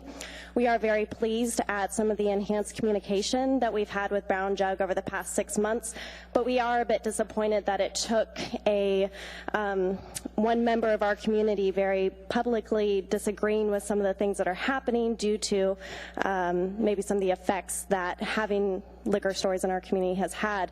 There was a clip on the news that featured him as one view of our community council, and it wasn't until that very public view of an individual came to light that Brown Jug really ramped up their communication with us. So regardless of what had to happen for that communication to get there, we are very pleased for that. But I would just like to add that there are other businesses who currently are and have been stepping up across our community in terms of donating to cleanup efforts and just really being positive communicators with us. So I certainly don't want it to be overlooked that we're looking for that positive relationship with all of the businesses in our neighborhood. So thank you very much for having the public hearing tonight. We appreciate you making time for us on this very full agenda. Thank you. Thank you, ma'am. Mr. Peterson has a question, ma'am. Thank you, Mr. Chairman. And I was just wondering, I was looking at some of the conditions, and the very first one is that you require all the employees to check everyone's ID before they sell them alcohol. Has that not been taking place? Have they not been checking IDs? Has that been a problem? I mean, I certainly can't speak to that myself, not being employed within the store or being in the premise. I think that more of our concerns, as Jason was listing on the list of things we'd like to see happen, aren't necessarily concerns about checking licenses, but it's more so concerns about someone with a valid license coming in to purchase may or may not be purchasing for personal consumption, but rather consumption for a cohort of individuals who likely would not be sold to individually. Okay. Thank you. Thank you, Mr. Peterson. Mr. Flynn, sir. Hey, Mr. Chairman. Ms. Houston, good to see you. And just for the edification of yourself and the council, this is a very Byzantine process. But while the ABC board will renew a license once they receive the application and there's no local protest, if a subsequent local protest occurs, then they reopen that approval and do their investigation. So all is not lost, I guess, is the shortest way to say that. Thank you for that clarification. Thank you, ma'am. There are no other questions for the Assembly. Thank you. Anybody else wish to testify on this item, please come forward. You've been here a long time, sir. I have. Mr. Chairman, members of the Assembly, my name is Tom McGrath. I live downtown. The first time I spoke in front of the Assembly was in 1978 about a liquor license. So it's been a while. A few years ago, about 5 years ago, Assemblyman Hall and Assemblyman Steele worked with the Spenard Community Council to open a long-standing liquor store to scrutiny by the Assembly, and subsequently conditional uses were placed on the license. I've maintained that there should be conditional use permits and conditions on every liquor license in Anchorage. Brown Jug, of course, I think is one of the best operators in Anchorage, has been for many years, but there is conditions that could be for any store in Anchorage that are different from any other store in Anchorage. Probably the worst liquor license that we've ever had was A Street Liquor, which I led the charge to get closed, I don't know, 15, 20 years ago. But In-N-Out Liquor that we got conditions on, because conditions were placed on that license, they have become a very good operator. Another one is Milano's Liquor license on 36. The Spinard Community Council met with him before he opened the store, said, how about these conditions? He agreed to them, and it's been a model store. So there's nothing wrong with having a system, and there should be a system. I had always understood the clerk's office had a conditional use permit for every liquor license, and it turns out that I guess some of those are missing. But in years past, we've not had a compliance officer for Title X in the clerk's office. There needs to be one, and we need to actually know what we're doing rather than just reacting to problems from time to time. Being reactionary doesn't do any good. If we were proactive, I think we'd have a lot less problems in this area. Thank you. Thank you, Mr. McGrath. There are no questions. Take care, sir. Anybody else wish to testify on this item, please come forward. Welcome, sir. Hi, my name's Ed Larrabee. Do I have to tell what part of town I live in? Just spell your last name. Oh, Larrabee, okay. Larrivee-2, I'm the second. You know, this problem with alcohol, it seems like just by wanting cameras and lighting, and you have to lock your dumpster now, this sounds like a problem area. And what I would suggest, which I hate to suggest, but you have cameras. When you walk in, you get carded. Why not have a system where if you have a problem area, they have to blow into a machine? Because an alcoholic looks like any one of you. He can fool you. He or she can fool you because that's part of their life. If you had a machine where you blew in, well, that would tell you. That would tell you. Now, this is only for liquor stores that have problems, recorded problems. I mean, it makes sense because, after all, you know, you're getting your privacy invaded anyway. You might as well go all the way if it's a problem area. And how do you know if it's a problem area? You have cameras, you have locked dumpsters, you have stuff going on that's being reported. You know, remember what happened to the Spirit of Alaska? I think her name was Bridget. And, you know, she lost her liquor store. Did she have a locked dumpster? I don't know. But I did see, you know, from the cops, I saw the cameras, you know, on that front of that area, you know. Well, what I'm trying to suggest, though, is basically have a system so that if it's a problem liquor store, you blow into the machine and it registers if you're sober or if you're not, because you can get fooled. That's all I have to say. Thank you, sir. Thank you all. It's good seeing you all again. Anybody else wish to testify, please come forward.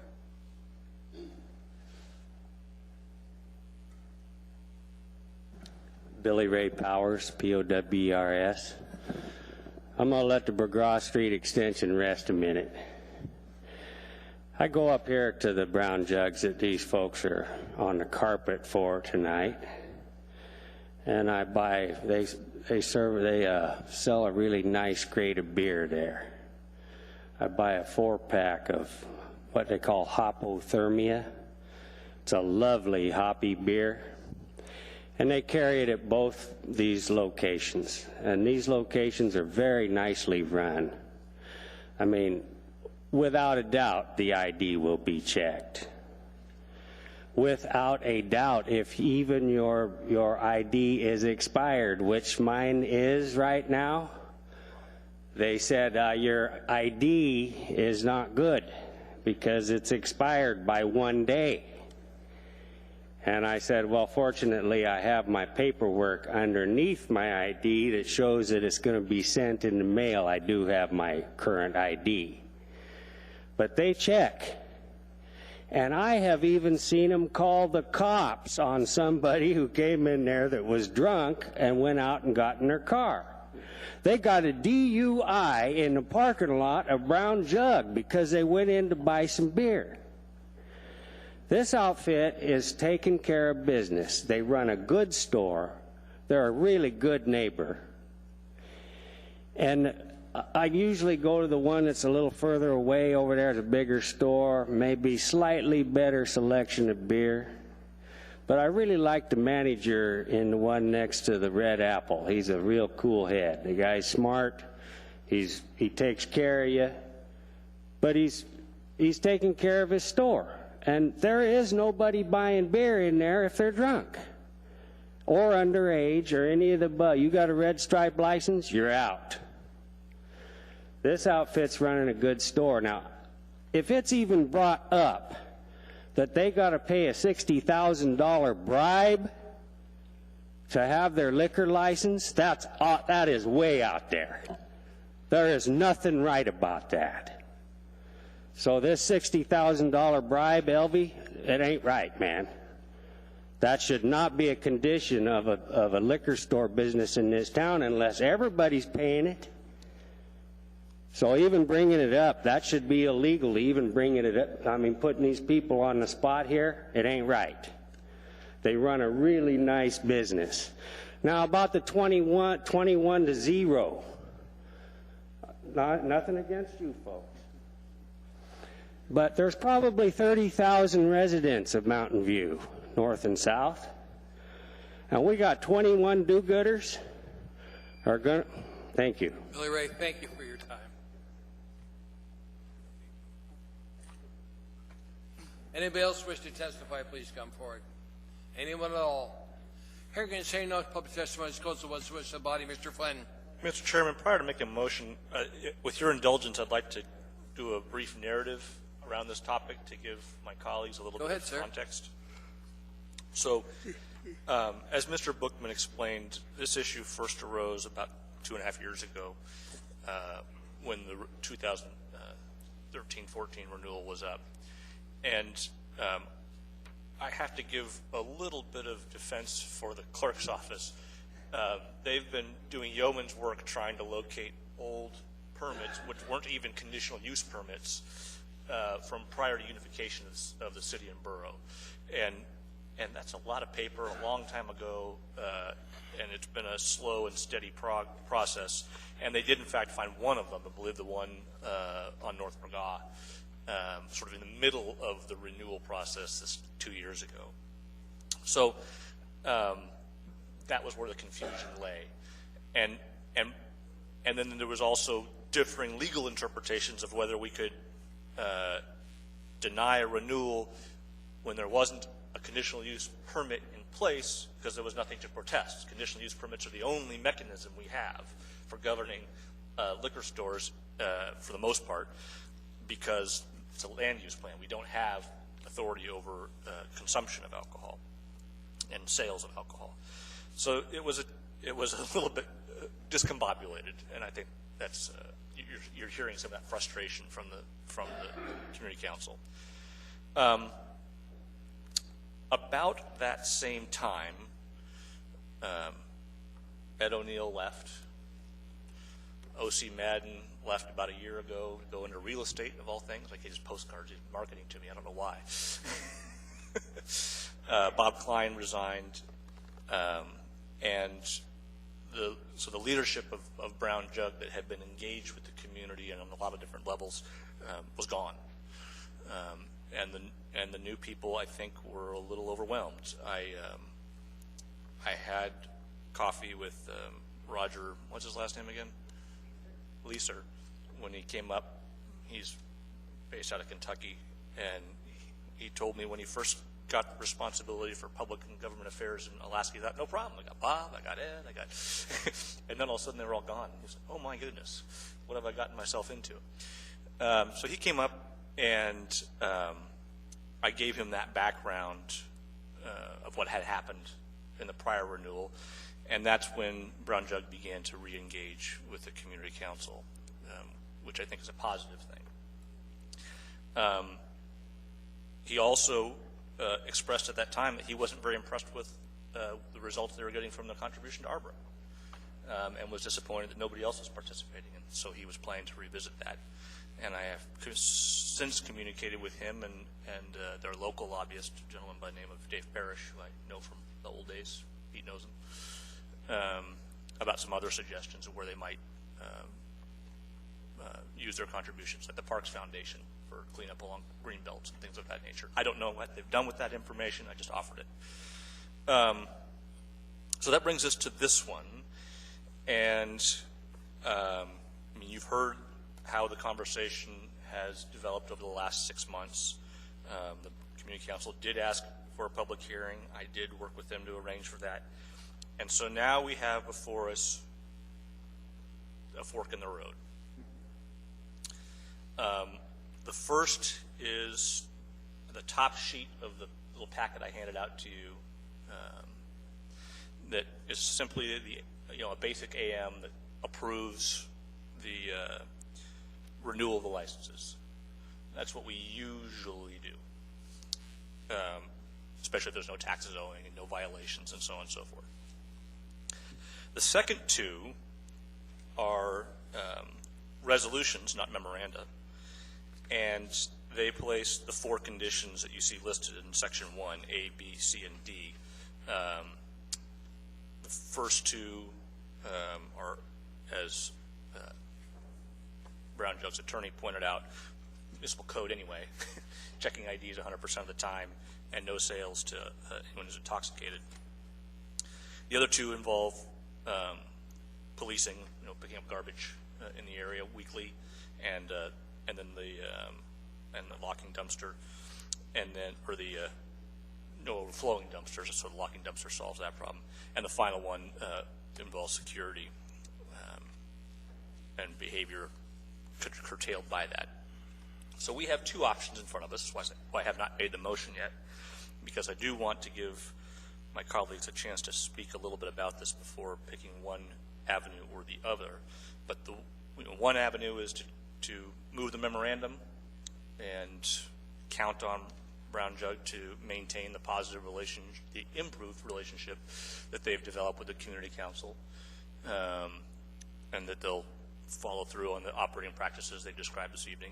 The other is to approve the 2 resolutions, which impose a couple of extra conditions beyond municipal code, and also hope that their relationship continues to improve. As I said, this is a somewhat Byzantine process. Brown Jug is a good operator. Mountain View has challenges, and the presence of liquor stores is a factor. Davis Park requires a pretty thorough scrubbing every year, actually several times a year. The students at Clark have complained about inebriated activity across the street, which Brookhouse right across the street, well within 1,000 feet, or even 500 for that matter, of the school, whether the crow flies or not. And so I don't know what the right answer is, Mr. Chairman.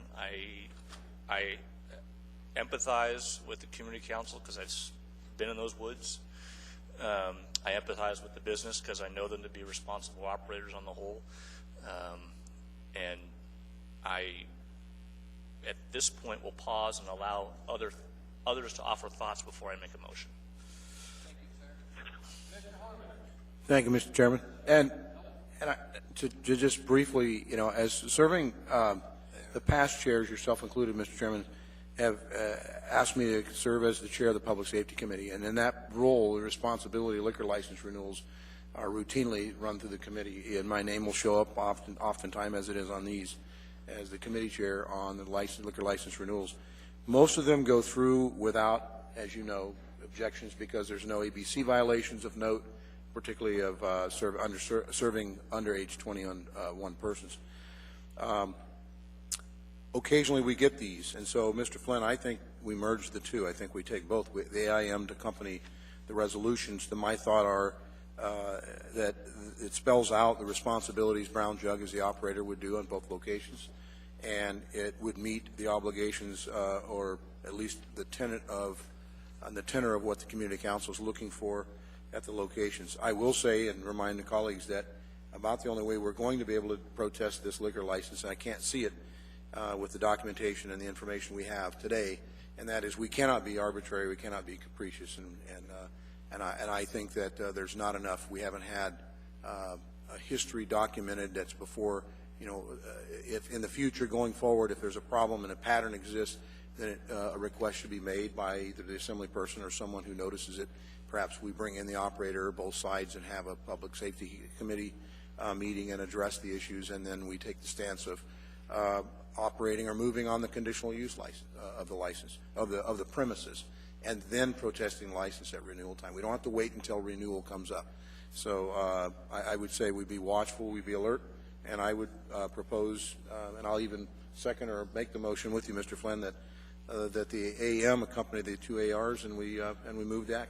Got to be one or the other, sir. I think an AM could accompany the AR. No, sir. The AM does not protest; it approves. The ARs protest. You got to pick one or the other. I see. I thought there was a non-objection to the renewal of the license, as I'm seeing them.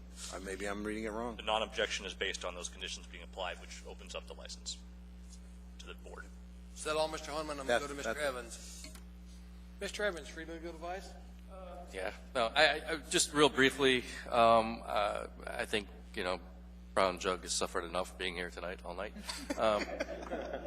That should curb any kind of thoughts of malfeasance. No, I agree with what I think Paul was saying, that there just hasn't been a documented record of any violations or things like that I could grasp onto that would justify imposing the conditions that are set forth. Accordingly, I think the only move that I certainly could support would be passing the AM. I hope that's what you move forward. Thank you, Mr. Evans. Mr. Chairman? Mr. Starr. Well, you can call me in order if I'm not next. You're always next. Go ahead, Mr. Starr.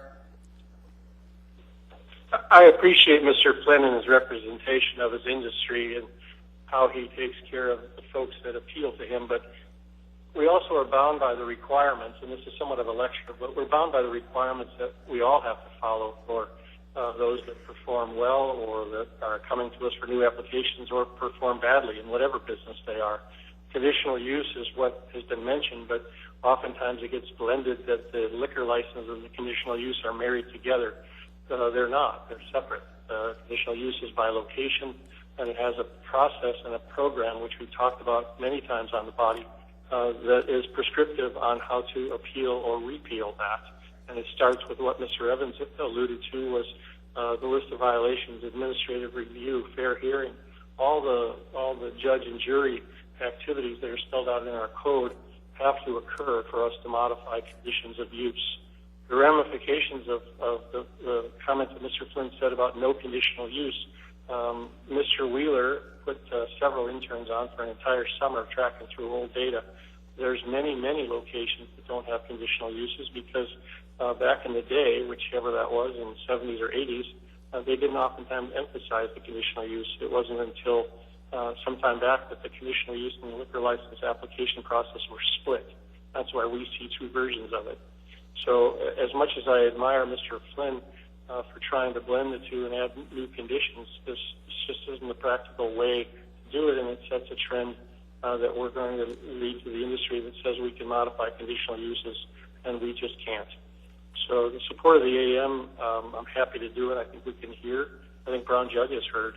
But the idea that we can put however soft those conditions are in terms of their bearing, I just don't want to start to go down this path of that. So the fork in the road analogy is great, but until we can come with another way to effectively reach in and grab a bad operator and take hold of its conditional use at the assembly level, we just can't do it this way. That's all. Thank you. Thank you, Mr. Starr. Mr. Hall. Thank you. Everyone's going all around this. I'm going to move the AM.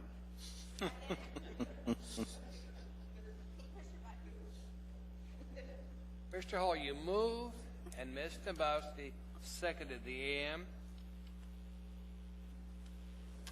Mr. Hall. You know, what I would hope hope would continue to happen is there appear to be some really good lines of communication opened up between the Community Council and Brown Jug. I think there's an honest effort on both parts to continue to make this better for the community. And I would encourage that to continue under the conditions that it's happening. So I would urge support of the AM.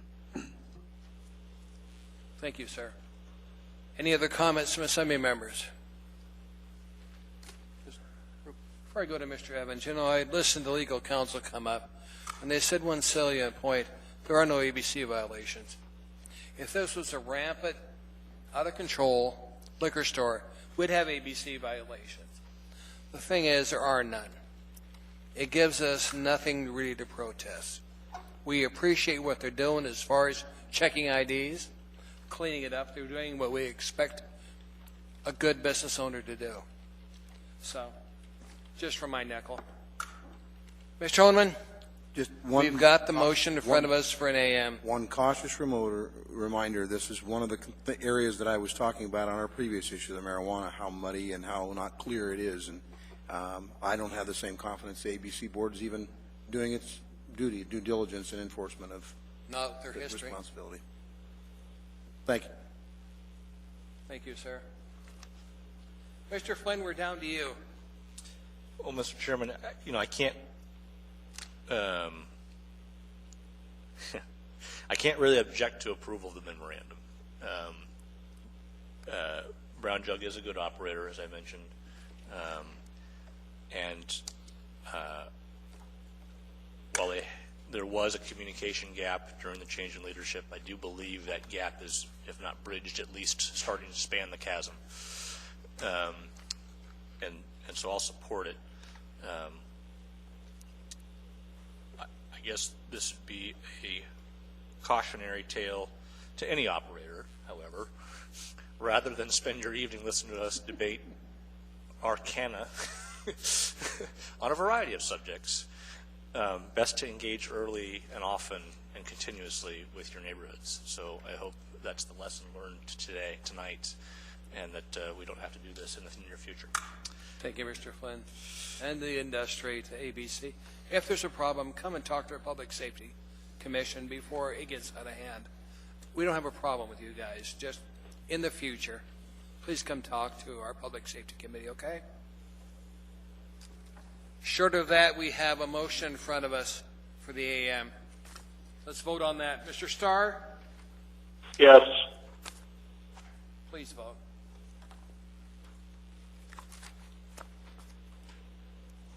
The AM is approved. Mr. Chairman, with your approval, I will make You're my going to leave. depart, aren't you? I've been previously excused from the next item on the agenda. And So you don't want to stay for public comments? I'll watch them at home, I promise. Thank you, Mr. Flynn. Okay, on our agenda, we're now down to special orders. Mr. Item Chair. 15A, Ms. Dombowski. Thank you. Before we get too far ahead, I'd like to lay an item on the table. It's AM. We didn't introduce this, right? Yeah. AM 23-2016. I'm passing it out. It is a letter that everyone's already received from Mr. Owens, but I want it to be part of the record. Do they need a motion? Yeah. I'll second it. Thank you. Goodbye, my friend. Yes. Thank you.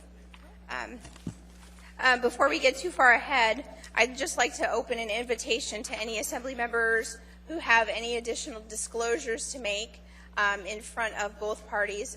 Mr. Owens not here, but Mr. Falsey is here on behalf of the Department of Law. Mr. Coffey is here. So if anybody has any additional disclosures that they need to make, now is the time.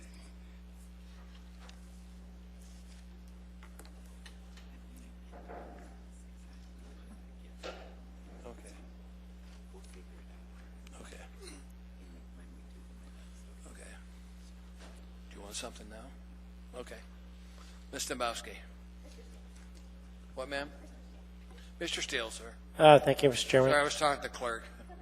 Sorry about that. I did have a short conversation with individual at a community council meeting with regards to this matter.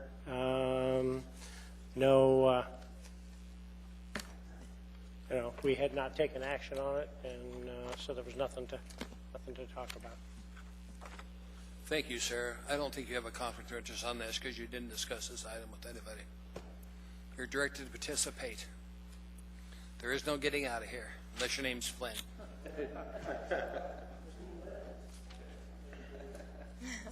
Thank you. With that, Mr. Chair, Mr. Owens, again, all assembly members and Mr. Coffey have received Mr. Owens' comments.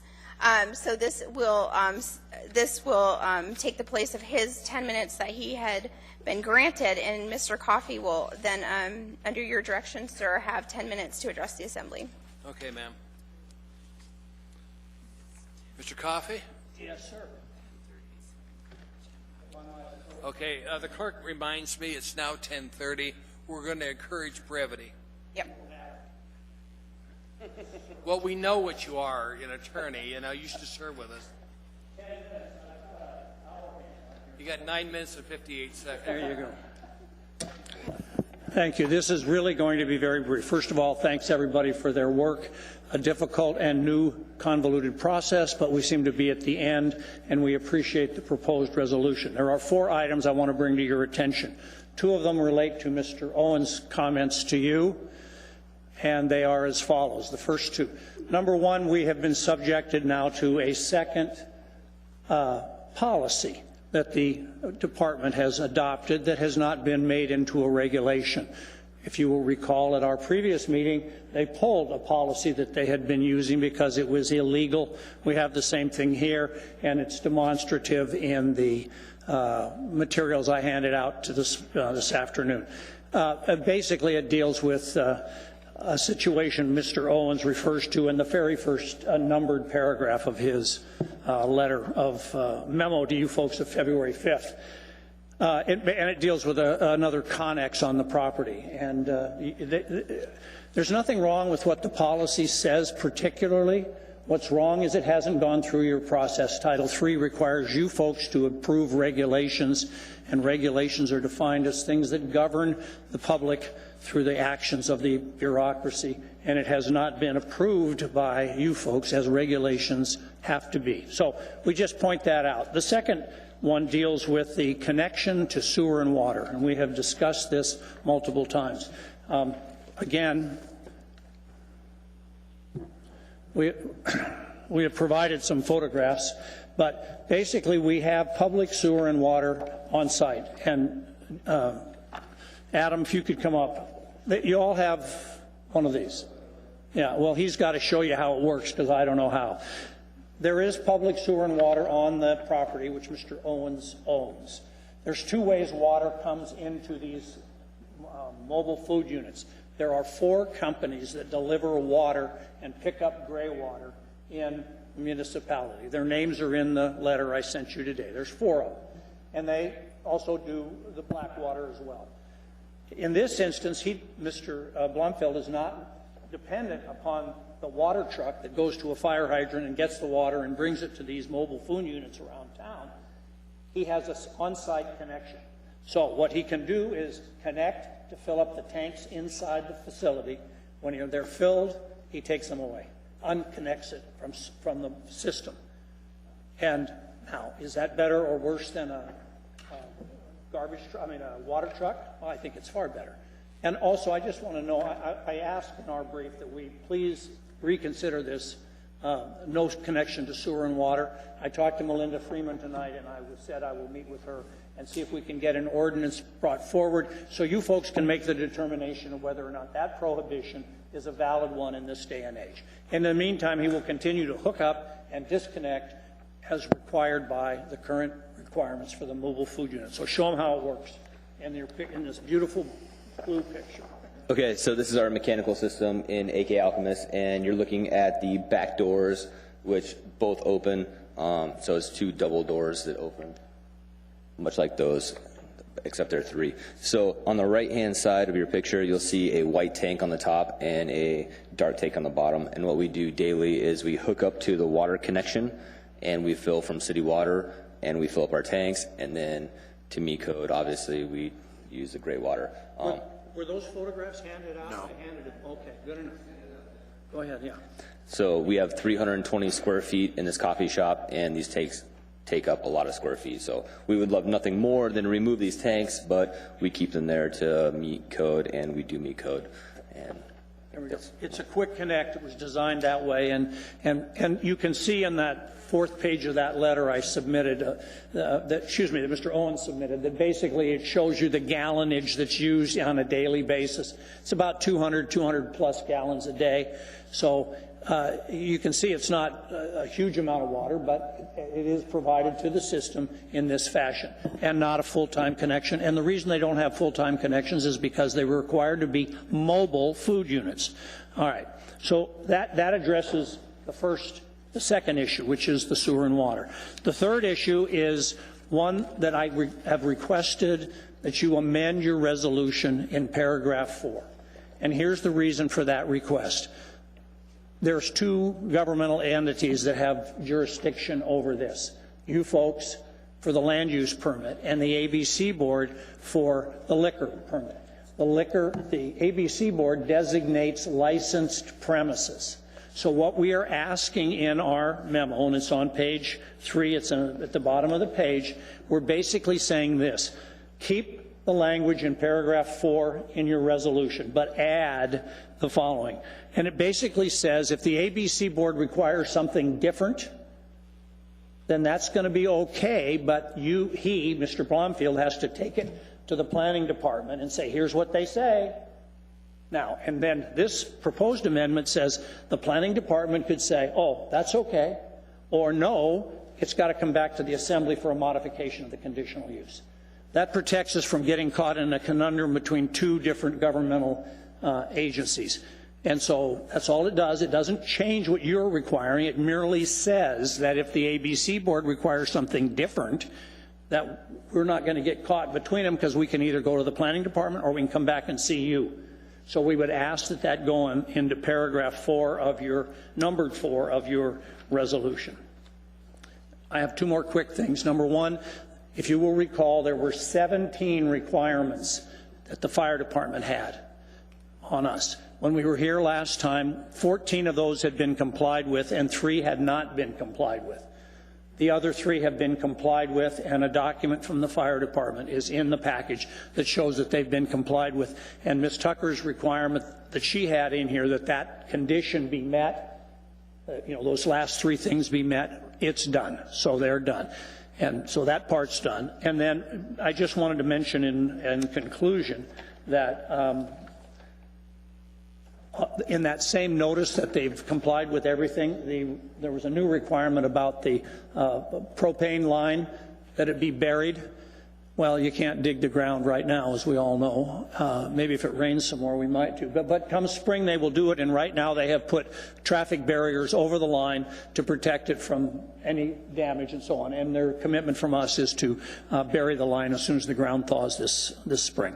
So with that, we thank you again for everything, and answer any questions you might have.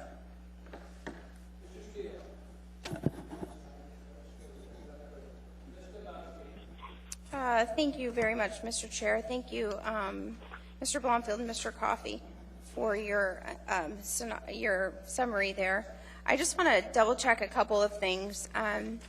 As you read Mr. Owen's letter, if we were to amend our resolution just to say ABC license use is not authorized on site during any concurrent period of use, storage, or structure on the subject lots in violation of municipal code, would you have objection to that, and if so, why? I'm sorry, you're talking about the thing that came in paragraph number 1 of Mr. Owens?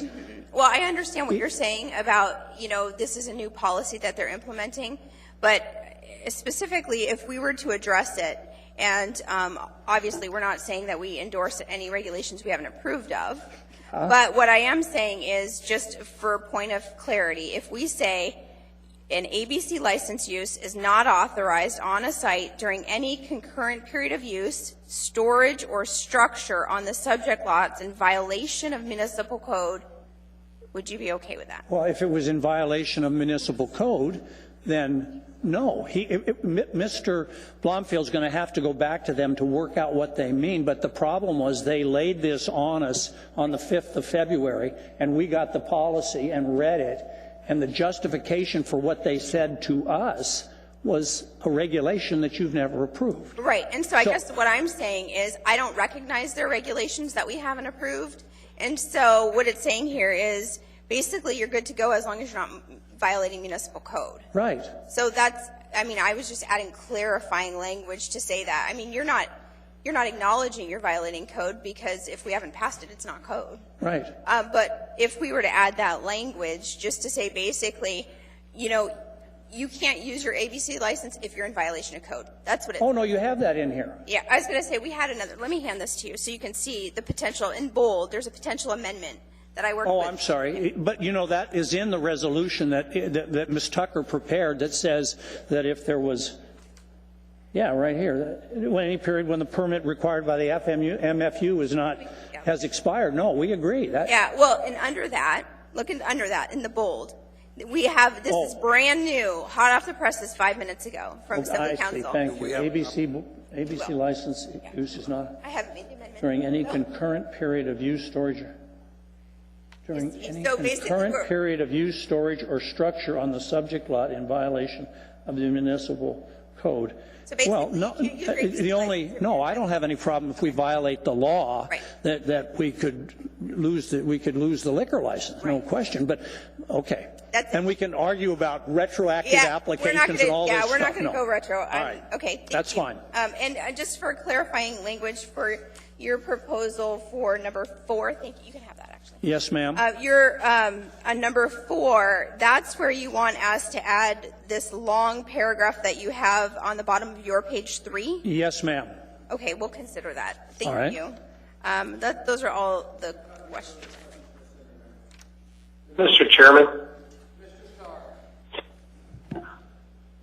I'm interested to know Mr. Coffey's position on the rest of the, I guess, 21526 or 261S. Is everything else good in that if we approve that tonight? Yes, we're fine with the other parts of this thing. We've already complied with some, like the fire code. We wanted to explain the water and so on, but we don't have any problem with the other than what we have just told you in our little memo.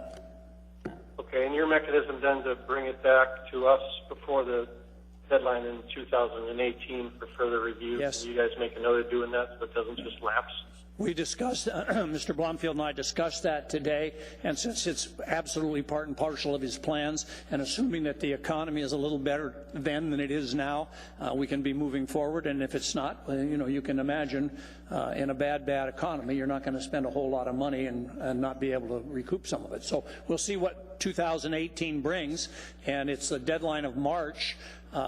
We thought about asking for a continuation into the summer of 18, but we'll just take what we have now, and as things progress, we'll be back here. We'll probably be back to the... Yep, hopefully the business model works and we don't have to deal with it again. So yeah, I hope so. Works for me. Thanks for being here. Yeah, and we will be back to the planning department as we go through this process. We've got a brand new site, and you know, references made to things in here that aren't worthy of comment now, like parking and landscaping, but during the course of development, we will talk to the planning department and work out solutions. That's the whole point. Very good. Thank you. Yes. So, as I understand it, Mr. Coffey, Mr. Blomfield, you're good with the resolution as drafted. You have no objection really to what Ms. Domboski showed you on the proposal. No objection. And that you had asked that we amend paragraph 4 on page 3 at the end. Yes, sir. The language that you proposed. Right, to allow so we don't get caught in a bind. That's all. That's all. And so that's Too your blocked. position. That's your position. That's it. Thank you. Thank you, Mr. Coffey. If you're done, we're done. We're going to go right to it. Yes. Thank you, Mr. Chair. I move to approve AR number 2015-261. I second that. And I just handed you an amended version. Second. And I'm going to go through each of these amendments, which is different than what is in here. It's the same version. Okay. So I'm going to give you the couple of amendments here, and we'll just go through them each one by one. But the Assembly Council has given us basically the documents that the clerk has it amended already. Okay, so I move to amend page 2, line 42 to read, ABC license use is not authorized on the site during any concurrent period of use, storage, or structure on the subject lots in violation of municipal code. Second.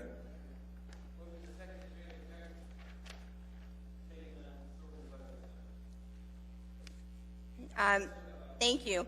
Mr. Chair, I move to amend page 3, line 1, to change the word photograph to the word rendering. Second.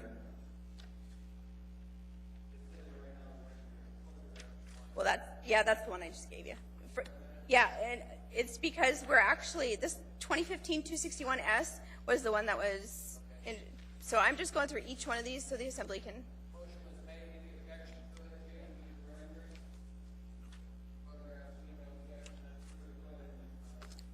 Thank you. Let me just look at this. Okay, so the next amendment is page 4, line 36 through 40. I would like to add, after the word applicant, period, I'd like to add assembly review of the limited conditional use permit prior to expiration shall be a separate and distinct process from administrative review associated with MFU permit renewals, fire department safety inspections, reviews appropriate for seasonal use structures under AMC 23.10.104.3.2 and other routine administrative actions. Second. And just clarification, and these amendments are in response to Mr. Owen's suggestions. This just clarifies the fact that the renewal will come back to the Assembly, and it is a distinct process.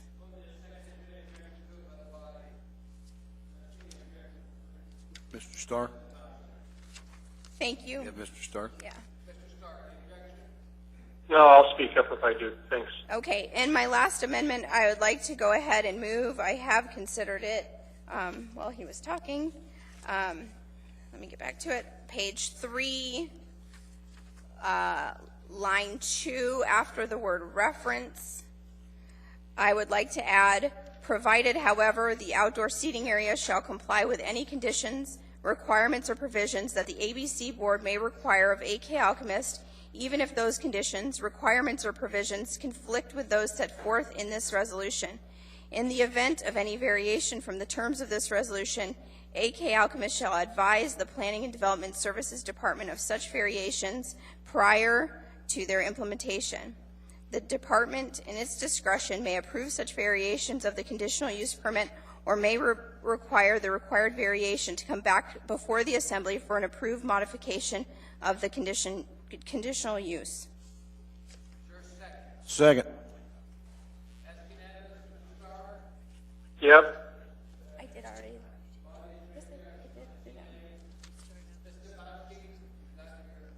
Thank you. The Assembly Council is telling me that I thought I did this one, so anybody stop me. I thought I had amended page 2, starting at line 4.2, to add ABC license is not authorized on site during, did I do that one? Okay, I thought I did. See, I was having a Groundhog Day moment. And the last amendment that needs to be made, let me pass this out. This is from Assembly Council. Again, this is in response to Mr. Owen's letter. Here you go, Barbara. But this is actually in the decision document. So that's the very thick packet we have in front of you. Oh, wait. The decision is page 3 and 4. Okay. So on page 3 of 9 of the decision document, there's just it begins on that page, and then when you turn it to the top of page 4, let me just double check her. Oh no, it's at the bottom of page 3. So starting at the bottom of page 3, the very last line, we are going to strike applicant has disconnected.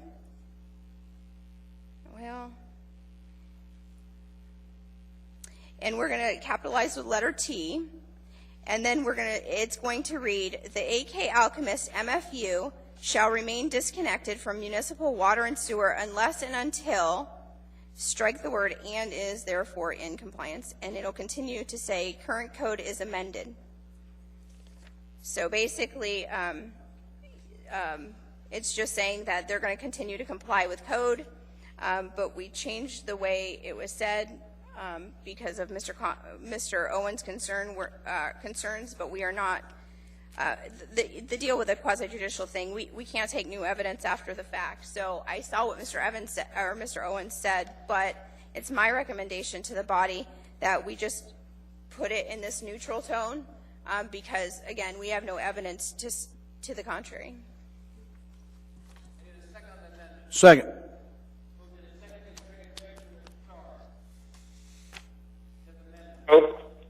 No objection.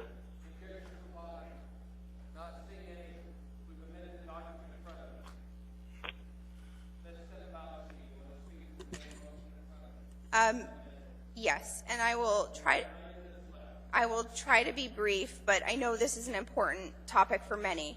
I probably spent more time with it. But I would just like to say, you know, after this process, it was a long and arduous process, probably for you more so than us. But I think when I reviewed the record and I looked at it, I thought there was a reasonable and rational way forward. The one issue that I kept going back to, which was disingenuous, I guess is the best way to put it.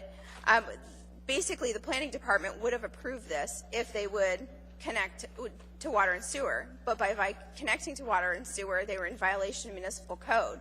So they were in this like catch-22, and that's a de facto denial. And so it was really disingenuous to say you're approving it based on this one condition you know they cannot meet. So with that being the basic reason why they denied it, it went back to we actually had to look to substantiate and look in the record, look in code to see if there were opportunities for the assembly to allow this process. I'm not going to rehash the entire decision or anything because you guys, everybody's read it. So I'll just sit back and say I support this wholeheartedly as written, and I hope to hear other comments if others have amendments they want to offer. No amendments, Mr. Chair. I just want to say I think that this is new. It's different. Please be responsible. I know you're a good operator in this town and other areas. I visited the site way early on before this appeal ever came to be, and it was disclosed. And please, if this gets approved, and I think it will, do it right. It's just, you know, you get one chance to do it right. Please do it right. Thanks. Yeah, this won't take that long.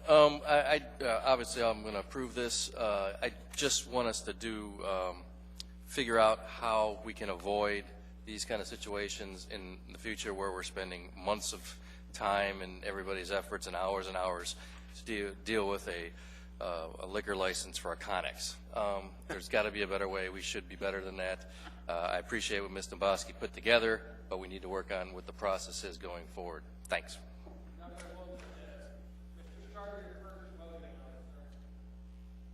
Yeah, I just want to add one comment, and that's I don't want to have this to be the trend on the quasi-judicial.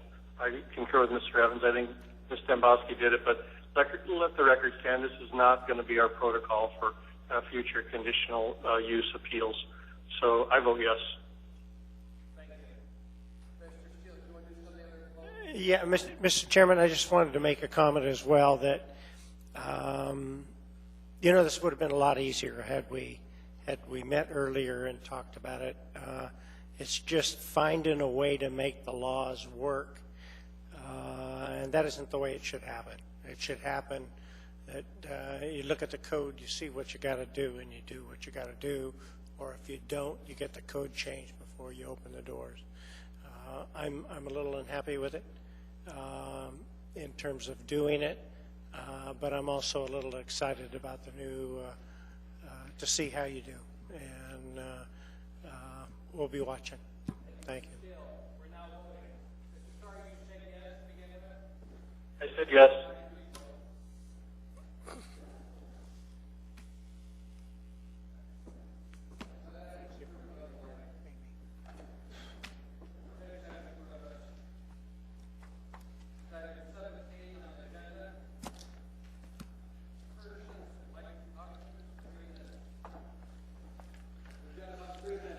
All right, thank you. My name is Ronald Leva. I've been here 2 times each consecutive years. This is Black History Month. We mentioned that Rosa Parks' resolution to be kind of forever embossed into the transit center by a plaque of dedication. Obama was here, could have signed that dedication as being a significant Afro-American coming to Anchorage, coming to Alaska, and unbelievably riding a bus. And so by the dedication of the plaque and possibly naming a bus route, or in the case of the naming of what is coming up is the John Parks transportation in his contribution. When I was previously on the city council 44 years ago in my hometown of Hurley, Wisconsin, when I resigned to become the hero of my own life and go on my walkabout to Japan, I donated my assembly earnings in the form of a memorial bench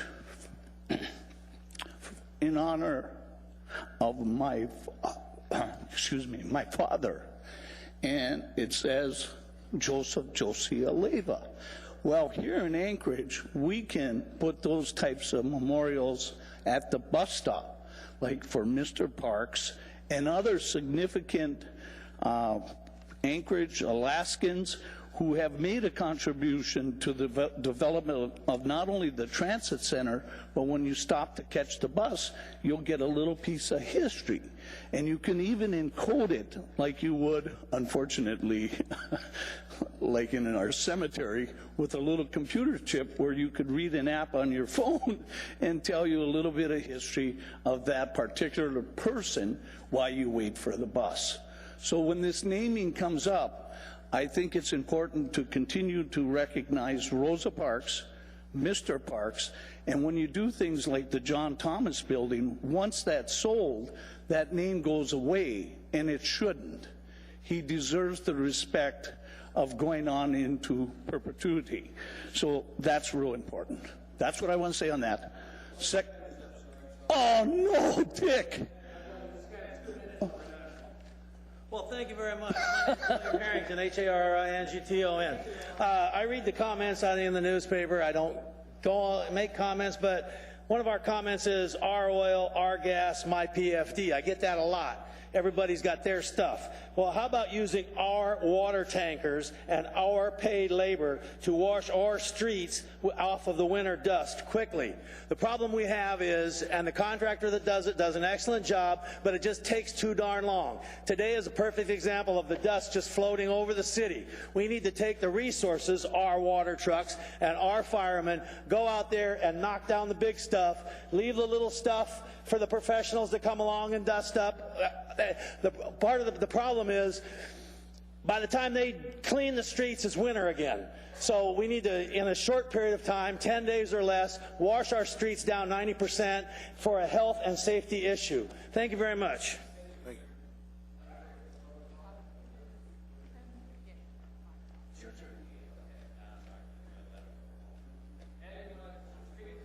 Yeah, I can do it. I can do it.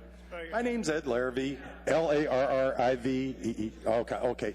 Well, anyway, I want to just re-alert you all that we are on a budget crisis. Be careful how you spend, because we can't afford to have our taxes raised any higher, and the things that we use, if you want to tax, it's going to cause more problems for the middle class. We're being squeezed. So please stay on budget. Don't spend a lot because you don't have a lot to spend. And that's the word of the day. Thanks, Ed. Thank you all. You all have a great night. Move to adjourn. Second.